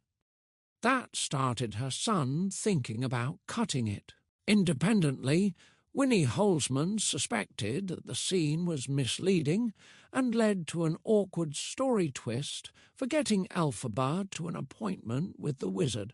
She spoke with Schwartz and they decided to stick with their convictions even if it meant a battle with their other colleagues. Show surgery? Even though the show had succeeded financially and in terms of popular appeal in San Francisco, the team knew it had to be improved. Schwartz spent most of July and early August on his backyard patio in a bathing suit and a baseball cap, rewriting while getting a tan and dipping occasionally into his swimming pool. Hanging out in the sun, he often paced around while arguing with people on the phone. About the summer showdown, he says, "I can tell you exactly what things we were fighting about, the structure of Dancing Through Life, the elimination of the funeral scene, and the first 3 scenes of Act 2. Those were the huge fights of the summer." He had never been particularly skilled at negotiating with tact for what he wanted, and so he just tried to be as insistent as he could. His task-oriented philosophy could be expressed as, it's not about being nice, it's about getting the job done. Maybe part of the reason I haven't experienced a musical being easy to create is that I'm part of what makes it difficult, because I have such strong goals for what I want the show to be. And if I feel that it's going away from those goals, I fight tooth and nail to return it to that track, and that can produce conflict when my collaborators are not necessarily agreeing with me. Joe weighed in and Mark weighed in with their opinions about the writing, but when it got contentious, I really dug in my heels and Winnie fortunately hung tough with me. He added later, there were things that I absolutely believed. I held these truths to be self-evident.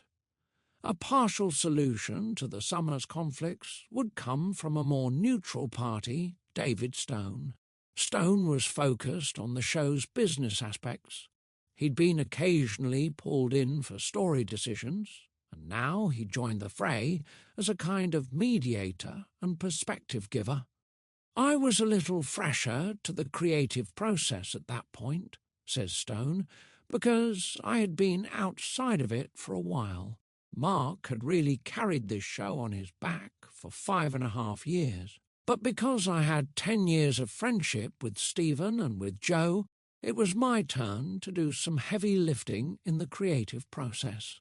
It was really only hand-holding, making sure that everyone kept talking even when they didn't want to. He reports, I went away for vacation, stupidly, in the middle of the summer. My cell phone bill was for 49 hours in 1 week. A little tiny bit was from Joel Grey when we were talking to him, but the rest of it was from Mark and Stephen and Joe.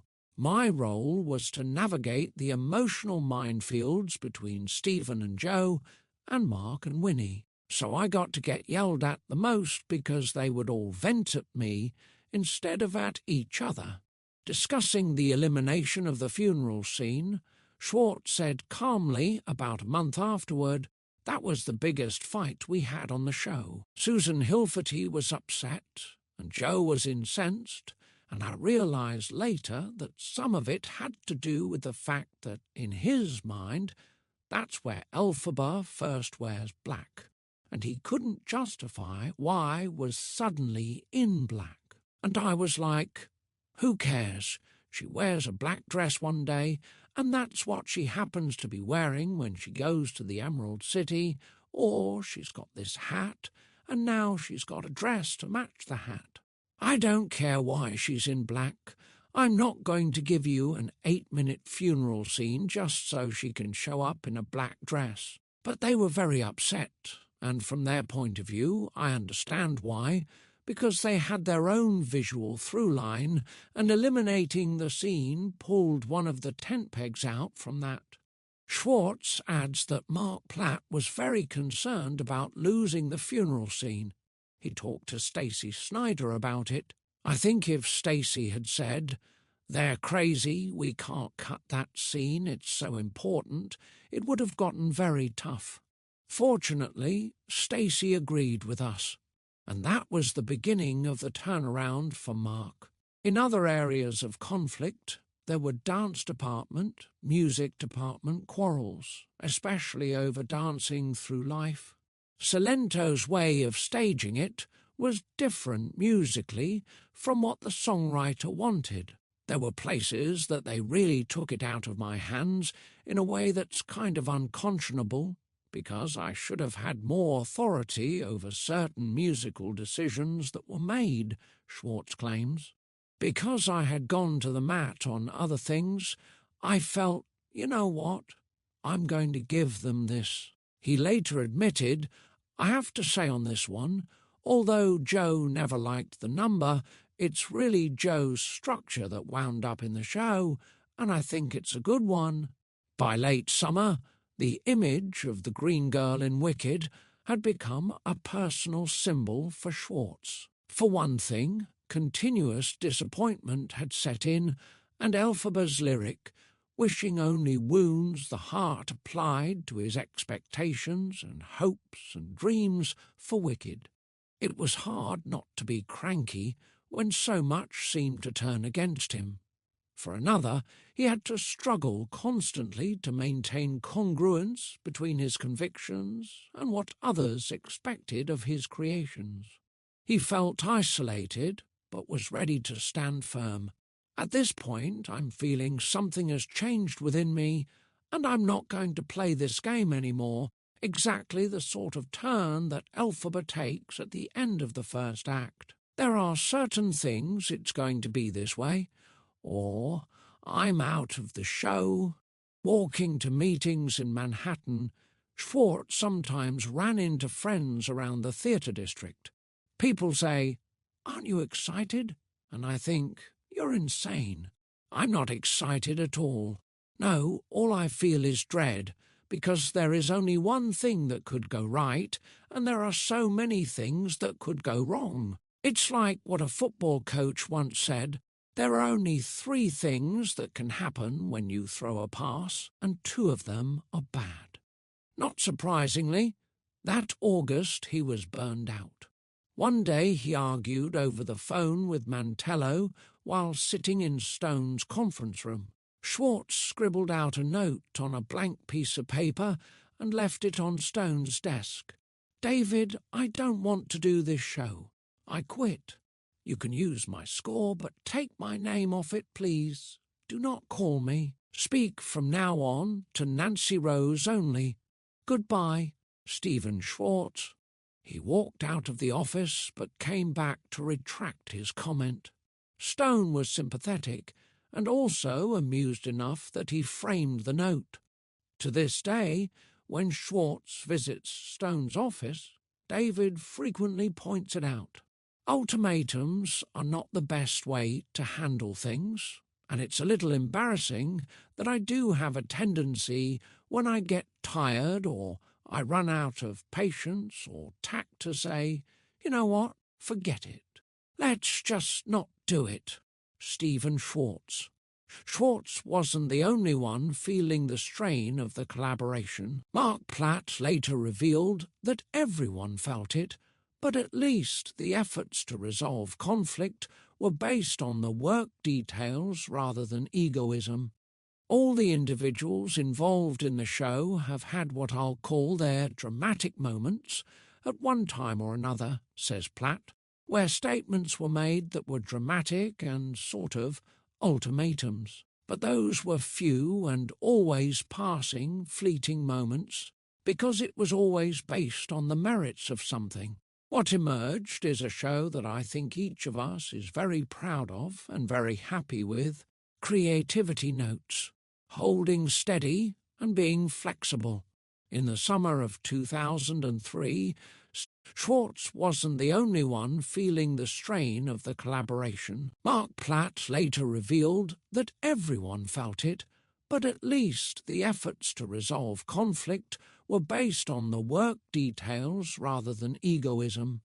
All the individuals involved in the show have had what I'll call their dramatic moments at one time or another, says Platt, where statements were made that were dramatic and sort of ultimatums. But those were few and always passing, fleeting moments, because it was always based on the merits of something. What emerged is a show that I think each of us is very proud of and very happy with. Creativity Notes. Holding steady and being flexible.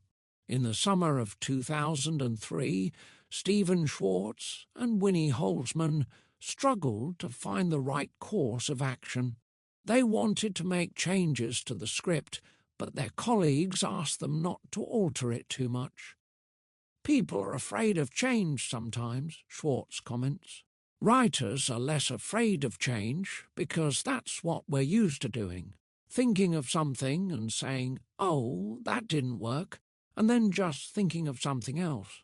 Oddly enough, they felt they were being accused of rigidity and of not accommodating the wishes of the group. At the same time, they were listening to opinions and trying to sort out their choices in relationship to their inner vision of how the story should unfold. It's hard to do because you're hearing everything that everybody says, and everybody has an opinion, and it's very hard to just shut all that out, Schwartz told another writer.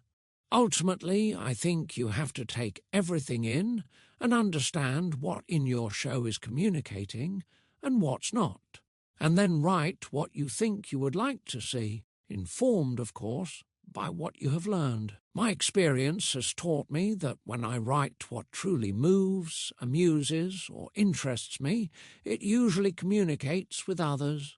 It was never easy, because he still believed in the principles of collaboration and working things out. Who is to say what is right when no one sees eye to eye? Time would tell. Chapter 29. Wicked on Broadway. Don't worry, I'm determined to succeed. Follow my lead, and yes, indeed, you will be popular. Wicked. As technical rehearsals finished, the company readied itself for previews and the October 30th Broadway opening. On the main 2 floors above the stage at the Gershwin Theatre, Wicked stars selected dressing rooms and personalised their cinder block hideaways with fabric, furniture and photographs. Ensemble members chose spaces in front of mirrors in shared rooms below the stage. Their Oz twist costumes filled half a dozen clothing racks. In an out-of-the-way corner of the wardrobe area, black costumes for the abandoned funeral scene hung on a long rack. The wardrobe and wig staffs also set up work areas on the lower level. Over 70 wigs needed to be maintained. In the hours before shows, Glinda's blonde locks, Elphaba's black ones, and all the others would be brushed and readied. Susan Hilferty oversaw the creation of duplicate elphaba and Glinda costumes for the understudies and adjusted styles for a few others. In San Francisco, Michelle Federer, as Nessa Rose, wore a luxurious pink robe in Act 2. In New York, says Hilferty, she was doing something different. Instead of it being about this wealthy, spoiled, overwrought invalid who had given in to incredible robes and jewellery, Michelle's Nessa Rose became more controlled and introverted, more like Emily Dickinson. Revisions Holzman had made in Nessa Rose's Act 2 scene, along with decisions Mantello and the actress came to in rehearsal, had altered the character. To reflect the change, Hilferty asked Federer to switch to the black dress with a high black lace collar that Kristin Chenoweth had worn during the now-deleted funeral scene. Federer would wear it without adornment and with her hair pulled back in a tight bun. At stage level and in the hall, the set team unpacked and adapted their multi-million-dollar scenery system. Audiences would see as deeply as 40 feet to the back wall of the stage, depending on whether any of the clockwork gears or other set pieces were moved in or out. The design called for irising down the almost 50-foot wide stage in order to cozy up the view. To transform the cement barn appearance of the austere Gershwin, the staff grew vines along the walls near the stage where they would hang hidden lights and speakers. They also augmented the Ozdust ballroom, adding an arch of small lights, and carefully checked how the new script changes would affect the moving scenery. Idina Menzel came in before previews to practice walking backward into the levitator arm that provided a small platform for her to stand on for defying gravity. In these days before the show opened, she also sped up her facial greenification and got her routine down to about 40 minutes doing everything, with my wig and everything on. It's fun. It's like I'm a kid and I get to paint my body. Originally, elphaba was much more of an observer. She was on stage a lot, but she didn't have an opinion about things. We couldn't see her point of view. The revised version after San Francisco gave her more intelligence and more of a sense of humour. Idina Menzel, September and October, The Journey's End. Michael Cole was surprised by how little control his boss had, at this stage, over the musical he had conceived. Cole observed Stephen adapting to the situation by working on radio spots with his engineer and finalising the score. The focus seemed to provide a kind of solace. Schwartz said at the time, "I'm concentrating on the music because that's what I can do something about. I'm trying to make the music sound as good as I can make it sound, and I just have to let everybody else do his or her job as far as everything else is concerned and hope that they do it well enough." Now that Dancing Through Life was complete, he could make subtle refinements on the score as a whole. He commented in a message to fans, "I have done much trimming and reshaping on existing songs, and there are several new intro verses which involve reprise material. This is one of my favourite techniques and makes the score feel more through-composed, and it was something I couldn't do too much of until I knew what the final songs were going to be. When Wicked opened in previews in New York on October 7th, audiences embraced the show as warmly as they had in San Francisco. Worries began to lighten up, although Schwartz remained edgy.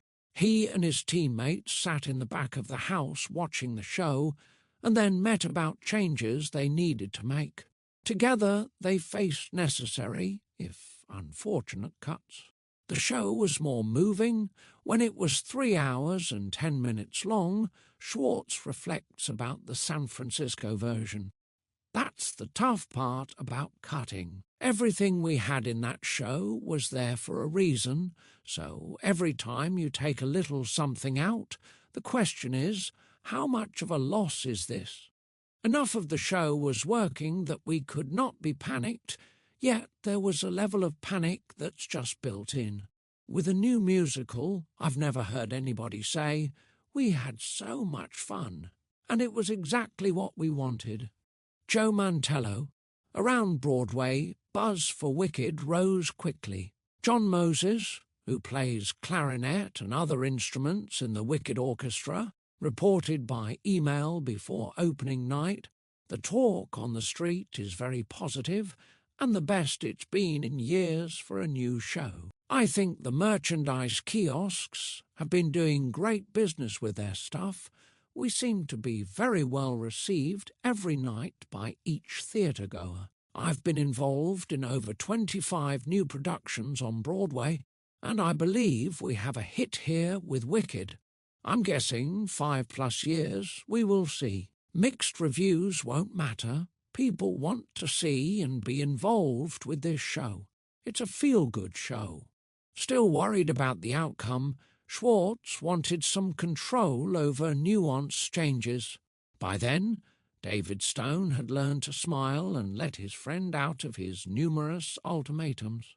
In mid-October, Schwartz ranted about some minor detail, saying, "If this is the case, I'm never going to see the show after the opening night." Stone burst into laughter. It was so funny. And then we went out for drinks afterward, and he said, "Forget that I said that." Wicked would freeze about a week before the official opening to give the cast time to settle into a final version before critics arrived. That meant that even up through the 3rd week of previews, the team of creators kept meeting to hash out final fixes. Mark Platt helped add a last piece. It had to do with the monkey, Chistry, who had served elphaba in her castle. When elphaba fakes her death, Chistry remains and gives the grimoire to Glinda, at first in silence. We had him speak when he was giving the book to Glinda. It wasn't at the right moment, and it wasn't landing, Platt reports. He realized that if Chistry found the green bottle that links elphaba and the wizard, it would be more touching, especially if he, an animal, were to practice speaking to Glinda. It became a poignant moment for the monkey character, and it also underscored the fact that the green bottle is a clue of some sort, and so Holzman closed the book on the book. The last notes on the score, the last costume and set fixes, the final dance moves, all were tweaked and put in place for the cast to memorize. I never felt like I knew what I was doing the whole time, until maybe a few weeks ago and a few times in San Francisco, but I had Stephen Schwartz, and I believed that he knew what he was doing. Winnie Holzman, October 2003. By this time, the creative team members were mostly pleased with their work, and they believed it was an important musical. Schwartz later summarized the show's essence. Its themes deal with ethical and philosophical questions. What is wicked and what is good? And what is the difference between how we see people in those terms and who they really are? Why are we so easily fooled by people who pretend to be good but whose actions are reprehensible? Don't all people have both wickedness and goodness within them? And isn't it how they rise to the best of themselves or succumb to the worst that ultimately decides what kind of person they are? Aren't things always more complicated and nuanced than they seem on the surface, and certainly more complex than we tend to define them publicly? In a society such as ours, in which public discourse has become increasingly simplistic and simple-minded, it seems to me these are highly relevant issues. Finales. ASCAP hosted a party in honour of Wicked's premiere, with Stephen Schwartz as a special guest. On October 27, 2003, the artistic glitterati of the musical theatre world showed up at this reception at Manhattan's Thalia restaurant after the show's evening performance. Musical theatre creators like Mark Shaman, Charles Strauss, Lynn Ahrens, Stephen Flaherty, Lucy Simon and others came out to toast Schwartz. The private gathering would be his only opening festivity, as he has a personal policy of never attending his own openings.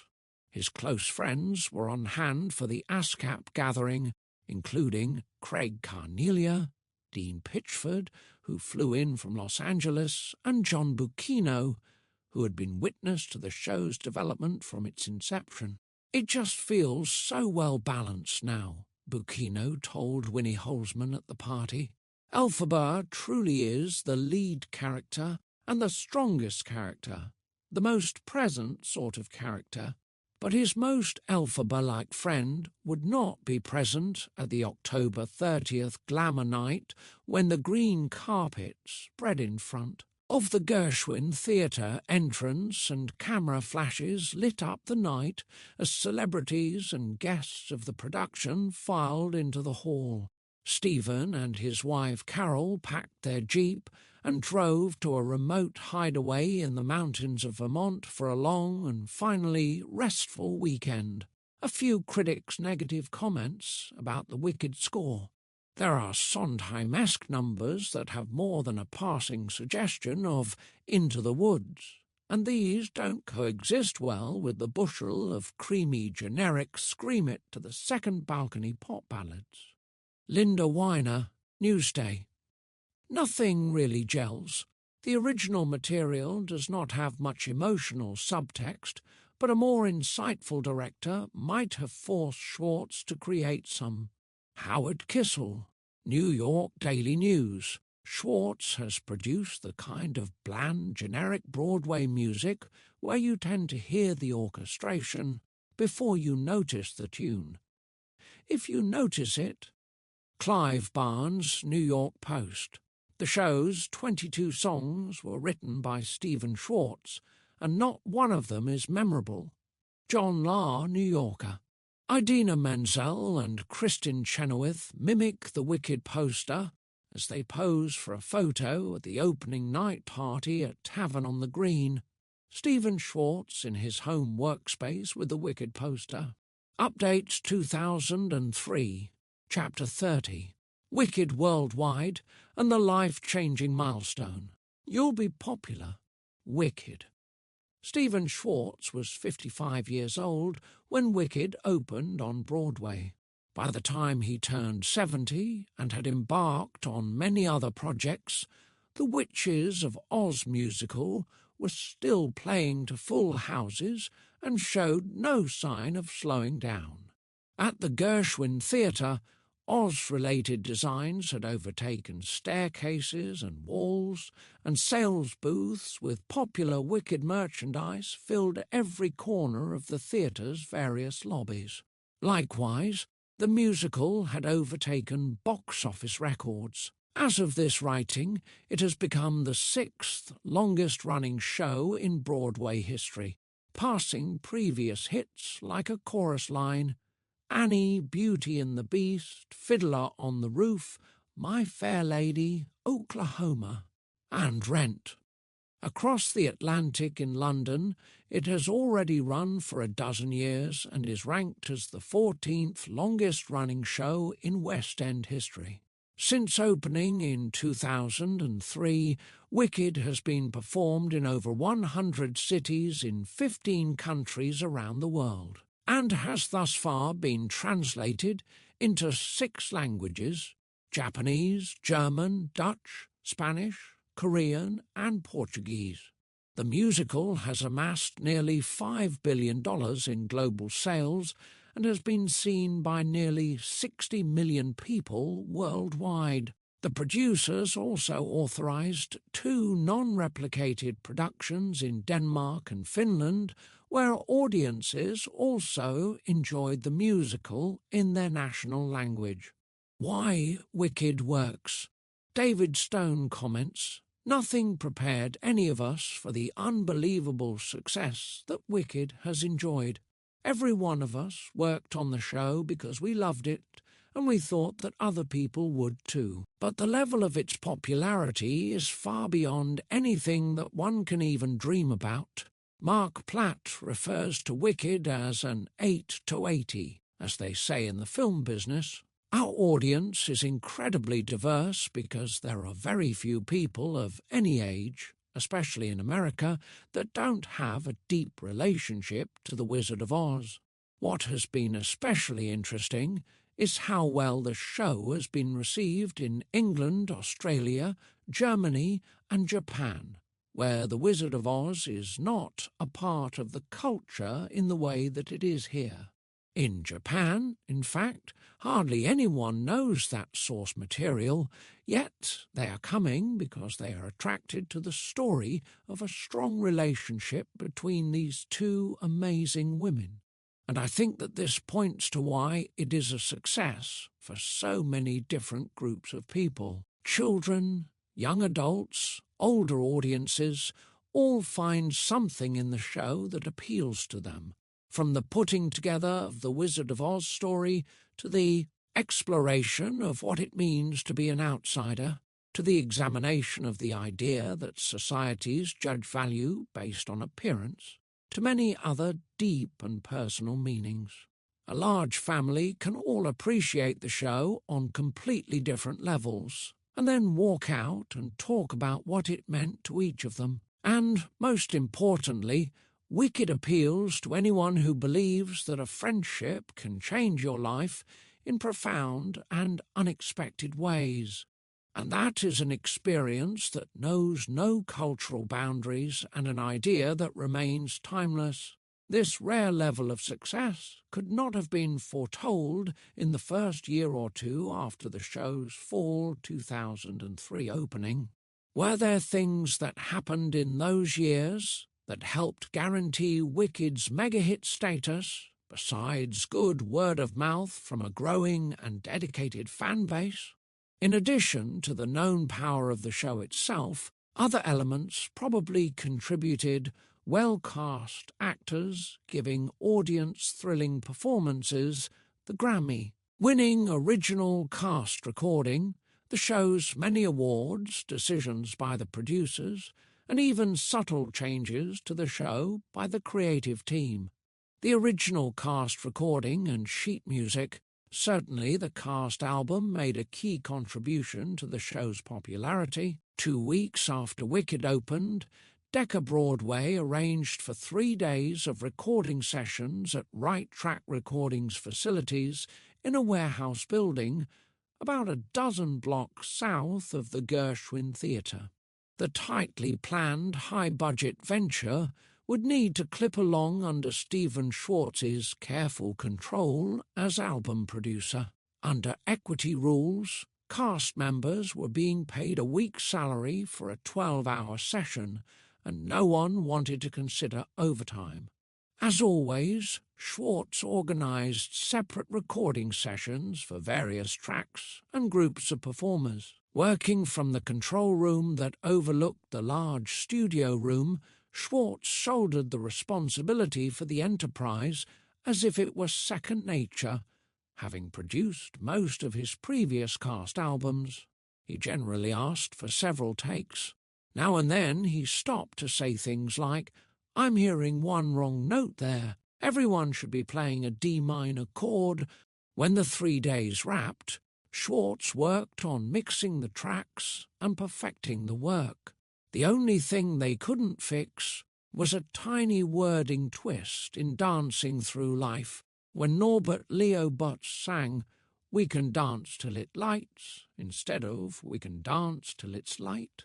He wrote in the Schwartz scene, "I always enjoy being in the recording studio. It probably appeals to the control freak in me."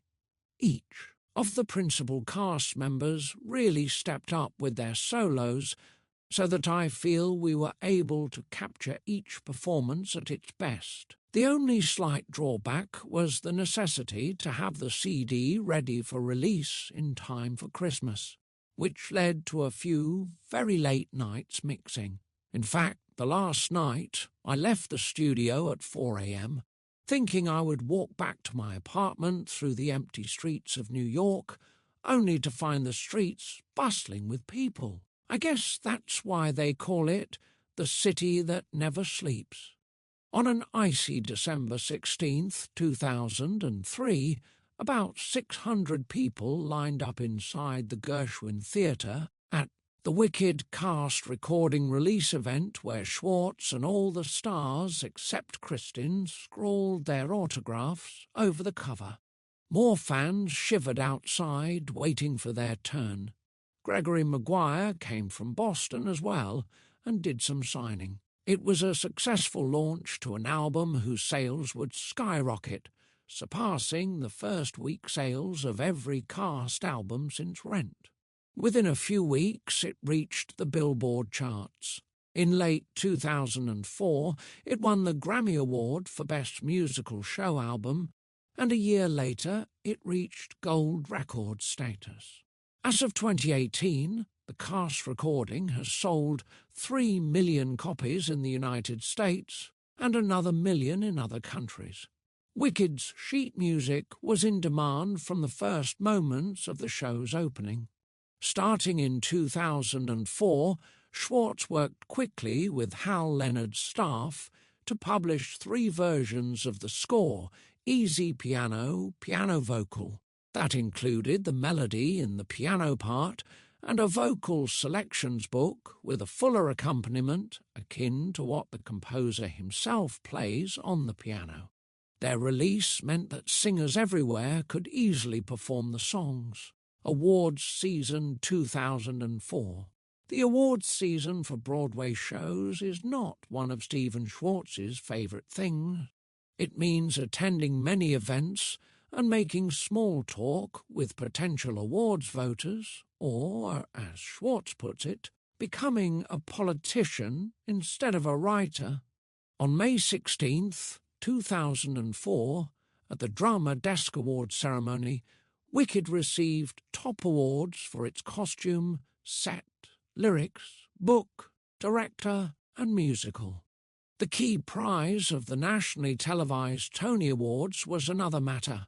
Producers value Tony attention for the prospective sales boost that it usually brings, while performers and creative artists value the career advancement. In the 2004 race for the Tony Awards, Wicked, as the blockbuster hit, might have been favoured for winning Best Musical, except for the American tendency to favour underdogs. Even though the show focused on an underdog, outcast story, it was Avenue Q's producers who played up their show as if it was. David against the Goliath of Wicked, urging Tony voters to vote their heart, and discussing with road presenters the national tour they said they were planning. There was the implication that Avenue Q needed the Tony more than Wicked in order to be successful on a tour. A few days later, Michael Riedel published a story in the New York Post under the headline, "It's Puppetgate." Avenue Q producers had announced that the show wouldn't go on tour after all, but would instead play in residence in Las Vegas.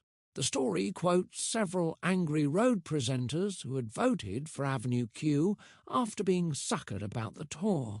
One called it deceitful. They got our votes by stringing us along about a tour that was never real. At the Tony Awards ceremony on June 6th in Radio City Music Hall, Idina Menzel gushed through her speech after winning the Tony for Best Performance by a leading actress in a musical. Also for Wicked, Eugene Lee won Best Scenic Design and Susan Hilferty won Best Costume Design. But that was it. To the shock of many, Avenue Q won for Best Book of a Musical, Best Original Score, and Best Musical. Meanwhile, the loss of a Tony Award for Best Musical didn't make any difference at Wicked's box office. The New York Times headline of December 21st, 2004 read, "Wicked reaches financial nirvana." Within 14 months, it had recouped the full $14 million in America's foremost commercial theatre district, where only about 25% of new shows ever turn a profit. Special section, the Lost Tony Award and the Theatre Hall of Fame. For Schwartz, losing the Tony Award was a disappointment, but he'd been there before. He had been nominated 5 other times and lost for his work on Godspell, Pippin, Working and Rags. What bothered him more than anything was being absent from the Theatre Hall of Fame that happened to be housed in one of the Gershwin Theatre's lobbies. As described on a plaque there, the Theatre Hall of Fame honours those who made outstanding contributions to the New York theatre. Eligibility requires a career spanning 25 years on Broadway and at least 5 major credits. Selections are made annually by the nation's drama critics and editors. It was a bunch of famous names on a wall in gold lettering, but to Schwartz it represented a part of his childhood dream. When I started out, I didn't do it for the money, I didn't do it for the fame, he once reflected. It wasn't that I wanted to be something, it's that I wanted to do something. I thought I had been given certain gifts and talents, and I could use them within the form of musical theatre, if not to advance the form necessarily, at least to add to the literature. Being on the wall would represent being part of the recognised canon of musical writers. On January 25th, 2010, the recognition finally came. David Stone and Mark Platt presented him to the assembly gathered in an upstairs lobby for the Theatre Hall of Fame induction ceremony. He smiled to see Stephen Schwartz in raised gold letters, finally included on that wall. Stephen Schwartz is inducted into the Theatre Hall of Fame at Broadway's Gershwin Theatre, January 25th, 2010. 2004 and beyond, casting for Oz. Fortunately, the show's success helped melt away memories of the pre-opening tensions because the team, which included Joe Mantello, needed to continue to work together on casting for tours and Broadway replacements. Schwartz comments about the return to harmonious interactions with Mantello. We had liked each other before the difficult times, and since everything had worked out happily, I think it was easy to return to what we liked. Wicked was popular enough that the producers didn't try to cast movie and television stars, but many who would become stars in the near future got their starts in Wicked. Megan Hilty was cast as a Glinda standby right after graduating from Carnegie Mellon University and then took over the role on Broadway. Eden Espinosa started as a standby for Idina Menzel before rotating into the elphaba role full-time on Broadway. Stephanie J. Block, who played the part of elphaba in the early developmental readings, finally received her reward when she was cast as the 2005 First National Tour's Green Girl. Fieros like Aaron Tveit and Andy Carl, who danced through life in Wicked, went on to star on stage and screen. Fiero casting contributed to a romance on the Wicked tour when Stephanie J. Block met her future husband, Sebastian Arcellus. For Schwartz and Holzman, it was often a revelation to see different actors provide new flavours for the parts. For example, the team cast Anna Gasteyer for the first elphaba in the Chicago sit-down production of the show that opened in July 2005. Schwartz recalls seeing something unexpected in her performance. Anna, being a natural comedian, found laughs that the authors didn't know were there. And we were able to tell Elphabas after that, "Oh, you could actually get a laugh here, if you think of it this way." Schwartz enjoyed watching two actors who originated roles in Pippin step into the wizard's shoes, John Rubinstein and Ben Vereen. He commented, "It was strange that two actors who played complete opposites in Pippin could play the same role in Wicked. John and I joked that young guys are individuals, but old guys like us all seem the same." Over the years, the team learned from the few casting mistakes they made. Schwartz once commented, "We learned that for the role of elphaba, we need someone who seems to have a hole in her heart. You can have an elphaba who sings and acts it superbly, but if she doesn't bring that wounded quality on stage with her, it doesn't really work." London 2006 and script changes. Despite the continuing success of the Broadway production and the American tours, there was still more work for Schwartz and his collaborators to do on the show, and they were soon to get their chance. The first international production of Wicked would be for London's West End. Wicked would move into a theatre near Buckingham Palace, the vast Apollo Victoria, which seats 2,200. By the time tickets went on sale, word-of-mouth enthusiasm had spread through the internet from Broadway audiences and cast album fans. The Telegraph reported on September 9th that advance sales for the London production had already hit £5 million. When the creative team assembled in London to prepare the production, they realised they had a rare opportunity. Since they were all together again, authors, director, choreographer and producers, they could revise aspects of the production with which they weren't fully satisfied. Schwartz recalled learning from Richard Maltby that Miss Saigon's creative team had done something similar when they were preparing the Broadway production. They made changes to the show and then back-fit them into the still-running London production and the tours. Schwartz liked this idea and encouraged the Wicked team to make improvements in the show. The authors rewrote scenes that had been bothering them, particularly the Act 2 scene between Elphaba and the wizard, which, Schwartz notes, always seemed to elicit coughing and restlessness in the audience in the original production. Joe Mantello restaged moments, as did Wayne Cilento, especially improving the dancing through life sequence during which Elphaba and Galinda first bond. Once these changes were tested in front of the London preview audiences and determined to be improvements, they became part of the show and were eventually put into all the other productions, including Broadway. Schwartz comments that it was nice to have the whole team not only together, but getting along so well. Now that we knew the show was a hit, we could all relax and just enjoy the creative process and collaborating again. The show opened officially on September 27th, 2006.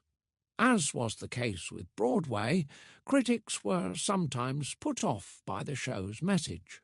The review for The Guardian, which began with the put-down of Wicked as a typically slick but cold American musical, concluded, having whetted our appetites, Wicked lapses into knowingness and moralism. As the story edges ever closer to the Baum novel and Victor Fleming movie, characters transmogrify into the Tin Man and Scarecrow, and there are endless sly references to the invisible Dorothy, cyclones and shoes.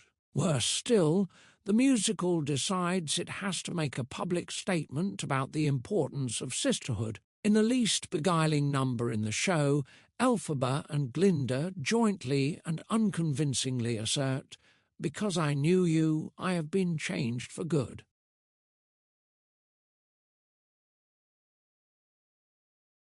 On the other hand, some critics were more positive. The Sunday Telegraph reviewer said, "It's still a magnificent thing to see a musical that manages to be both populist and intelligent at the same time."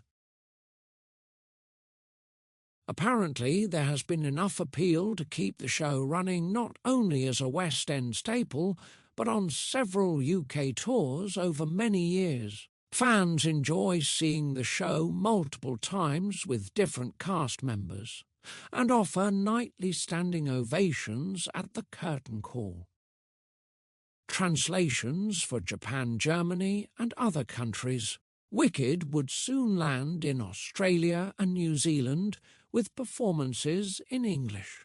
Plans for productions in non-English-speaking parts of the world would require careful translations and considerations about the cultures. For instance, there were several countries that had only a passing knowledge of the Wizard of Oz movie or story. It couldn't be taken for granted audiences in these countries would know what the melting was or who the witch hunters were. Lines would have to be added to explain what was going on. Of course, jokes that were related to knowledge of the movie, such as Elphaba saying there's no place like home, or Nessarose being told her punch contained lemons and melons and pears, wouldn't work at all, and so would have to be cut. All of this would also mean official work-related reasons for the world travel-loving composer-lyricist to do quite a bit of globe-trotting, such as to Japan, Germany, Australia, Finland, the Philippines, and other countries. As he happily says, "Write Wicked, see the world." A production of Wicked opened in Tokyo in June 2007. Meanwhile, a theatre in Stuttgart, Germany, prepared for a German version to be known as Die Hexen von Oz, or The Witches of Oz. Schwartz explains that there is no German word that has the same kind of nuance and double meaning as the English word wicked, hence the change. Schwartz notes the difficulty of translating lyrics, where scansion, singability and rhyme scheme all have to be considered and all fit to existing music. One of the toughest jobs is translating a song title, especially in the case of Schwartz's titles, because in English they often have double meanings. A title like For Good is untranslatable in most languages, he says. There are very few, if any, languages other than English in which the phrase that means for better also means forever. It's very challenging for the translator. Even something like "as long as you're mine" means something slightly different in literal translations. For example, the German literal translation of "Solange ich dich hab" is "as long as I have you," and the Japanese actually changed the meaning to "you and me are forever." To create translations of Wicked lyrics for all the different languages in which the show was to be presented, Schwartz used a process that he first developed working with Michael Kunze, a successful musical writer in his own right. On Der Glockner von Notre Dame, the first stage version of the Hunchback of Notre Dame that ran in Berlin from 1999 to 2002. He was pleased to work with him again on the German version of Wicked. For each song, Kunze sent Schwartz 3-column pages. Schwartz explains, "The first column was my original lyric, the second was his German translation, and the third was a literal translation of the German back into English. That way I can see not only the flow of the German words and the rhyme scheme, but what has been changed or modified in terms of the specific meanings." While Schwartz is a precise lyricist, his concern was not always about exact translation, but more about what the song conveys. He comments, "Very often I'll discuss with the translator which lines of English lyrics are important for the story, telling and thus need to be translated as literally as possible, and which are basically setups or images that can be altered freely.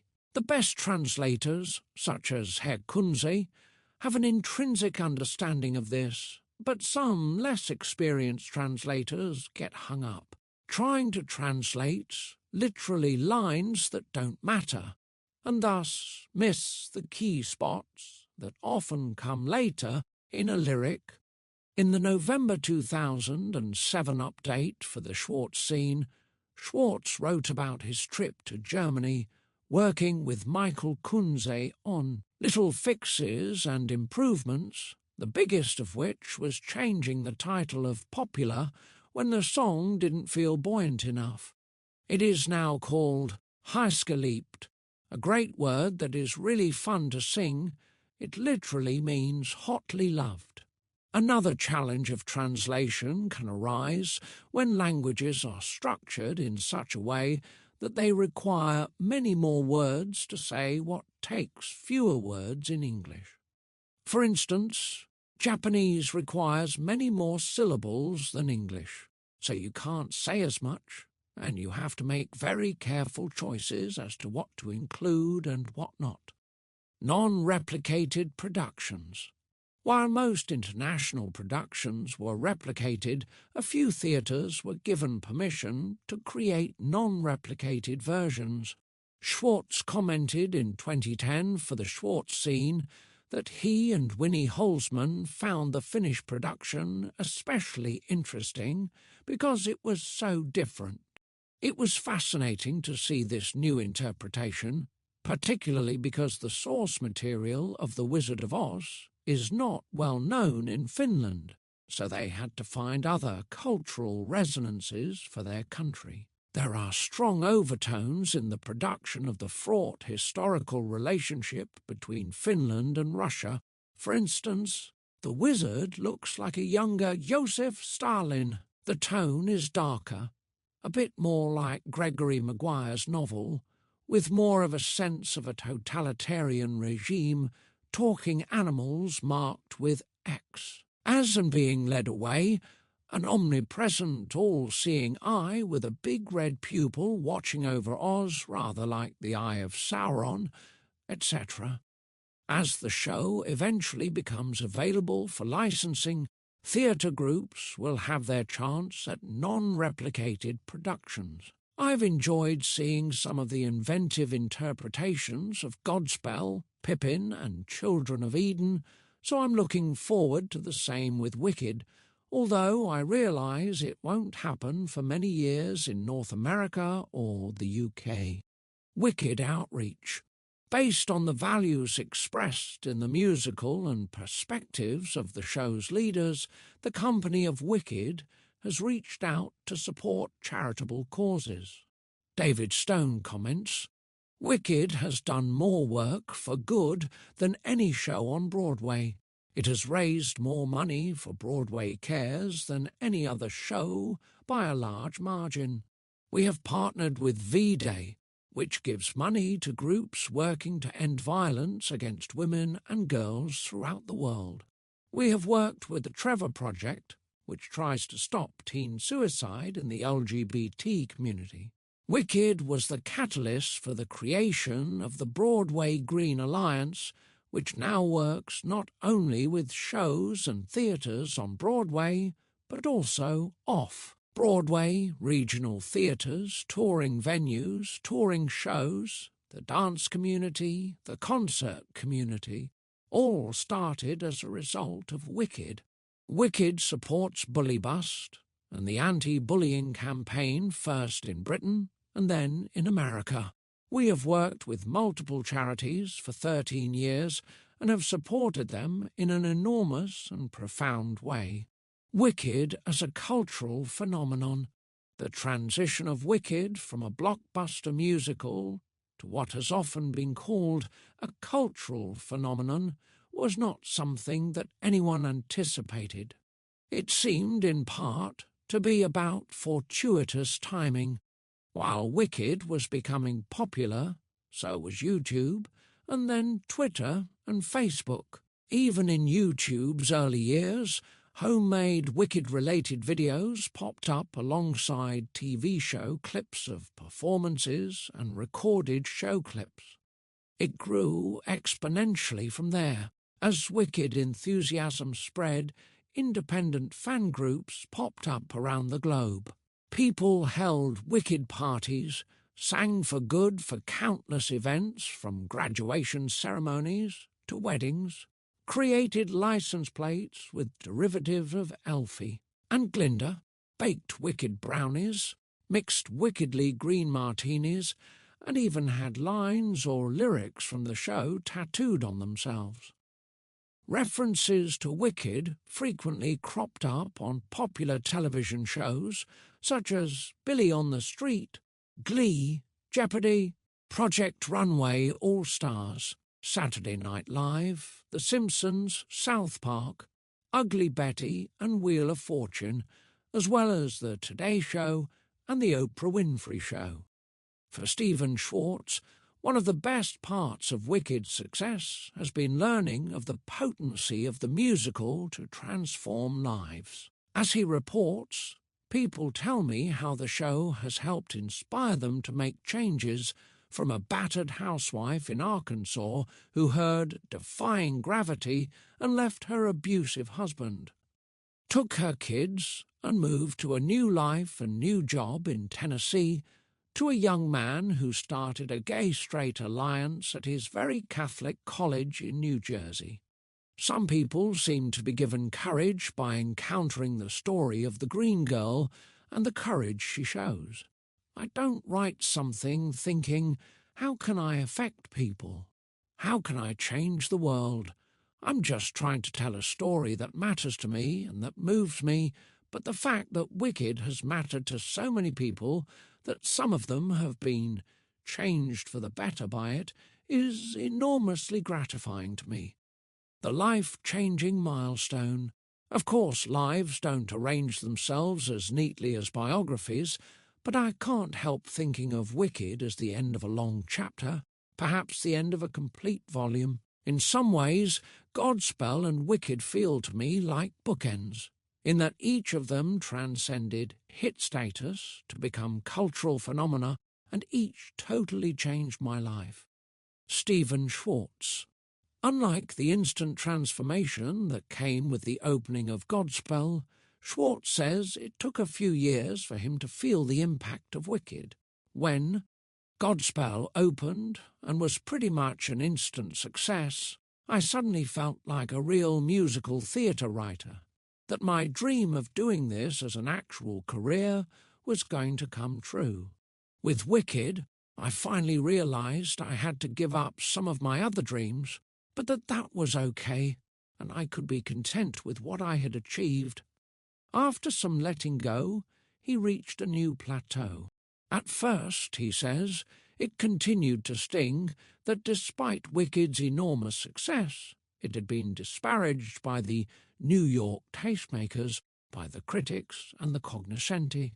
I thought, no matter what I do, I'm never going to get the acclaim for talent, craft and innovation afforded to someone like Stephen Sondheim, and to be honest, that really bothered me for a while. And then one day, suddenly, it stopped bothering me. I accepted that no matter what critics wrote about me, I had created work that spoke to people all over the world, and that was going to live on long after I was gone. I felt as if I had come to the end of a quest. I finally felt a kind of release and serenity, and I have been able to bring that to the work I have done since and am currently doing. Everything post-Wicked feels like a coda to me. I feel as if I have nothing left to prove. I no longer need anything from my work but the joy of the work itself. While he shifted his perception of his career after Wicked, he also enjoyed a few property upgrades. With the substantially expanded revenue stream from Wicked since 2003, he purchased a new apartment in Manhattan and purchased the house adjacent to his estate property for family visitors. For the Connecticut house, he bought a Bosendorfer grand piano.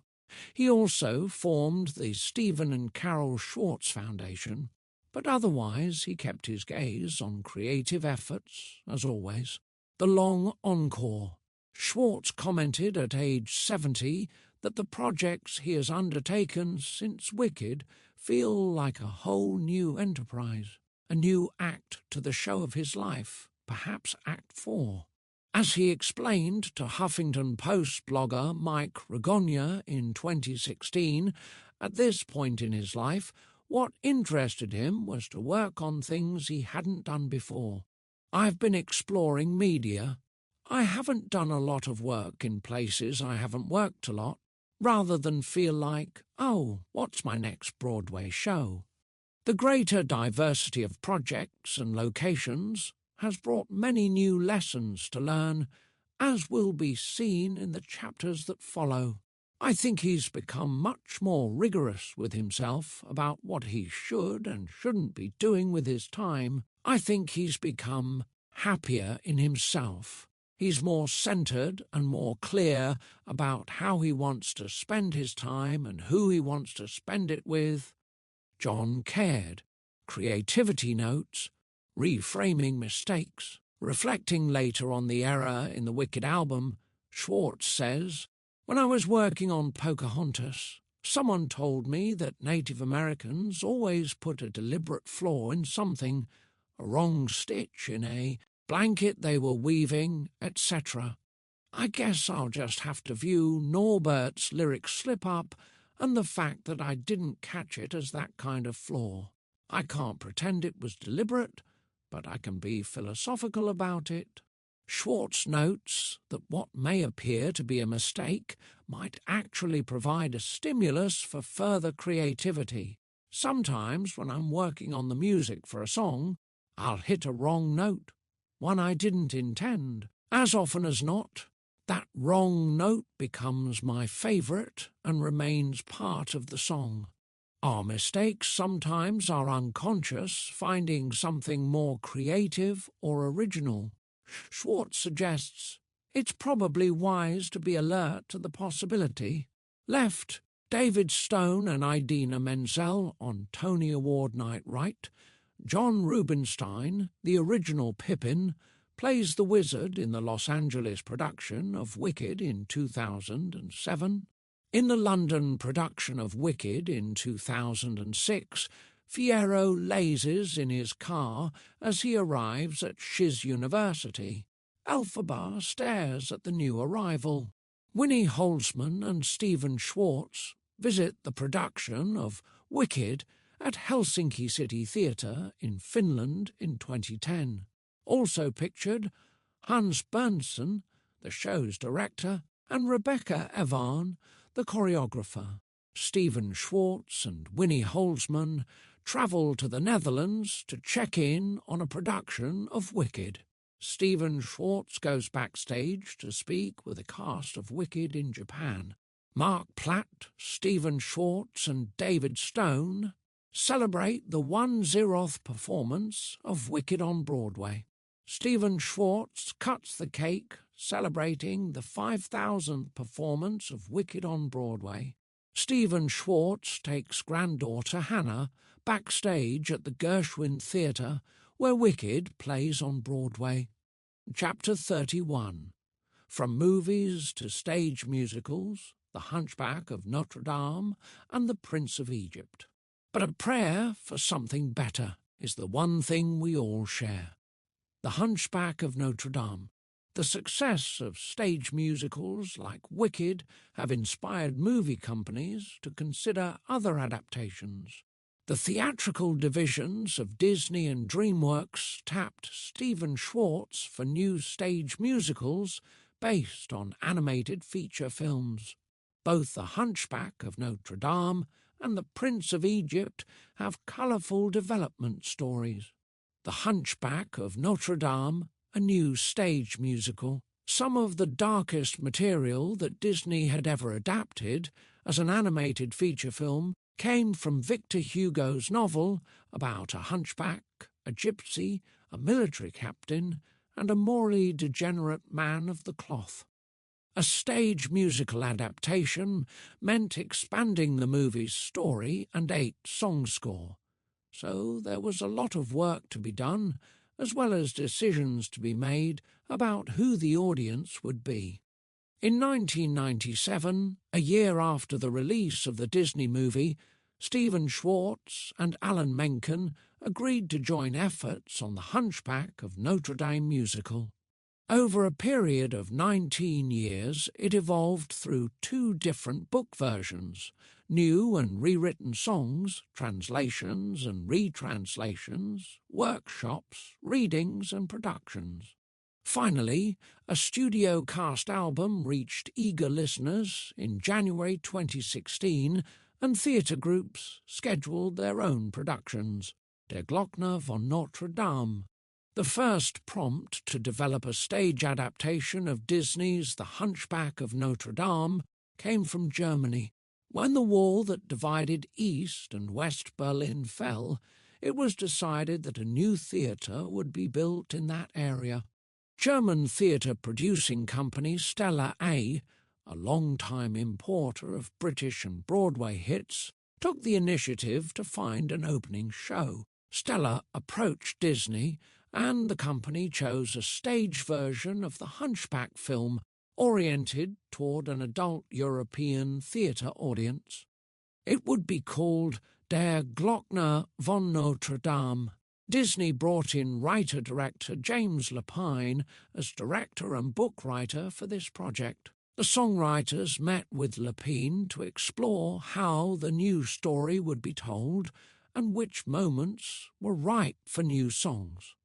They determined the show should be closer to Victor Hugo's novel and that, unlike the movie version, it would end with Esmeralda dying. Although this was the first stage collaboration for Menken and Schwartz, they had an established work process from their earlier movie experience.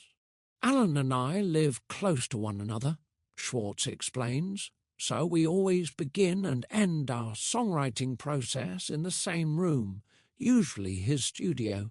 Of course, we will work separately at times, particularly when I am setting lyrics to his music, but we check in with each other constantly. The writers decided to open the show with Latin chanting at the outset of the song The Bells of Notre Dame.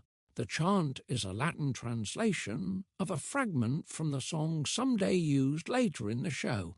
Schwartz, who frequently likes to employ other languages in lyrics when appropriate to the show, had been the one to suggest the use of Latin to be sung by a choir as part of the original film score, and he wanted to expand its use here. I had taken 4 years of Latin in high school, he says, so it was fun for me to select passages from liturgical texts that were reflective of the action and could be part of the storytelling for anyone who actually knew what was being sung.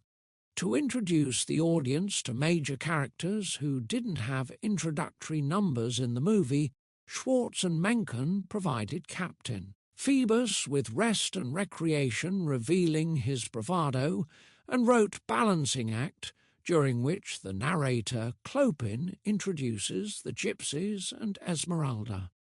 It has been said that a character in a musical doesn't really land until he or she sings, and I think that's true. Stephen Schwartz. The songwriters found other moments that seemed to call for music. For Schwartz, one likely candidate was an early scene in the bell tower when Esmeralda is claiming sanctuary in the cathedral, hiding from soldiers. Quasimodo shows her the rooftop panorama of Paris, and she reveals an emotional side beneath her street toughness.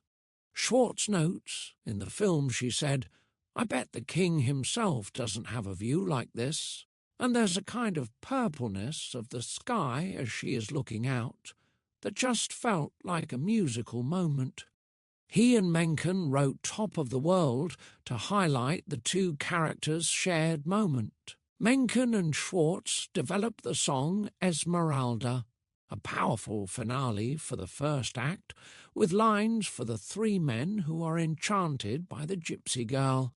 For Act 2, they penned Out of Love, a duet for Phoebus and Quasimodo to sing on their journey to find Esmeralda before Frollo does. Schwartz's favourite of the new songs was The Fiery Maid of Stone, written for Quasimodo in Act 2. The character rages about the advice given by the stone figures around him, whom he feels have led him astray. Schwartz commented later, "That's the best song in the show, in my opinion. I like it from a storytelling point of view. I love the song musically, and I think it's really a good lyric. It's the leading character touching bottom, his dark night of the soul. But then I've always liked angry songs. Think of Lost in the Wilderness or No Good Deed." Someday, one of the most popular songs from the movie had made the Billboard charts and was covered by other artists, even though it only ran over the credits. "In the movie," says Schwartz, "we'd had to choose between Someday and God Help the Outcasts, but in the stage production we could use them both."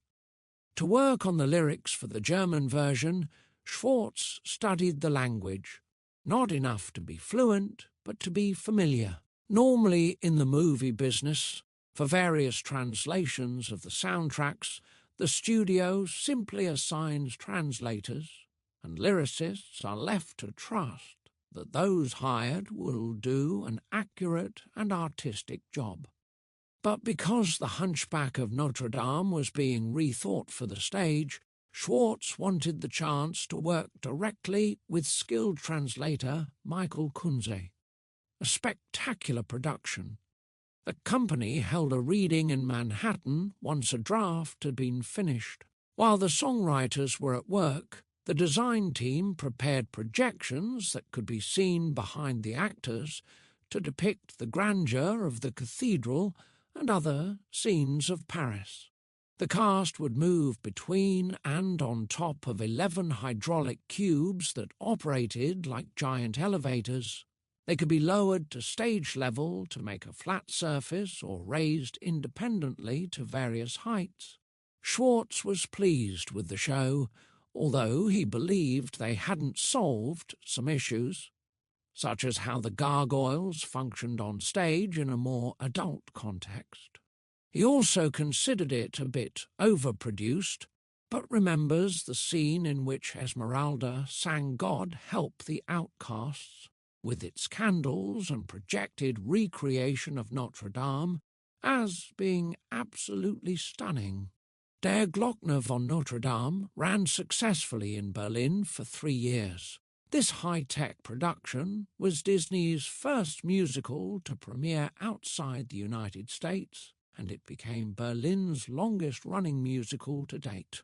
After hearing a cast album of the expanded score, many fans wanted to see an English-language production, a brief television effort. After developing Der Glockner von Notre Dame, Disney considered a live adaptation for television to be directed by Avenue Q's Jason Moore.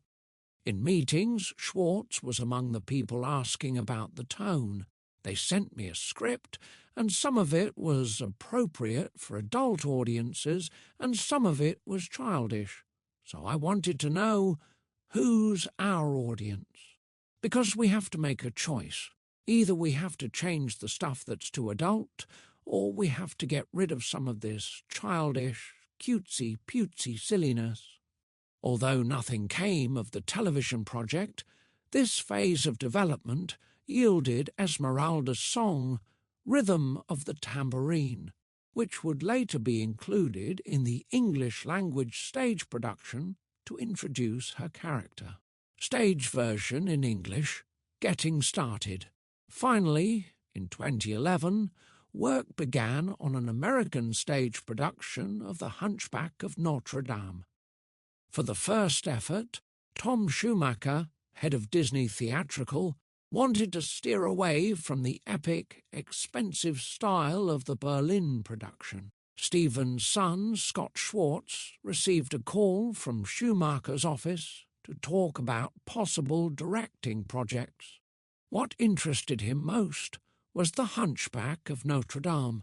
Even though earlier in his career, the younger Schwartz had avoided working on father-son projects while establishing himself as a professional director, this one called to him. He came up with ideas that the producers liked and that helped move the project forward. The senior Schwartz remembers, Disney called me and said, "How would you feel if your son directed the stage version of Hunchback?" Of course he was delighted. As he laughingly told them, "Scott is one of my favourite directors." Reflecting on it later, he commented, "Scott's not a director known for lavish sets and splashy shows. He's known for smaller but highly theatrical experiences, so that's why Tom wanted to talk to him for directing." Scott Schwartz's concept was to be more like theatrical adaptations of famous novels such as Trevor Nunn and John Caird's Nicholas Nickleby. He imagined the entire company was a congregation telling the story, using descriptive passages directly from the novel and playing multiple roles. He also felt Mencken's lush score required a large standing choir, as in a cathedral mass that would be on stage for the entire show. James Lapine was busy with other projects, so they made arrangements to use some of his material while hiring a new book writer, Peter Parnell. Parnell, in addition to writing for television, was known for his literary stage adaptations, especially John Irving's The Cider House Rules. He'd also worked at the Dramatists Guild as vice president while Schwartz was president, so they knew they got along well.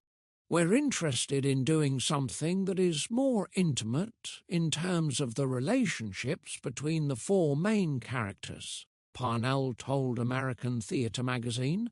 He would stick even closer to the tone of Victor Hugo's novel than the movie or Der Glockner von Notre Dame. New storytelling. In this version, Frollo reverted from the Minister of Justice to a supposed holy member of the clergy.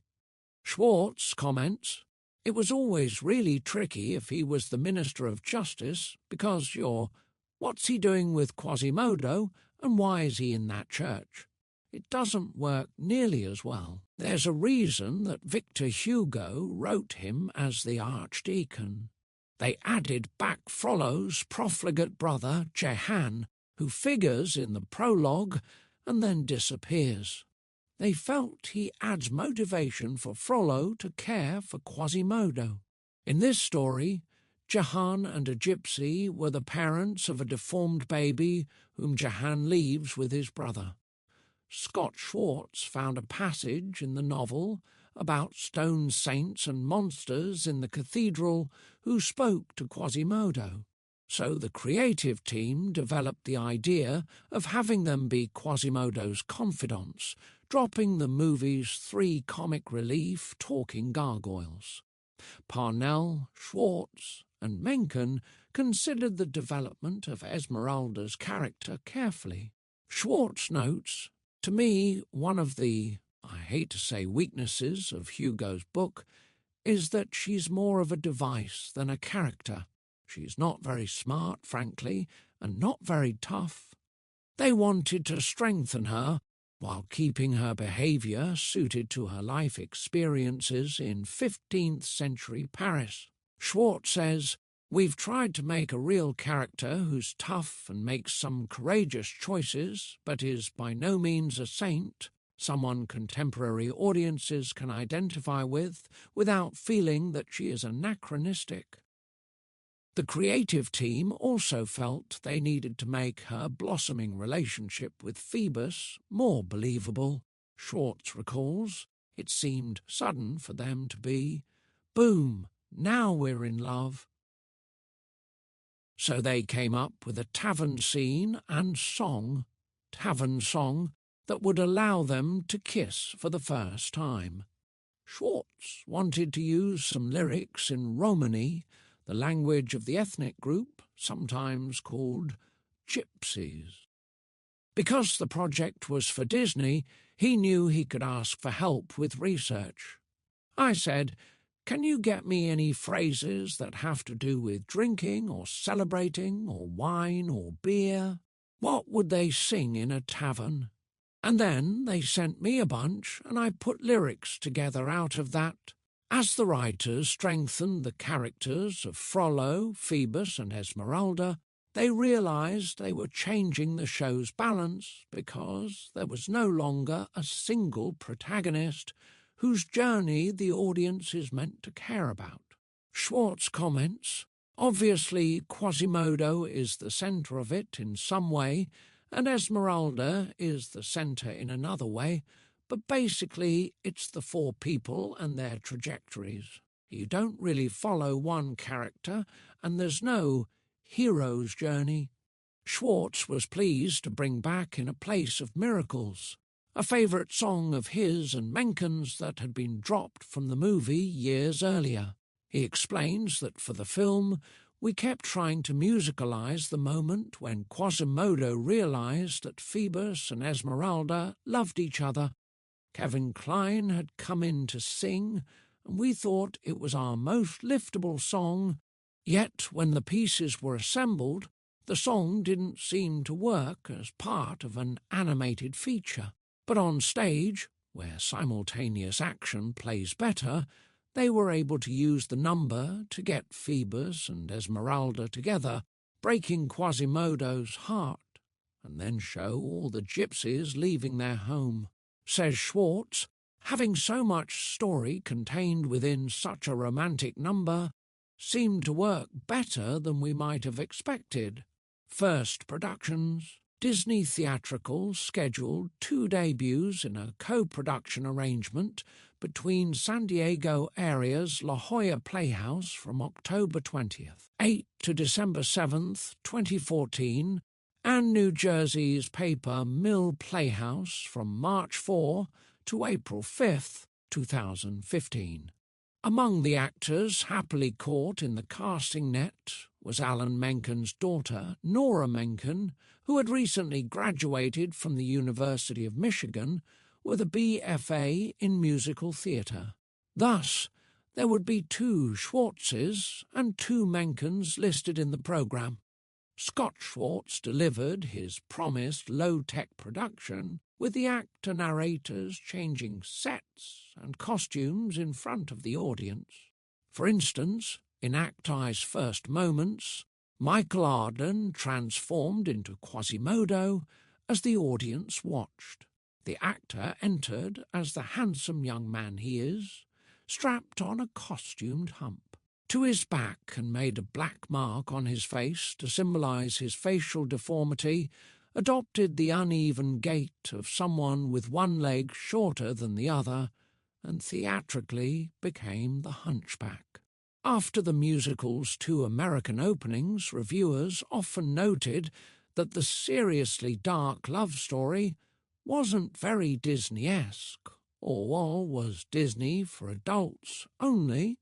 Matt Winman of AM New York wrote that the show makes for an unusually dark and chilling piece of musical theatre, which explores physical deformity, religious extremism, sexual repression, and even genocide. Schwartz notes Riley, "The very last thing we added was a narrative passage from the novel which describes the skeleton of Quasimodo crumbling into dust as it embraces the skeleton of Esmeralda. So we had a Disney show in which 3 of the principals die and the 4th is left in despair. No wonder corporate Disney was a little afraid of it. Indeed, the leaders at Disney Theatrical could not envision a transfer to the same Broadway neighborhood of The Lion King and the forthcoming Frozen. In America, they decided the show would go straight to stock and amateur licensing, though they would allow first-class productions overseas. Schwartz was extremely disappointed. I understand Disney has a brand they feel they have to protect, but I wish they'd had a little more courage and faith in the audience. The show has been such a smash hit in Germany, Japan, and Denmark, I can't help but be chagrined that what I think is one of the best productions I've ever been involved with won't be seen in America. Still, I suppose I should be grateful that so many regional theatres, colleges and high schools are presenting their versions of the show. The Hunchback outreach. I have learned over the years that a show doesn't really exist unless there is a recording of it, Schwartz has stated, so it was very important to me that there be a really good recording of The Hunchback of Notre Dame, a show for which I feel enormous passion and pride. A studio cast recording of The Hunchback of Notre Dame on the Ghostlight label features the principal and ensemble talent who performed. The show's U.S. premiere productions at La Jolla Playhouse and Paper Mill Playhouse during their 2014-15 seasons. The album rose to the top of the Billboard soundtrack chart and found its way to fans who would help fill seats in future productions. For the first phase of licensing in America, about half a dozen professional theatres mounted their version of the show, among them a 2-city production by McCoy Rigby Entertainment, in which deaf actor John McGinty played the deaf character of Quasimodo, with a singing actor performing his songs. In Utah, Tuacahn Amphitheatre's outdoor production was set in front of a towering facade of the French cathedral, complete with a rose window. They used large puppets on poles for the stone figures that communicate with Quasimodo and included a fireworks display as part of the spectacle. In January 2017, Music Theatre International released the show for general stock and amateur licensing. Creativity notes: clarity first. When Stephen Schwartz and Alan Menken write songs together, they always start by being clear about what each piece needs to accomplish.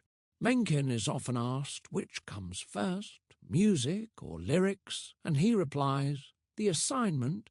Not only is the overall project assignment important, but also the particular job for each song or the question that the piece will answer. Schwartz has advised about songwriting. Make sure you are clear about what you are trying to say. This may involve writing out your ideas in prose first or free associating, and sketching little pieces of ideas before you try to write the song itself. When Schwartz collaborates with a composer, such as Alan Menken, he says the process is largely the same as when he writes both music and lyrics, since in both instances he's basically focused on the storytelling.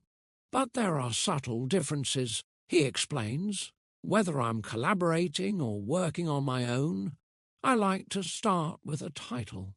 It helps me define the parameters of the song, as well as imply how the lyrics might be structured. When I collaborate with Alan, he then comes up with music built around that title, not necessarily the entire song, but enough for me to start with, and then I write lyrics to that. When I'm writing both, I tend to get more of the lyrics first, with a sense of the rhythm and scansion of the music, but not necessarily the melody or harmonies. Then, when I have something to work from, I go to the piano to let the rest flow from there.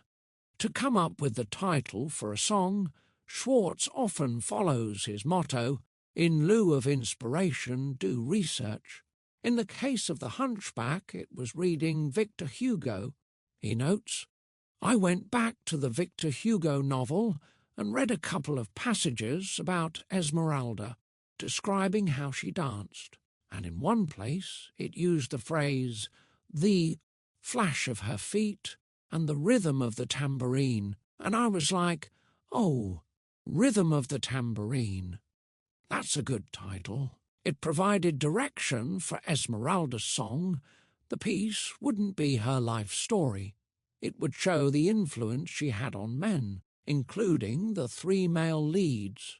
Director Scott Schwartz and Stephen Schwartz worked together on the set of The Hunchback of Notre Dame stage production in 2016. Julian Decker and company perform in The Hunchback of Notre Dame at the Tuacahn Amphitheatre in St. George, Utah in 2016. Fireworks display for The Hunchback of Notre Dame at Tuacahn Amphitheatre in 2016. Ernie Pruneda is Clopin, the Prince of Egypt, a new musical. Overlapping the development of The Hunchback of Notre Dame as a stage musical was another movie-to-stage adaptation featuring the collaborative Schwartz team of songwriter, father, and director-son. As of this writing, the show is still a work in progress, but Stephen Schwartz has high hopes for the musical and Scott's production. When DreamWorks SKG released the animated feature film The Prince of Egypt in 1998, it struck a chord not only with moviegoers, but with theatre groups. Over the years, the company received many letters from religious and performing arts groups wanting to stage some version of the movie using Stephen Schwartz's songs. But company executives weren't yet ready to consider an adaptation of the 6-song movie musical. They did, however, form DreamWorks Theatricals, and in December 2008 opened a Broadway stage version of their biggest commercial hit, Shrek the Musical. It underperformed at the box office, but later became one of the top 20 most frequently licensed shows for Music Theatre International. That's when a stage version of The Prince of Egypt seemed like a smart idea. Stephen Schwartz received a call in 2013 about working on the Prince of Egypt stage adaptation. He was asked to recommend a book writer. On several occasions, Schwartz had advised friends writing or producing stage adaptations from movies never hire the original screenwriter to write the book of the musical. Too many times he had observed screenwriters who had already solved the storytelling structure for the medium of film be unwilling or unable to rethink it sufficiently for that of musical theatre. Nevertheless, without hesitation, he asked for the screenwriter on the Prince of Egypt film, Philip Lezebnik. In 2005, Schwartz had worked with Lezebnik on a stage musical project in Denmark, My Fairy Tale, and had enjoyed their collaboration. He was confident Lezebnik's musical theatre skills would allow him to make the screen-to-stage transition. Lezebnik, a tall, Harvard-educated writer 5 years younger than Schwartz, had grown up with a stage musical writing career in mind. Once he had success in Hollywood, however, he kept being hired as a screenwriter. Some of his additional credits include Pocahontas, Mulan, and The Road to El Dorado. Along the way, he married a Danish woman and moved to Denmark.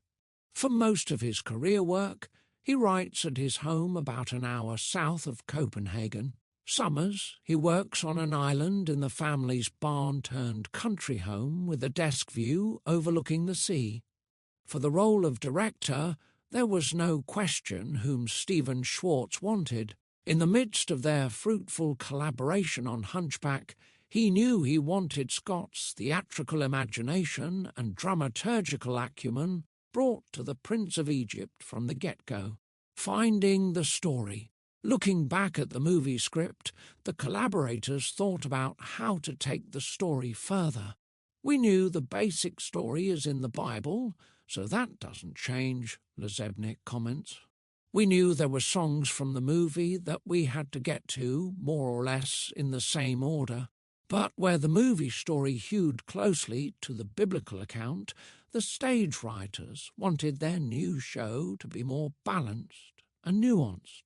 Says Lezebnik, our goal was always to focus on the human moments of the story, real people who are being trapped by their destiny, overcome by events, but always real people. We're trying to be more even-handed in terms of the Hebrews and Egyptians and not do good guys and bad guys. Stephen Schwartz. They decided to go further with the story implicit in the movie, that of two brothers who love each other but are forced by character and circumstance to become antagonists. Schwartz remarks, we've been joking among ourselves that we're doing Wicked with boys. About the character of Moses, Schwartz draws another parallel with Wicked. Moses, somewhat similar to the movie, starts out as this sort of careless rich boy, somewhat like Fiyero. And yet he is aware that his life is not very meaningful. It's fun and luxurious, but the man he thinks is his father, as well as his brother, are going to have great accomplishments, whereas he's just going to be forgotten. He'll just have been this guy who had fun and then died, and there's something about that leaves him secretly longing for more. After a few scenes, Moses learns of his identity as a Hebrew. Deeply shaken that he has lived a lie, he wanders into the desert. He gradually takes on his historic role as a deliverer of the Hebrews from bondage. Ramses is motivated by a different kind of emotional pressure. As in the movie, he is obsessed with concerns his father Seti has expressed. One unsuccessful ruler can bring down a dynasty. That negative inspiration is what would drive Ramses toward action. Knowing the character motivations and arcs, the writers were ready to focus on storytelling details. Early on, they faced the structural question of where to divide the show into two satisfying acts, each with its own climax, with an intermission between them. Lezebnik recalls a big discussion about it. Originally, we thought that the first act should end at what seemed like a natural dividing point, which is when Moses runs off into the desert, because then his life changes and it's a whole new story. However, they felt that was too early in the story for the break, and it would be better to end Act Y after the burning bush scene, because then both lead characters would reach major turning point moments at the same time. Lezebnik explains further, we contrast Moses getting his mission dictated by the burning bush with Ramses being established as Pharaoh on the throne. They both are trapped with a destiny that they can't say no to. One of the themes of the show is freedom, or the lack of it. How do you make your own freedom? I think that works really well. It means that in the first act, Moses goes into the desert, goes into Midian, meets Zipporah, and then he gets the burning bush message, while Ramses is back in Egypt having a son and becoming a pharaoh. New songs. Nearly 2 decades had passed since Schwartz had written songs for the movie, and he needed to refresh his experience with the Egypt-based musical. He asked DreamWorks to send recordings of any songs cut from the film, and he listened again to the ethnic recordings he had used as research for the original. He had established a routine of listening to project-related music on his car trips, driving the hour from his Connecticut home to his New York City apartment. I had some recordings that were ancient Egyptian and ancient Hebraic, and then I'd listen to Ofrahaza CDs and things like that. Once I had it in my ears again, it flowed pretty easily. The one song from the movie the team decided not to use was Playing with the Big Boys, the comic number for the two Egyptian priests voiced by Steve Martin and Martin Short. They felt its broad campiness was now tonally wrong, like the gargoyles A Guy Like You in The Hunchback of Notre Dame. For the rest of the writing options, Schwartz and Lezebnik faced tough decisions. Schwartz noted in the midst of the process, "There are so many scenes between Moses and Ramses, and all of them necessary to the story, it's hard to decide which to musicalize and how to make them different from one another." Act I, Reading and Realizations. When Schwartz and Lezebnik finished a draft of Act I, DreamWorks Theatricals organised a concert reading to be held at the Bay Street Theatre in Sag Harbor, NY, where Scott Schwartz is the artistic director. Scott directed the reading and offered a lot of helpful structural suggestions and character insights, says his dad. Lezebnik says the reading gave them insights about how to open their show. While the movie version introduced the brothers with a wild chariot race, he and Schwartz thought a chariot race wasn't practical on stage, so they came up with a classroom scene and song featuring the high priest explaining Ma'at, the ancient Egyptian concept of destiny, with the boys feeling comically bored and restless. However, during the reading, it was clear the scene was too static and didn't successfully launch the brothers' relationship. So Scott Schwartz said, "Just go back to the chariot race and I'll figure out how to put it on stage," and Stephen wrote an energetic new number for it called Faster. According to Lezebnik, Stephen Schwartz had an aha moment at the reading while seeing the talented actors playing the aging, royal parents of Ramses, Seti and Tuya, as well as Moses' mother Jochebed and Zipporah's father Jethro. It came from realizing we have these great actors and they disappear in the second act. So Stephen had this idea of giving them musical moments at the end of the second act. Schwartz explains, "In a movie, it's common for characters to be in one scene and then never be seen again, but it feels wasteful in musical theatre. So I thought these characters could reappear as their spirits, speaking from the past and giving advice to Moses and Ramses. For Moses' climactic emotional scene in Act 2, Schwartz wrote The Rest of My Life. He notes, "It seemed to me the most obligatory moment to musicalize in the second act. The story of the Prince of Egypt presents a challenge in its second half, because once God starts telling Moses what to do, it can turn Moses into a kind of puppet and rob him of his dramatic autonomy. So I felt his conflict over what he is being told to do was imperative to dramatize. And fortunately, musical theatre, with its sung soliloquies, is an ideal medium for doing so." Full show readings in NYC.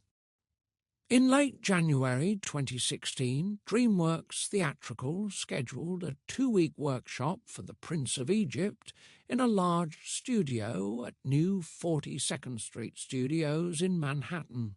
In an interview conducted around that time, Schwartz revealed what being involved in the 2-week process leading up to a reading is like.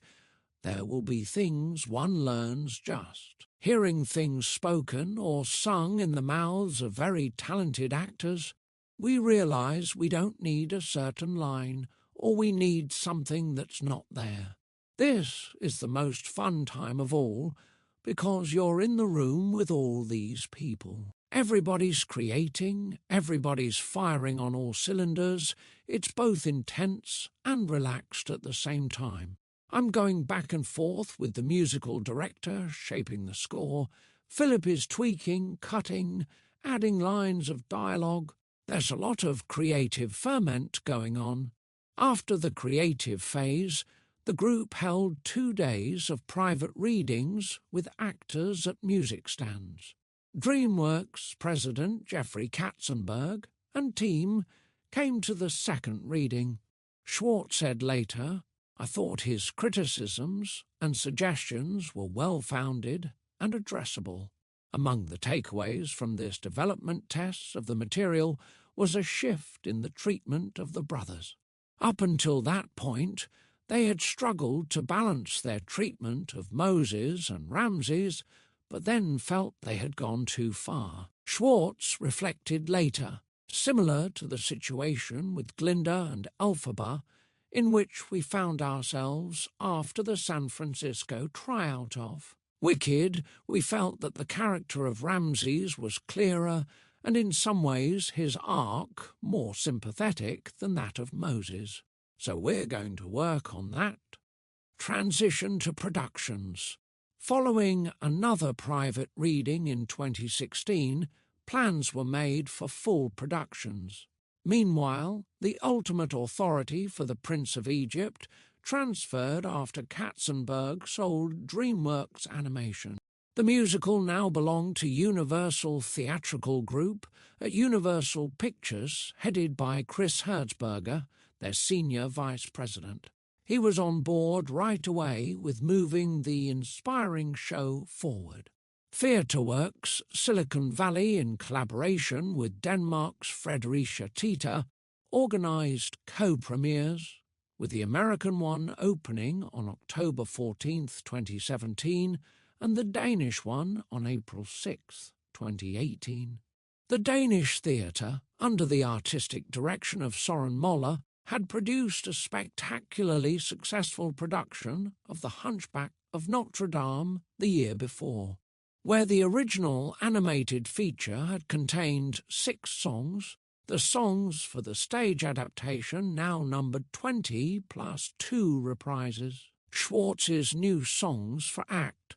I included Faster, Mart, 1 Weak Link, Moses' I Want Song Footprints on the Sand, Zipporah's Sensual Dance.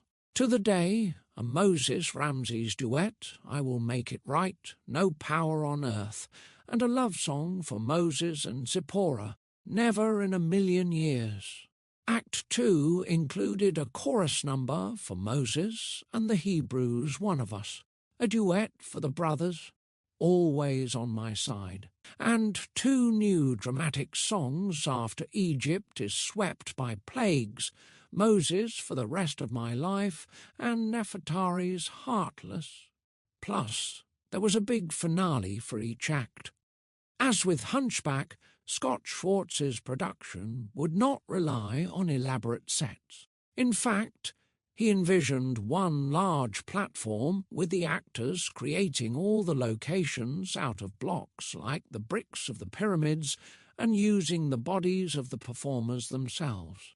For the latter, he found a brilliant new choreographer.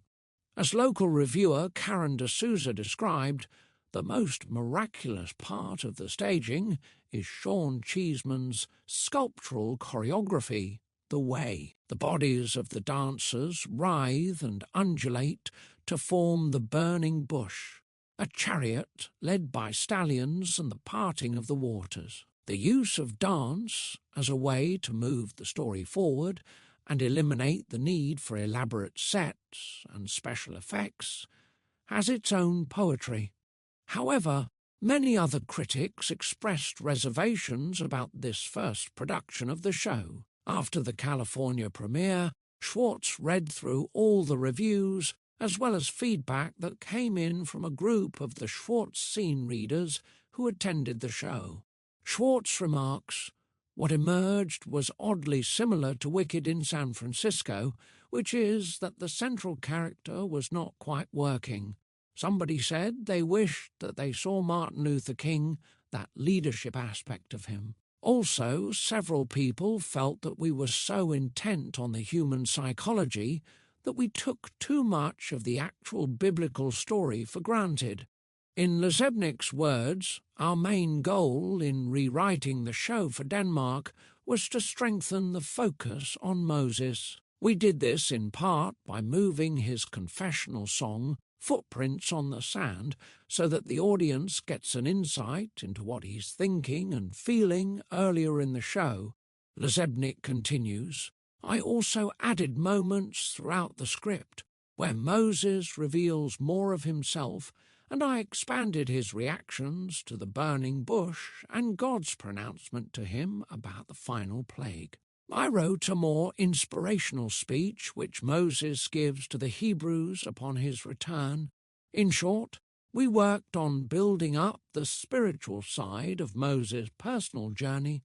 Scott Schwartz's production retained its simplicity and theatricality, but a larger production budget allowed for the use of projections to enhance the scenery and a second-act coup de théâtre in which the audience parts along with the Red Sea.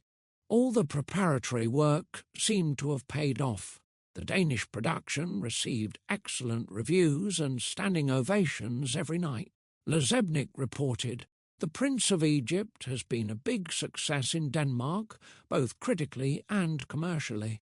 Several major producers have come to see it, and there is strong interest in doing the show in the UK, Germany and Japan. But Universal is weighing the various options for the next step, particularly where it should go next in the US, and we'll be having a conversation soon about the future. Schwartz hopes for a bright future for the first-class production of the show. But whatever happens next, there's little doubt that the Prince of Egypt will eventually find its way into the regional theatres, churches and synagogues that first requested a stage version of the film. Schwartz and Lezebnik hope for a bright future for the first-class production of the show. But whatever happens next, there's little doubt that the Prince of Egypt will eventually find its way into the regional theatres, churches and synagogues that originally requested a stage version of the film. In fact, Tuacan Amphitheatre in Utah, which had so successfully presented The Hunchback of Notre Dame, has run a production of The Prince of Egypt in the summer of 2018. It featured live animals and real water among its many stage effects. As BroadwayWorld.com reviewer Linda Hodges commented after the California premiere, the best of stories leave us with more questions than answers. The Prince of Egypt asks us to ponder the systems and circumstances that controlled the fates of two princes and their peoples. There in the churning waters of the Red Sea, tribalism and the pitting of us against them reign victorious. Hopefully, this new production will help us find another way forward together, no matter the situation of our birth, our economic class, gender, ethnic or racial group. It is fate, chance, or a higher power that assigns us the place in the world into which we are born. So how can we transcend its limitations? Can we leave a mark that lasts after we're gone? Can we make change happen? Scott Schwartz about the themes in The Prince of Egypt. From left, book writer Philip Lezebnik, star Dilukshan Jayaratnam, composer-lyricist Stephen Schwartz, and company, star Jason Gote at TheatreWorks Silicon Valley's world premiere, opening night of The Prince of Egypt. Creativity notes. Start with overabundance. Overabundance is a key feature of the natural world and human creativity. Think of the countless acorns of an oak tree or whirling seeds of a maple tree. From the many a few will grow to maturity. Writers often develop significantly more material in early drafts than will be needed once the piece is refined. It is generally easier to cut than invent. For The Prince of Egypt, Lezebnik explains, when writing scenes that might be musicalized, I overwrite them. so there will be a 10-page scene, even though it will become a page or two at most. Stephen likes to have a lot of material that he can take and make into the songs. For Schwartz, it means he's not starting from scratch. As you can imagine, it's enormously valuable when the book writer provides me with a lot of raw material, often giving me ideas for lyrics and helping me to figure out where to begin and end the song. Sometimes, if Schwartz doesn't have a book writer to give him this raw material, he will have to provide it for himself, often through a kind of stream of consciousness writing, as was the case with the Pocahontas song, If I Never Knew You. Schwartz explains, sometimes if I'm really stuck, it's because I don't actually know what I'm trying to say. So, I take a step back from trying to come up with specific lines and more generally find out what the song is about. That's basically what happened with If I Never Knew You. I wrote it out as if it was an endless monologue. Alan Menken went through it and just underlined phrases that appealed to him, and one of them was, If I never knew you, I would never have. That's how we found that title.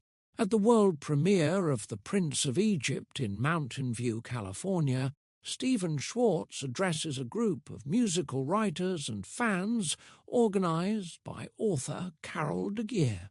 Dilakshan Jayaratnam as Moses leads the company of the Prince of Egypt in a scene with Julia Motica as Miriam, David Crane as Aaron, and Brennan Lark as Zipporah in TheatreWorks, Silicon Valley's world premiere production of The Prince of Egypt. Chapter 32. Hollywood Calls Again. Show me a reason and I'll soon show you a rhyme. Pippin. In early 2018, Stephen Schwartz noted in an email, I seem to be moving into a phase where most of my future work is going to be for movies. For a writer who likes having some degree of control over the material, his new affection for movie work may seem out of character. While original stage musicals for commercial venues are controlled by dramatists' guild contracts that give a show's authors the ultimate authority over content, in Hollywood the director and the studio have the final say. The work of movie and television writers is constantly subject to approvals and demands for rewrites. But Schwartz says, I've always felt listened to and had my ideas respected when working on movies, at least so far, so the issue of ultimate control has never bothered me. It helps that his many box office successes have made the name Stephen Schwartz a reason for studios to pay attention when a new movie concept is being shopped around. From 1991 to 1997, Schwartz wrote or collaborated on songs for 3 animated features. After that, he longed to try his hand at live-action movie musical projects. His desire started to be fulfilled with the original television musical Geppetto and Disney's hybrid movie Enchanted. Most of the projects on his horizon today will be live-action. Part I completed project, Disney's Enchanted, when Schwartz teamed with Alan Menken for the 3rd time on the 2007 movie musical Enchanted, they both relished the chance to poke some fun at classic Disney animated musicals, including their own. They had decided the earlier songs in the score would be a nod to the earliest Disney animated features like Snow White and Cinderella. Schwartz comments, Alan and I really tried to channel that sensibility, both musically and lyrically. Basically, the idea was to both honour and send up the classic Disney-styled songs. Enchanted tells the story of Giselle, a traditional Disney animated heroine who is pushed from her fairy tale world of Andalasia into the gritty live-action world of modern-day New York City.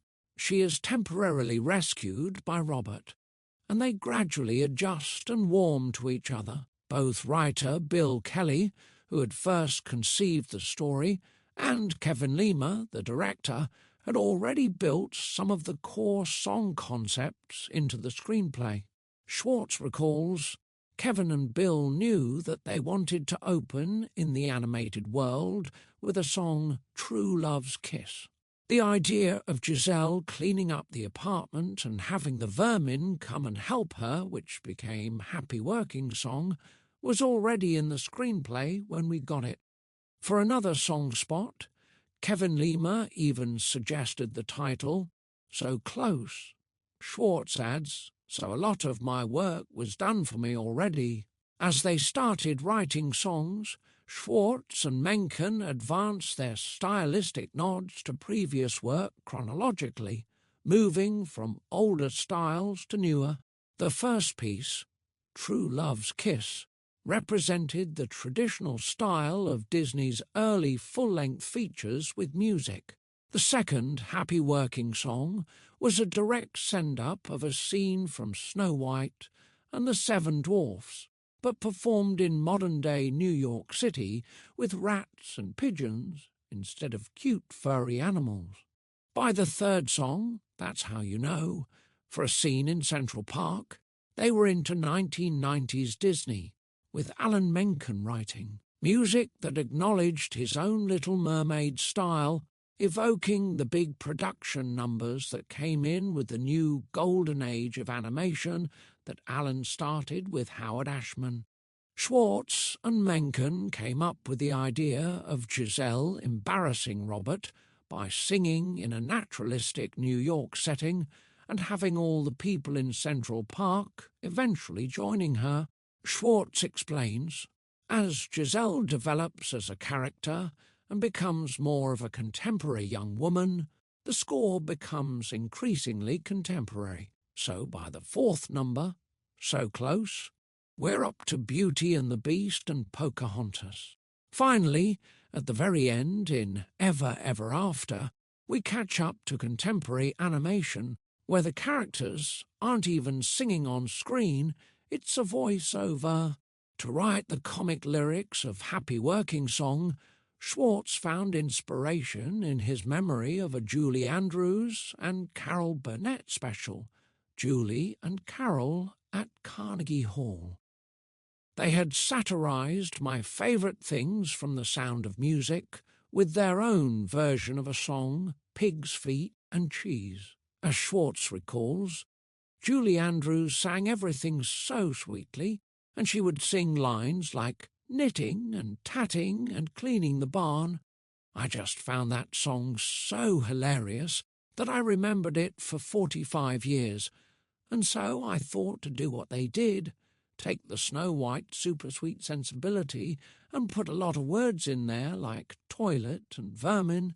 I just tried to think of a lot of ugly words and put them into the song, so she could be singing about smelly socks and things, but with her incredibly sweet attitude.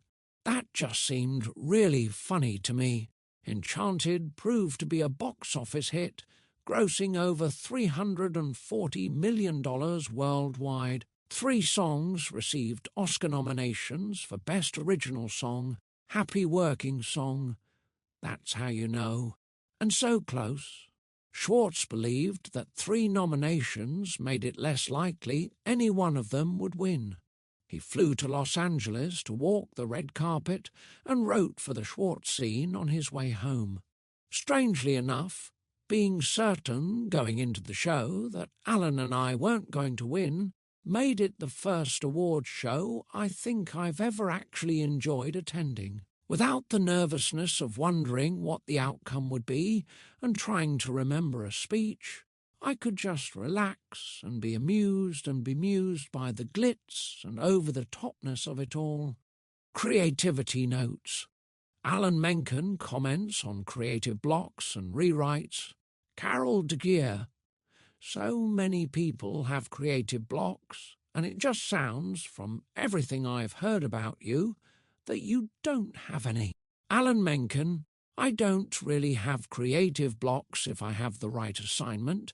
I can have big creative blocks if I have the wrong assignment. That's not a creative block. That's just a logical block. You know what I mean? If you have the wrong assignment, it doesn't make for a good song. You cannot write a song out of thin air. There's got to be an emotion behind it, a style behind it, tension behind it. CD, does it frustrate you that, for example, you were writing love songs for Esmeralda and Phoebus, and then someone decided they can't be used? AM, sometimes, momentarily. Our job as musical dramatists is more to rewrite than to write. The biggest thing we have to do is be constantly willing to embrace the task of rewriting. And those who can't rewrite will not succeed. I can guarantee that. Creativity notes. Creativity discipline and writer's block. Carol de Gier, would you say that artists need to find a way to manage their creativity so that they can produce material on demand? Stephen Schwartz, absolutely. I think that's one of the differences between someone who is an amateur, who wants to be a writer, and someone who actually is a professional writer. Amateurs just write when the spirit moves them, but a professional writer has to learn how to harness his or her creativity in the service of deadlines. Each writer has to develop a process to be able to be creative on demand. But once you learn how to do this, deadlines are your friends. There's something about having a deadline that forces the work to come. CD, what if you have trouble being creative on demand? What if you get really blocked and you just can't think of what to write? SS, I remember one time when I really felt as if I had writer's block, that dreaded thing writers have complained about throughout history. It was on a song for the Hunchback of Notre Dame. All my little techniques to get things going were not working for me at all. I had a conversation with my friend John Bucchino one evening, complaining about this. I said, I start to write something down and I realize it's not very good. Then I walk around and try to think of other ideas, and they don't seem very good either. So I'm just sitting here with a pile of discarded bad ideas around me. And John said something very simple but completely brilliant, and I promise you it is the solution to writer's block. He said, "Oh, you're just being the editor too soon." And I realized what he meant was that when we write, it's actually a two-part process. We're constantly, unconsciously switching back and forth between being the writer and being the editor. The writer is producing material, and the editor is judging the material and deciding what is going to be kept and what is going to be discarded. Writer's block stems from the editor showing up too early in the process. I compare the writing process to pump priming, trying to pump for water. For a while, you just keep pushing the pump handle up and down, and nothing seems to be happening. Then there is a little trickle of sludge, and then finally comes a flow of the clear water you've been trying to get to. If you start judging so early that you can't get past the sludge, then you never get anywhere. My screenwriter friend, Dean Pitchford, told me he always titles his first draft "Shitty First Draft" to give himself permission to write bad material at first. The solution to writer's block is to allow yourself to do bad work and to shut the editor up for a while and let the writer generate some material that actually can be edited. Part 2 coming soon. The Wicked movie, A Certain Journey in Oz. The producers of Wicked were never in a hurry to make a movie version, given the stage musical's box office income. Winnie Holzman says she and Stephen Schwartz lingered in the ideas phase for the film for a long time. Over the years, when I've travelled with Stephen to various countries where Wicked was being performed, we would often take advantage of being together to discuss the movie and what each of us was picturing. We even got ideas for the movie from watching these foreign productions together. Holzman and Schwartz, along with producer Mark Platt and others from Universal Pictures, started interviewing potential directors. Around 2012, they found the best match in Stephen Daldry, who directed both the Billy Elliot stage musical production and the original film drama. Discussing their options, they enjoyed the idea that scenes not possible on stage could be possible in film. Schwartz told a Vulture writer in 2014 they were actually having a blast figuring out how you use a whole new language and medium to tell the story. As of this writing, after literally years of meetings and discussions about the story structure and how the movie could work, Holzman has completed what Schwartz thinks is close to a shooting script. They are far enough along that he has written the first of 2 or 3 new songs planned for the film. Says Schwartz, this could be starting to move to the next phase very soon. Holzman adds about their collaboration, the more time goes by, the more I appreciate Stephen's brilliance and his incredible gift for storytelling. He and I have grown even closer over the years, which has made working on the movie with him particularly joyful. Part 2 works in the pipeline. A Bollywood-style movie. Monkeys were to be the main characters in an animated DreamWorks film to be set in India. The multi-year effort on this movie stalled during a 2015 DreamWorks overhaul, but in 2017, talk began anew for a Bollywood-inspired project that would have lyrics by Stephen Schwartz. Stephen Schwartz originally joined the project in 2011. He recalls, as soon as I heard that DreamWorks Animation envisioned making an animated Bollywood-style movie, I knew I wanted to be a part of it. The fact that R. Rahman got involved made it an even more exciting project. As usual, Schwartz enjoyed doing background research. One of the best perquisites of working on a movie which takes place in Mumbai was that I got to go to India for an amazing research trip. As the guidebooks tell you, it is a place of vivid contrasts and intense sensory impact. The colours, the sounds, the smells, the crazy traffic, the sensational food, the inconceivable wealth right next to the sprawling and gigantic slums. I managed to get myself scratched by a pet monkey and had to get rabies shots. All in all, one of the most memorable trips of my life.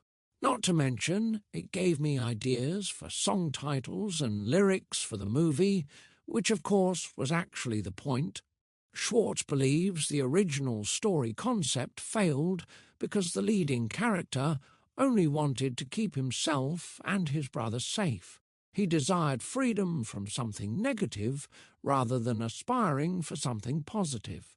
Schwartz says, "This was a big lesson for me, one I have applied since to such projects as the revised version of Rags. I used to believe that all you needed to launch the leading character in a musical was for them to want something. What I have now come to believe is that the protagonist's want has to be aspirational. It can't be a negative want like staying safe or not getting into trouble. That can work in a non-musical story, but to really sing, the character has to be reaching beyond him or herself." An untitled Hans Christian Andersen movie. In early 2018, The Hollywood Reporter revealed a project that Schwartz had been working on for several months, an original live-action movie musical about fairy tale author Hans Christian Andersen. Stemming from my fairy tale, Schwartz's first post-Wicked stage project which was produced in Denmark in 2005 to celebrate the bicentennial of Anderson's birth. The film's screenplay will be by David McGee and produced by Schwartz's longtime friends Craig Zidane and Neil Meron. For more about the source material, see the following chapter's My Fairy Tale section. Pippin movie. In 2013, while the Pippin revival played on Broadway, news came out that Craig Zidane and Neil Meron had partnered with the Weinstein Company to produce the movie version of Pippin. Schwartz has said, "I do think there is a way to do it cinematically in a kind of Fellini-esque way that could be really cool." Just before the Weinstein Company filed for bankruptcy in 2018, Schwartz's lawyer, Nancy Rose, managed to retrieve the rights. The future is unknown at this time, but as of this writing, Zidane and Meron are actively talking to potential directors. Disenchanted. A sequel to Enchanted has been contemplated by Disney for a long time. Like the second act of the musical Into the Woods, Enchanted's sequel is expected to be about what happens after the happily ever after. In January 2018, Disenchanted director Adam Shankman announced that the screenplay is nearly complete and that songwriting would follow. If this movie actually happens, it would be fun to work with Alan again, says Schwartz, though I'd want the sequel to have some reason for being beyond the box office success of the original. Writing for the movies. Over his years of working on movies, Stephen Schwartz has been asked many times about the differences in writing for stage versus writing for movies. There's a reason movies are called motion pictures. In a live stage musical, the most effective moments can be when the star comes out, she stands in the middle of the stage, 3 spotlights hit her, she sings for 3.5 minutes, barely moving, she hits a big note, and the house comes down. When I saw Funny Girl, Barbra Streisand stood centre stage and sang Don't Rain on My Parade, and it was one of the most thrilling moments I've ever seen in the theatre. When they filmed the movie, she had to be on a train, she had to be at the prow of a tugboat, she had to go past the Statue of Liberty. The director had to come up with all this stuff to make the number work. We'll face the same issue when we do the Wicked movie with songs like The Wizard and I once told someone, only half kidding, if you're going to do a ballad for a character in an animated movie, she better be going over a waterfall in a canoe. Stephen Schwartz makes a side trip. He comments, "We saw the Taj Mahal, which is every bit as graceful and beautiful as one imagines. In the trophy case at the Schwartz home, an array of awards is flanked by 2 of Stephen's Oscars." Chapter 33. Always more magic to do. The spark of creation. May it burn forever. Children of Eden. Stephen Schwartz describes himself as an inveterate futzer. He says he is very happy with a blue pencil in my hand for cutting things and rewriting things while a show is being developed, and sometimes has to be stopped from cutting too much. Catch him years after an original production has closed, and he may still be adjusting song lyrics or helping fix the story. Since 2003, he has worked on revised versions of Working, The Baker's Wife, and Children of Eden, as well as Pippin and Rags, covered in Part 1 of this chapter. Schwartz is always creating new works and is fond of change-of-pace projects. He once said in an interview, "Sometimes I do reckless things and throw myself at them." That helps explain how a successful writer can face a new blank page and enjoy a long career without feeling bored. When Philip Lesebnik called him a week before Wicked opened on Broadway in 2003 and asked if he'd write songs for a Hans Christian Andersen-related musical in Denmark, Schwartz said yes on the spot. Later, when his Austrian friend Christian Strupek explained the idea for a kind of musical prequel to Mozart's The Magic Flute, he jumped on it. Some of Schwartz's dispersed activities represent him keeping up with the changing times. Musical theatre historian Robert Maffei commented in 2018, Stephen Schwartz's creative output is outrageously prodigious. We tend to think of musical theatre composers' lives as a linear, punctuated by the openings of their Broadway shows.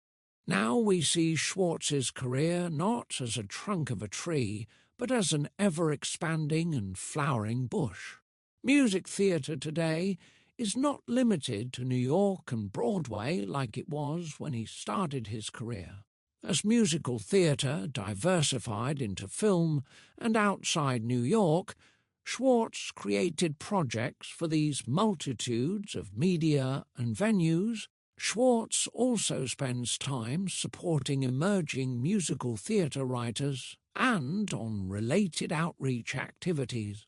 It should be noted that this updated second edition only includes project notes up through spring 2018. Many new developments are forthcoming. Schwartz comments, "At 70 years old, I am busier than I've ever been in my life. Part I Older shows reworked. Pippin revisions and a revisal. In Schwartz's original Magic to Do show, Pippin, scenes have vanished and reappeared in new ways.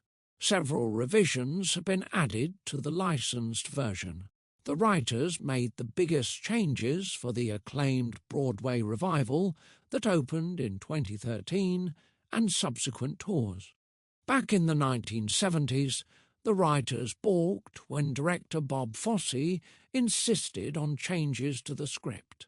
Schwartz explains, "After Pippin opened, when the show was being released for stock and amateur productions, Roger Herson and I went through the script and de-Fosseized it, such as removing many of the leading players' interjections. In recent years, I've come to feel that the show is better with them, and we've put the majority of them back in Theo ending. The most significant change has been the show's new ending, which is now a standard for all performances of the musical." Schwartz recalls, "The ending of Pippin was the biggest bone of contention among the original creative team. Roger and I argued endlessly with Bob and producer Stuart Ostro about whether Pippin's last line should be trapped but happy, which isn't too bad for the ending of a musical comedy, or eliminate the but happy and just say trapped, which isn't too bad, etc. We even went to arbitration over it.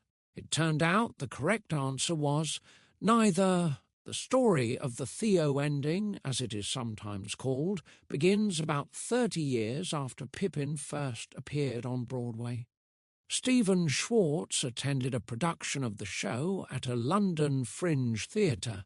Because of British child labour laws, director Mitch Sebastian had cast a teenager as Theo instead of a younger boy. At the end of the show, Pippin sang his little reprise of magic shows and miracles, and then Theo began to sing Corner of the Sky a cappella. Schwartz explains that because the actor was old enough, it was believable that he was starting his own Pippin-esque quest. Catherine and Pippin looked on, somewhat in shock. The troupe of players came back in and began focusing on Theo, as if starting the restless quest for fulfillment all over again.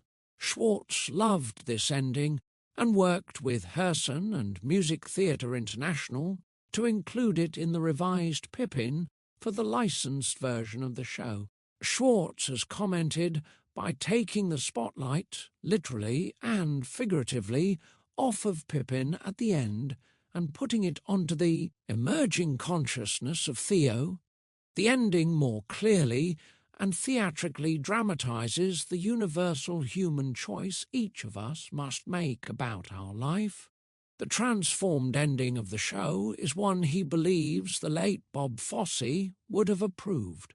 Schwartz's own idealism of his 20s faded over the years, and he felt himself seeing the world through darker glasses.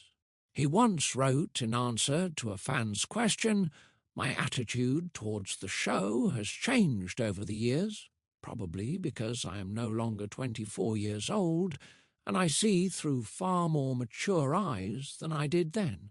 I have come to appreciate the theatricality and subtextual richness of undercutting both expectation and sentimentality, which is something Bob Fosse understood better than I at the time. Indeed, I have come to joke that in many ways I have ironically become the guardian of Bob's vision, and that somewhere he is looking up and laughing. Tony-winning Broadway revival and tour. Headline writers were in good spirits when introducing reviews for the Broadway revival of Pippin that opened on April 25, 2013. USA Today's headline read, "Pippin, season's best musical, jazz hands down," and the New York Post's review was titled, "Pip, Pip, Hooray." The Chicago Tribune headline hinted at one of the reasons it was so delightful. Pippin pulls off a theatrical high-wire act. Director Diane Paulus, who had previously brought to Broadway successful revivals of Hair and Porgy and Bess, had been among the many young people growing up in New York City in the 1970s who enjoyed the original Broadway production of Pippin.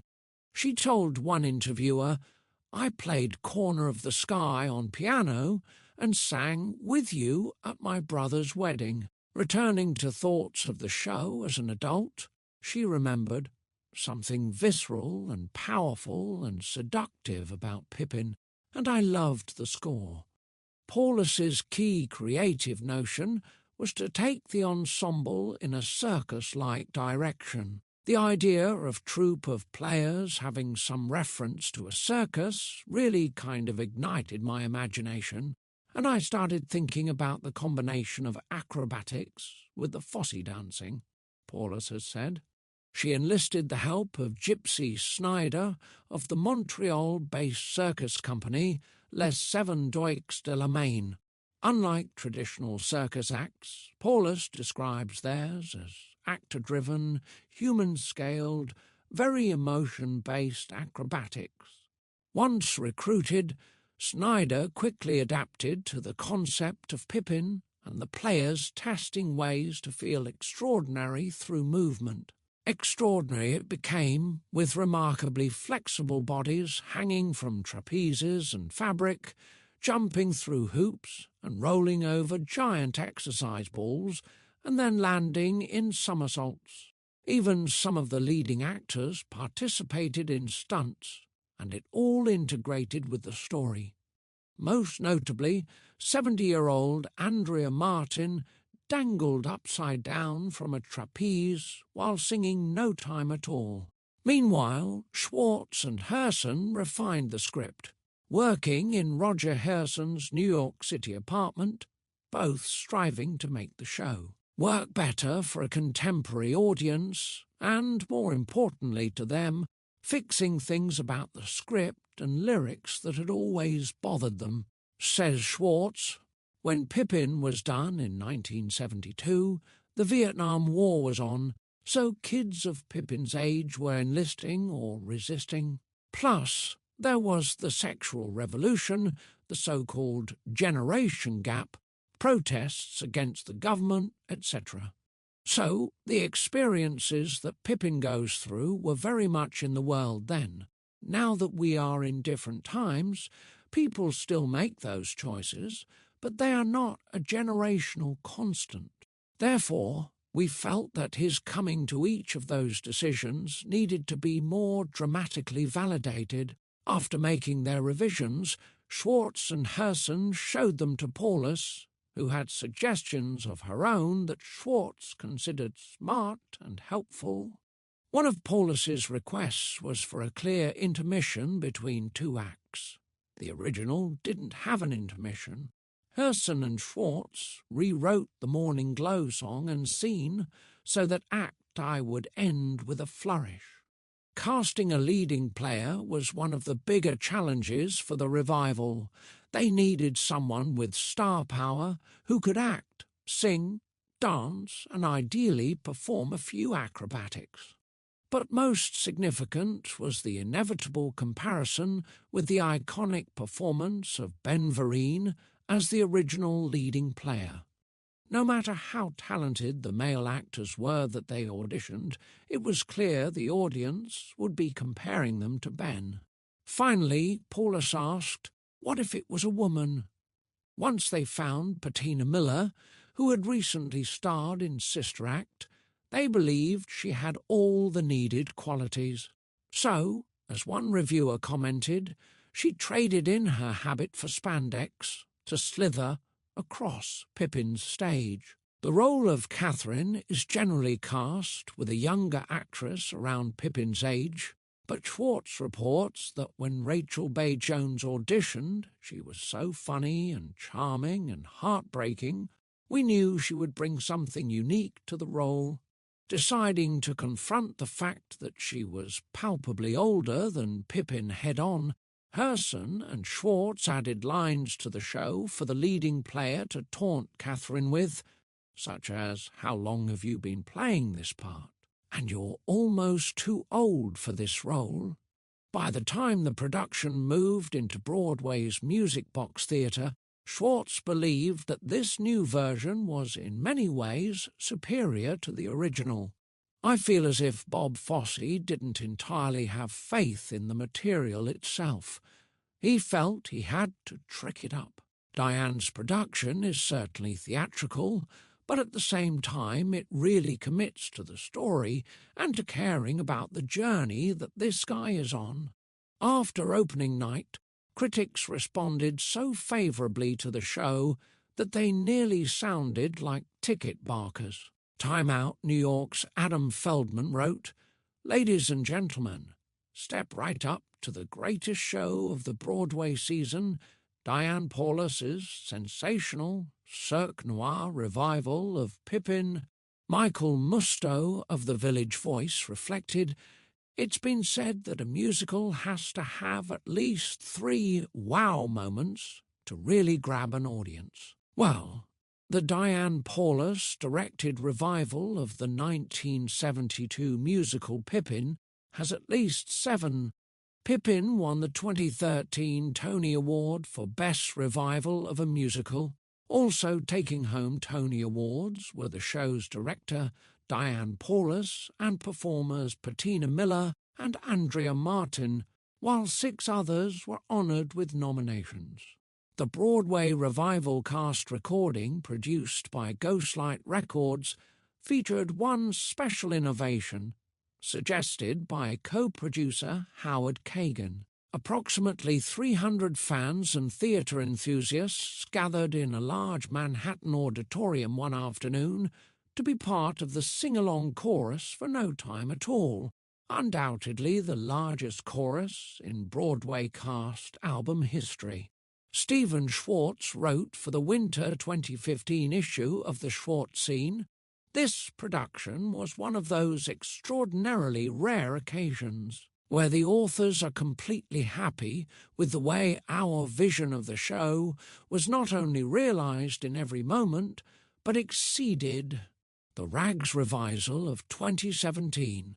Following the failure of Rags on Broadway in 1986, Schwartz believed the show could never be fixed without a major overhaul, a full revisal, not just a revival. After a few unsuccessful attempts by the writers and directors to rework the show, he became the self-labelled curmudgeon who refused performance rights for professional groups who wanted to do Rags productions near New York City.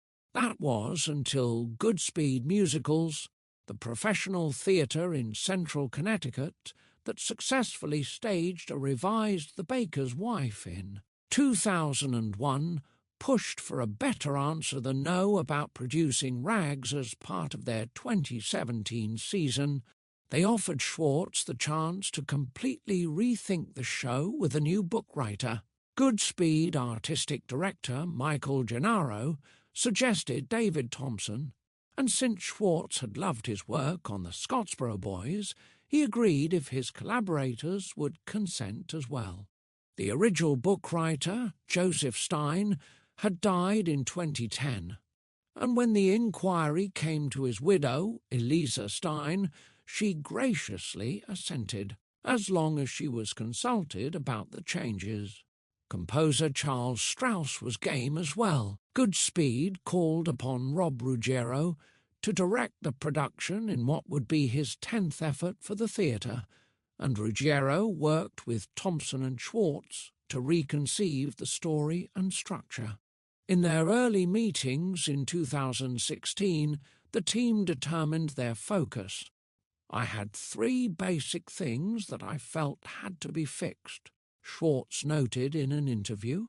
One was to make the show less sprawling, like not include everything that ever happened to Jewish immigrants on the Lower East Side. Secondly, he explains, whoever the leading character was going to be, the story had to be more focused on him or her. After considering many options, the team decided to stay with Rebecca Hershkowitz, the leading character from Stein's original script. While agreeing with this choice, director Ruggiero insisted that the title song Rags be sung by the show's protagonist instead of by the secondary character, Bella. Thirdly, drawing from the lesson he had learned working on the Bollywood animated movie, Schwartz declared that the character of Rebecca must be aspirational, reaching for a positive goal, not merely reacting to events. There were several problems with the original Rags, but the key one was that the leading character wanted only safety for herself and her son, which is an inherently negative want that made her constantly reactive rather than active. The writers rethought every scene and song after conducting new research. A trip to Manhattan's tenement museums supported their revisions. The home-based dress shop seen there inspired a new approach to Rebecca. She could raise her socio-economic status with her clever dress designs and sewing skills.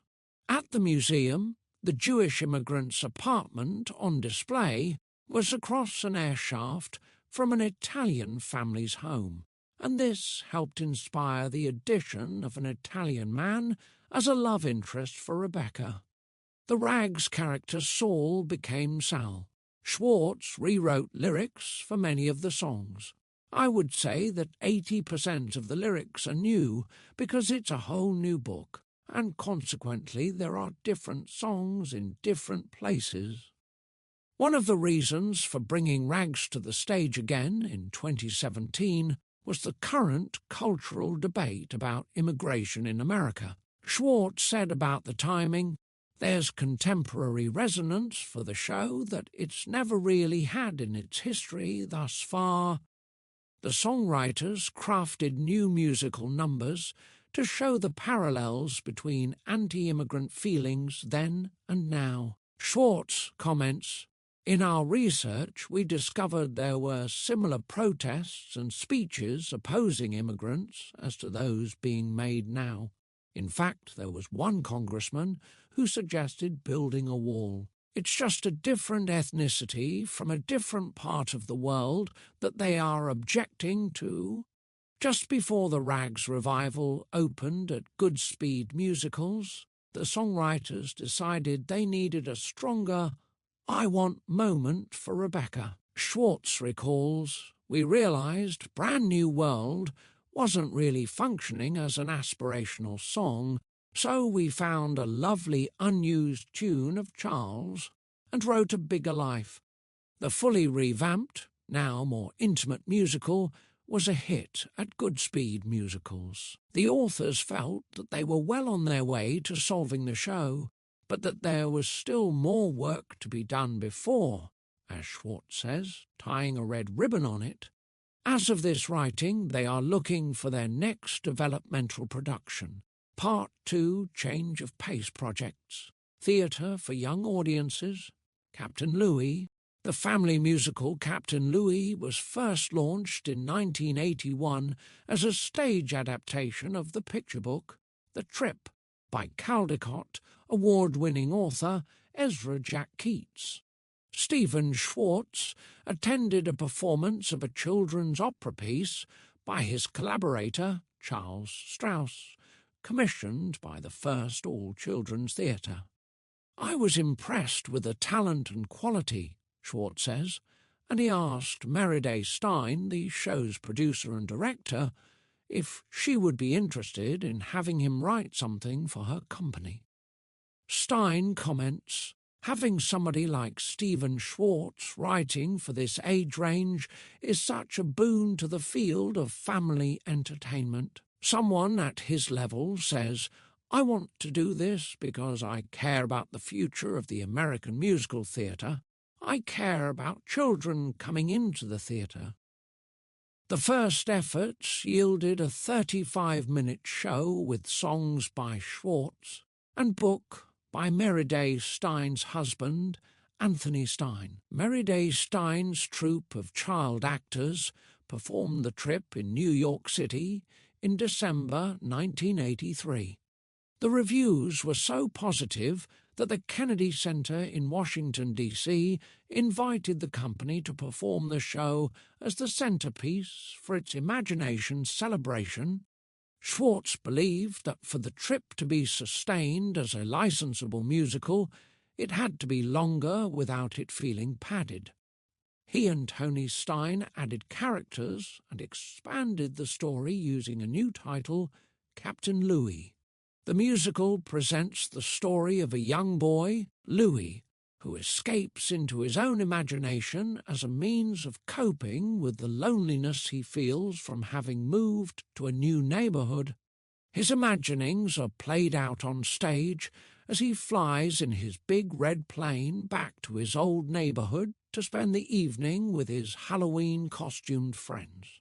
He returns with more courage to make friends in his new neighborhood. The revised hour-long show played off-Broadway several times and toured nationally. Schwartz produced a studio album in which he recorded the 9 songs for the PS Classics label. Captain Louis is available for licensing from Music Theatre International in full and JR versions. Disney's My Son, Pinocchio. Disney's My Son, Pinocchio's creative journey began in the 1990s. The idea for a twist on the 19th century Italian novel, The Adventures of Pinocchio, came from screenwriter David Stern. After Stern's father died, he was thinking about father-son relationships and wondered if the Pinocchio tale could be viewed from the perspective of the marionette's father. He approached Schwartz, who later revealed, "Since I'm always interested in both the father-son theme and the idea of looking at familiar stories from another point of view, it seemed natural for me." The emotional journey would take the audience from Geppetto's longing for a son, through his frustration with Pinocchio and his urgent search for him when he runs away. Working with Stern, Stephen Schwartz wrote 8 songs for Disney's made-for-TV movie Geppetto. The movie aired in May of 2000 on The Wonderful World of Disney. Variety's review of Geppetto praised Schwartz's songs for their witty rhymes, catchy hooks, and happy-go-lucky feel. The notion for a stage adaptation came up during discussions between Schwartz and representatives from Music Theatre International, who were seeking shows to license to schools and large theatre groups. They told Schwartz they needed musicals with a minimal number of adults and an infinite number of children. He immediately thought Geppetto could be ideal and he and Stern set to work. Eventually, the musical was renamed My Son, Pinocchio, a title designed to remind audiences of the source material. After several test productions, Music Theatre International made Disney's My Son, Pinocchio available for stock and amateur licensing in full and JR versions. Creativity notes, an organising principle for cohesion for large projects like a musical or a book or a series of paintings. An organising principle can serve as the metaphorical magnetic north that helps align each step of the journey. For Stephen Schwartz's musical compositions, his north is a score concept. Sometimes the concept is to use music from a region as inspiration and general flavouring. The Baker's Wife has a French flavour. The Prince of Egypt has influences from the Middle East. Other times it is more conceptual. Most of the magic show's songs had tricky rhythms to go with the magic tricks. Children of Eden's songs in 3 main sections had their own specific orientation, simpler harmonics, then homespun folk, then diverse contemporary.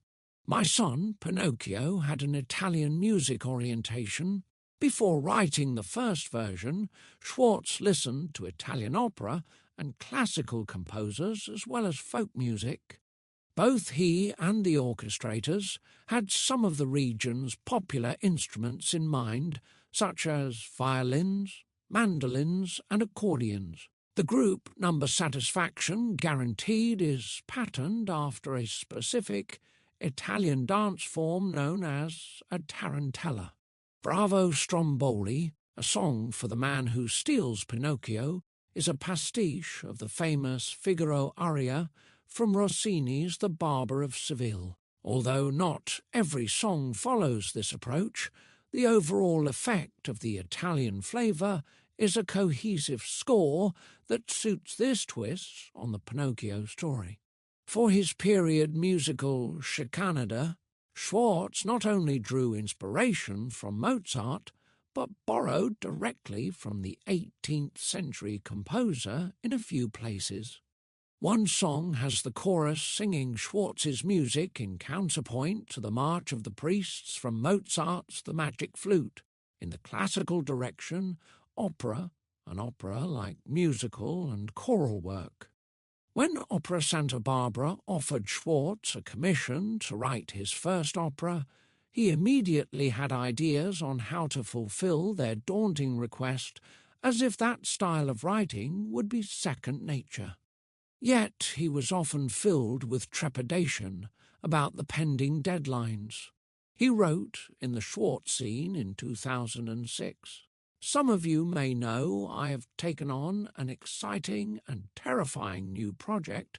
I have accepted a commission from Opera Santa Barbara to write an opera for them for their 2009 season, which sounds like a long way away but is actually the day after tomorrow. I found a project, a book and movie from the 1960s called Seance on a wet afternoon. I've always been an opera aficionado, but the opera world is completely foreign to me. So, needless to say, I am finding the whole project a scary proposition." Seance premiered in 2009 in Santa Barbara, directed by Scott Schwartz, and received a New York City Opera debut in 2011, also directed by the younger Schwartz. Though there have been no productions since then, recent interest from opera companies has Schwartz hoping some may be forthcoming. One of the arias from the opera has been recorded. Donna Murphy sings the tender aria Lucky as part of the Broadway Lullaby project. Scicanida, a Mozart-influenced musical, although relatively few theatre-goers have even heard about the first production of a major new musical by Schwartz that played in Vienna, Austria in 2016, and 2017, An option has been signed for an eventual English-language production in America or Europe that may bring it more notice. The rich score can be enjoyed on the Schikaneder cast album. Schikaneder focuses on the tempestuous relationship between an 18th-century theatrical couple, Emanuel Schikaneder, and his wife Eleonora. Schikaneder was an impresario, director, singer, and actor in Europe who wrote the libretto for Mozart's popular opera The Magic Flute. He even played the first Papageno at the opening night, conducted by Mozart himself. The idea for a backstage-style piece came from Stephen Schwartz's friend Christian Struppek. The two writers met years earlier when Struppek appeared in the Berlin production of The Hunchback of Notre Dame. Struppek later became the artistic director of Vereinigte Bühnen Wien in Vienna, Austria, where the show would premiere. Schwartz began writing the score for a musical described as Kiss Me, Kate Meets Amadeus. The writers took full advantage of Skype and emails to exchange ideas and drafts. They also drew in the renowned English director, Sir Trevor Nunn, who had helmed the revised London revival of The Baker's Wife. Then they held readings and workshops in London, Vienna, and New York. Finally, Dr. Michael Kunze, who had so successfully translated Wicked and The Hunchback of Notre Dame, adapted the original English-language version into German for the production. At a press conference on May 10, 2016, Trevor Nunn spoke through a video connection about his interest in directing the show. I worked with Stephen many years ago, and we became very good friends. When he contacted me saying he'd got a new project that he would like to talk about, I said I don't need to know anything about it. I'd just love to be involved. That's evidence of how much I hugely admire him. When I discovered that essentially the show was not only a love story in the mode of Kiss Me, Kate, an off-stage, on-stage story between two very tempestuous individuals, but it was also the story of how chaotically one of the world's great operas got invented and composed, I became 100 times more excited than I already was. What could be more exciting than something that involves the intellect, involves the emotions, involves a sense of history, involves something that is highly theatrical and is full of surprises and originality? Struppek's theatre was able to organise a large production with a cast of 32, and orchestrator David Cullen provided the arrangements for a 35-piece orchestra. This was one project that was facilitated to a great extent by music technology and the software program Sibelius. Cullen would email Schwartz orchestrations, and Schwartz would make adjustments, and we would go back and forth until we had a finished orchestration. I loved working that way, and it was so satisfying to walk into the first orchestra read-through and have it sound exactly as I wanted. In addition, Schwartz reported, I wrote the overture on Sibelius because you can't play it with just two hands at a piano, so I could play it back for myself and make changes till I had it. The performances in Vienna's Raimund Theatre were in German with English subtitles. Schwartz flew to Austria for the show's final Polish and to witness the world premiere on September 30th, 2016. He returned to savour the final performance held on June 21st, 2017. As of this writing, a producer has optioned the show for a first-class English-language production in Europe or America. If the project moves ahead, Schwartz will work with a new book writer whose native language is English. Choral. Several choral music projects emerged after Wicked. Keramos is an a cappella choral setting of a poem by Henry Wadsworth Longfellow, commissioned by artistic director Daniel Hughes for the choral project. Schwartz's piece was recorded on One Is the All. Tyler's suite was a group project. The story of it begins in 2010. Schwartz followed the news story about 18-year-old gay college student Tyler Clementi, who jumped off the George Washington Bridge after being surreptitiously videotaped and cyberbullied. Clementi's death brought national attention to the issue of cyberbullying and the struggles facing LGBT youth.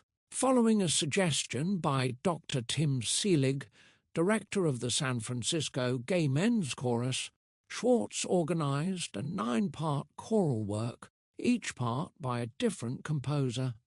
Among the songwriters were Schwartz's good friend John Bucchino, working contributor Craig Carnelia, and classical composer friends Jake Heggie and John Corigliano. Originally, I wasn't going to write anything myself, just curate, but then when the lovely individual songs started to come in, I got jealous and decided to write one, a piece for Tyler's brothers.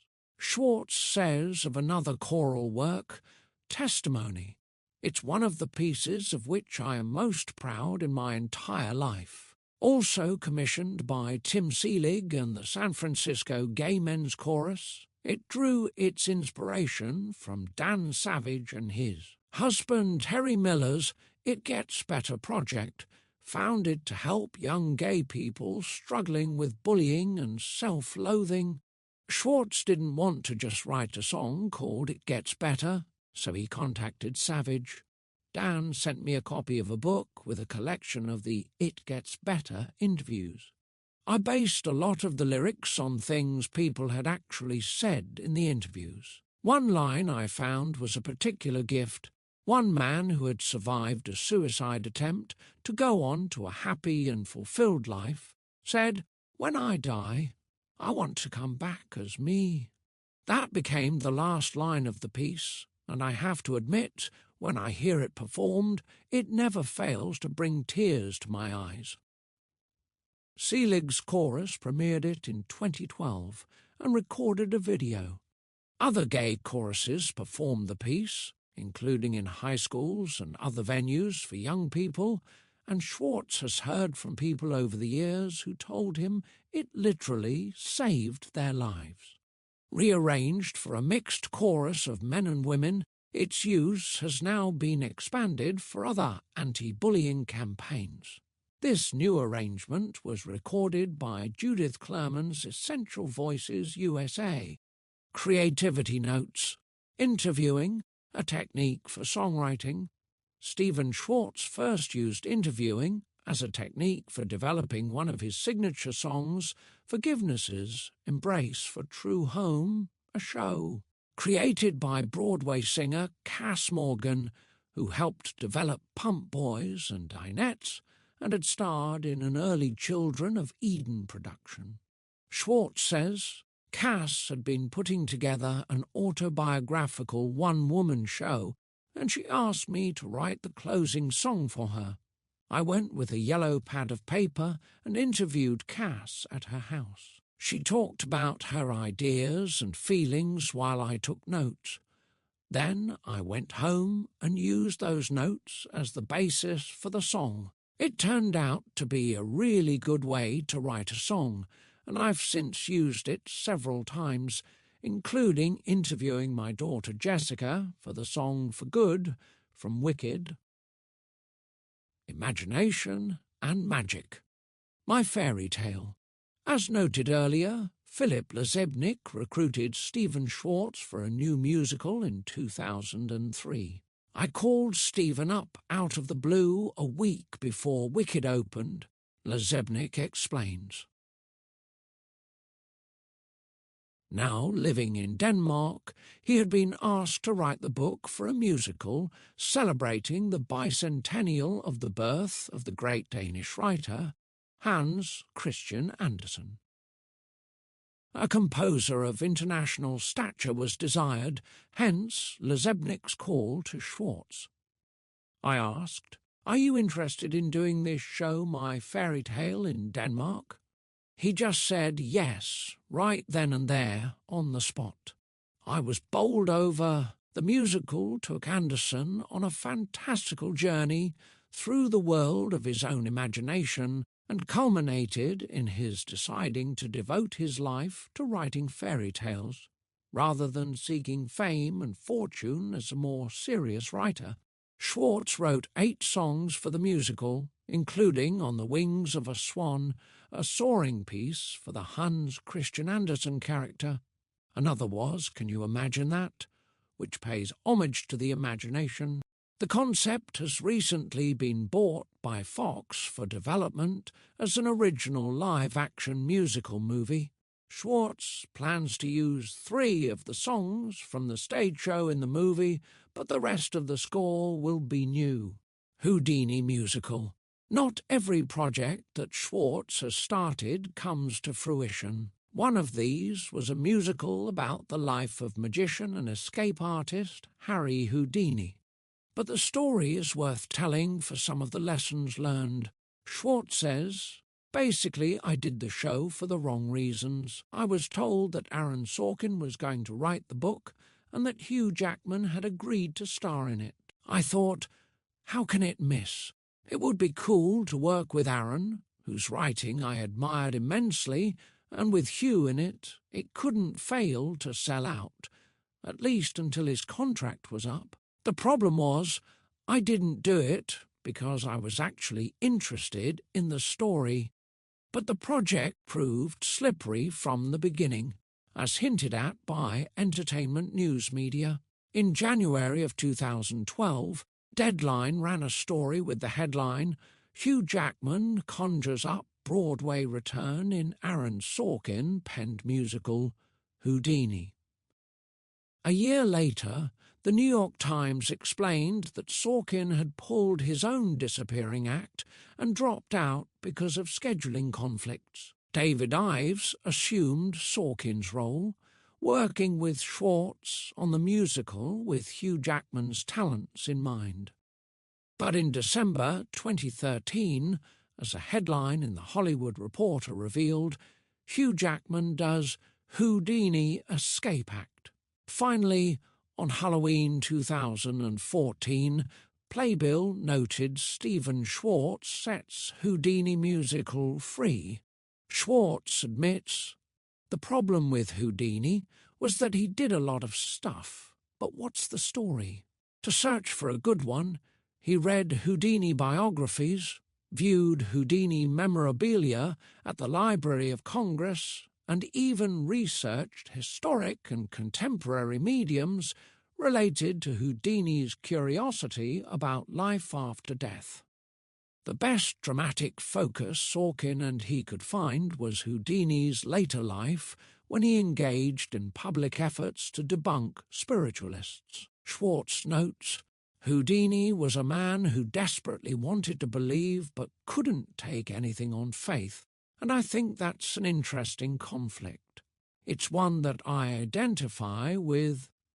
So, after Sorkin left, Schwartz persisted with new book writer David Ives and enjoyed working with him. He told the Schwartz scene, "We're trying to take the events of Houdini's life and shape them into a story that has narrative drive to it, a beginning, middle and end, which nobody's life actually does."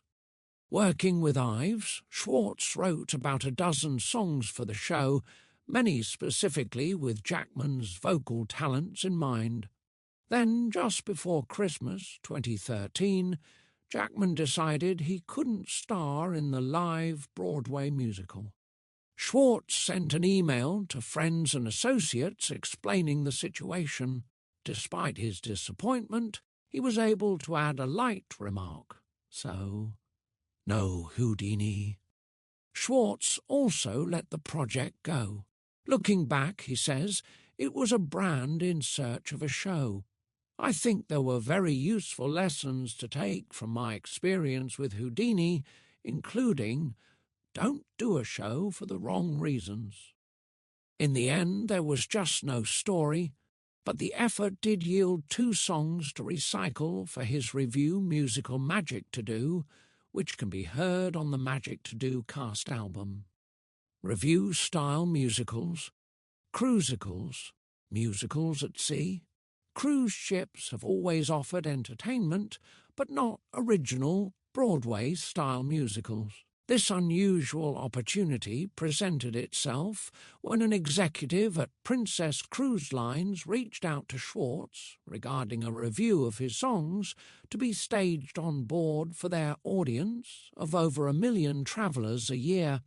As they spoke, the idea evolved into his developing for Princess first-rate shows that could be seen only on their ships. He found the idea to be almost irresistible, since he'd be able to offer lucrative opportunities to talented friends to create work for Broadway-caliber venues with state-of-the-art technical capability, but with none of the Broadway pressures. In 2015, he signed a multi-year, first-of-its-kind cruise industry partnership to oversee the creative development of 4 new musicals, which would debut across the line's global fleet. The first show was the review of his songs they'd discussed, Magic to Do. His friend and Rags alum, Gabriel Barr, now a talented director, put the show together, and Jim Steinmeier, the illusion designer for the Pippin revival and creative mind behind many stage magicians' acts, devised the spectacular illusions. Songs like Corner of the Sky featured a young man seeming to walk on air, and Defying Gravity a couple rising in a dual levitation. As noted earlier, Schwartz was even able to include a section about Houdini that could feature 2 of the songs he had written for the show without the necessity of finding that pesky story. For someone who had always loved stage magic as Schwartz had, the experience was enormous fun. With the release of the cast album in September 2016, Princess became the first cruise line to offer an original cast recording. Magic to Do ended up being so popular that the cruise line continued it past their original ending date. For the second show, Schwartz served as a producer rather than a creative team member. Born to Dance, a tribute to Broadway choreography, was launched in 2016. For the third piece, The Silk Crane, Schwartz invited his friend, the puppeteer, actor, and writer John Tartaglia, to work his magic. As of this writing, the 4th original Princess musical is in development. Snapshots, a review that's also new. According to Schwartz, there's really no genre that Snapshots fits into neatly, as it's not really a review and not a traditional book musical. So he and his collaborator, David Stern, call it a musical scrapbook. While many reviews of Schwartz's catalogue of songs have been attempted, none have been satisfying enough to be offered for licensing until Snapshots, which MTI has now made available. The concept behind Snapshots was different from other musical reviews from the beginning. It didn't develop out of an ideal list of songs or scenes. Bookwriter David Stern brought Stephen Schwartz the idea of using a compilation of his songs to create a musical scrapbook of a couple's life. Schwartz was intrigued by the notion and gave permission for the story to be developed further. The review's name, Snapshots, came both from the theme and the title of a song from Schwartz's Reluctant Pilgrim album that became the show's opening number. Starting in the mid-1990s, Schwartz and Stern developed the show gradually over time through productions at several regional theatres around the country.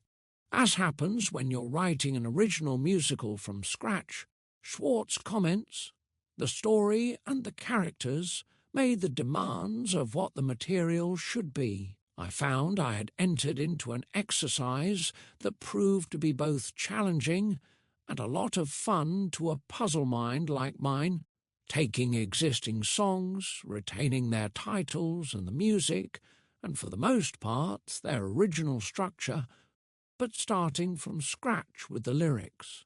Now, literally decades later, we have arrived at snapshots. To my knowledge, it is a unique form. For fans of Schwartz's music, the show offers a compendium of favourite tunes from Godspell to Wicked with the kick of new lyrics. Another of his reluctant pilgrim songs, Code of Silence, takes on special new meaning in the context of snapshots. Part 2, Outreach. As a friend of his has observed, Stephen Schwartz has become like an elder statesman for musical theatre. Whether he's advising an aspiring lyricist on word choice or answering questions about his own writing process, Schwartz generously shares his expertise and experience. However, his time is limited, so he makes himself available within specific programs set up for interaction. When we were first working together, says Tony Award winner Debbie Gravitt, who sings in Stephen Schwartz and Friends concerts, Stephen had a button he would wear that said, "Just say no." It didn't have anything to do with drugs or sex. It had to do with volunteering, because Stephen is one of those people who, when asked to do a benefit, will say, "Okay, sure, that's his nature. He wants to help out people." And at a certain point, with his amount of fame, you do have to learn to say no. The main opportunity for writers to meet and learn from Stephen Schwartz has been the annual ASCAP Foundation musical theatre workshops held in New York City and Los Angeles. Stephen Schwartz assumed the role of artistic director in 1993 at the request of Michael Kirker, ASCAP's Director of Musical Theatre. Schwartz and Kirker select several new musicals from hundreds of submissions, which are then performed in abbreviated versions in front of a small audience of book writers, lyricists and composers. Afterward, Schwartz leads a panel of distinguished experts in the field of musical theatre who critique the presentation. Kirker explains, Stephen provides both very insightful, specific feedback on the work, as well as general feedback on some of the key rules of writing for the musical theatre, which not only benefits the teams presenting, but also is extremely helpful to the many other musical theatre writers who come and audit our workshops. In addition to his ASCAP activities, Schwartz occasionally gives concerts, often with Liz Calloway, Debbie Gravitt and Scott Coulter. Spot On Entertainment books these Stephen Schwartz and Friends concerts, www.spot-onentertainment.com. Schwartz still sometimes speaks to college groups and offers master classes during which he reviews student works in progress, and although he didn't get accepted to Harvard or Yale as a teenager, he has spoken to student groups there a number of times. He gets joy from discovering other talents, Miss Gravitt observes. That says a lot, because in show business, basically we all walk around looking over our shoulder, in some ways meaning, who's that person coming up behind me? Are they going to replace me? Stephen does not do that. He welcomes the person over his shoulder. He wants to see who's coming, because he's confident enough in what he does and his body of work. The reality is, there is room for everybody. Countless emerging writers have received feedback on their work from him. Among the many Broadway musical theatre creators he has mentored are Benj Pasek and Justin Paul, Andrew Lipper, Alan Zachary and Michael Weiner, and Chris Curtis. For those with a musical under development, Schwartz recommends finding opportunities for feedback, such as presenting the work in local readings, musical theatre festivals, or workshops such as ASCAP provides. Basically, you have to write and put it out there and get some kind of response. You have to be tough enough and objective enough to recognise what needs to be fixed, and also confident enough to recognise what doesn't need to be fixed, and then just keep plugging away. Stephen Schwartz. 2015 Isabel Stevenson Award. The American Theatre Wing honoured Stephen Schwartz in 2015 with a special Isabel Stevenson Award, which represents his long-time volunteerism in support of musical theatre's future. David Stone introduced Schwartz's honour. This special Tony recognises an individual from the theatre community for their service to a greater cause far above and beyond their creative work. Stephen Schwartz perfectly embodies this idea. He has been a game-changing president of the Dramatists Guild, where he has fought against censorship, has fearlessly advocated for the rights of playwrights, librettists, composers and lyricists, and has built strong bridges between the Guild and the community of directors and producers. Perhaps more importantly, though, Stephen has spent more than 20 years working with ASCAP to nurture rising composers and lyricists, many of whom have gone on to successful careers in the theatre. Even beyond this official capacity, he makes himself consistently available for emerging musical theatre creatives, giving countless amounts of time and energy to new work. We're an industry that cares a great deal about its past and its present. Stephen devotes more time than perhaps anyone else to its future. David Stone. Being a Weeble. In recent years, Schwartz has been called upon to give commencement addresses to several private schools and universities. It has meant that he's needed to look back on his career and ponder lessons learned. The commencement speech he devised seemed an ideal way to end this book. The year before I graduated, I co-wrote a show that was kind of a musical medieval melodrama, which was pretty much universally mocked, and for which I got my first truly dreadful review in the student paper. That show was called Pippin, and after a post-college development process, it wound up on Broadway, and 40 years later, a revival opened on Broadway. Now, does this mean that all instances of failure have such happy endings? No, of course not. And let me not kid you, failure hurts, and it doesn't really ever get easier. To this day, every time I get a bad review, every time I don't win an award, every time a show I've killed myself over closes prematurely, it hurts a lot. It hurts to the point I want to give up, not try anymore, just to avoid that pain. But you know what? You just can't. You have to summon up whatever it takes. Willpower, stubbornness, self-delusion, misplaced arrogance, revenge fantasy, whatever it takes. And just go on.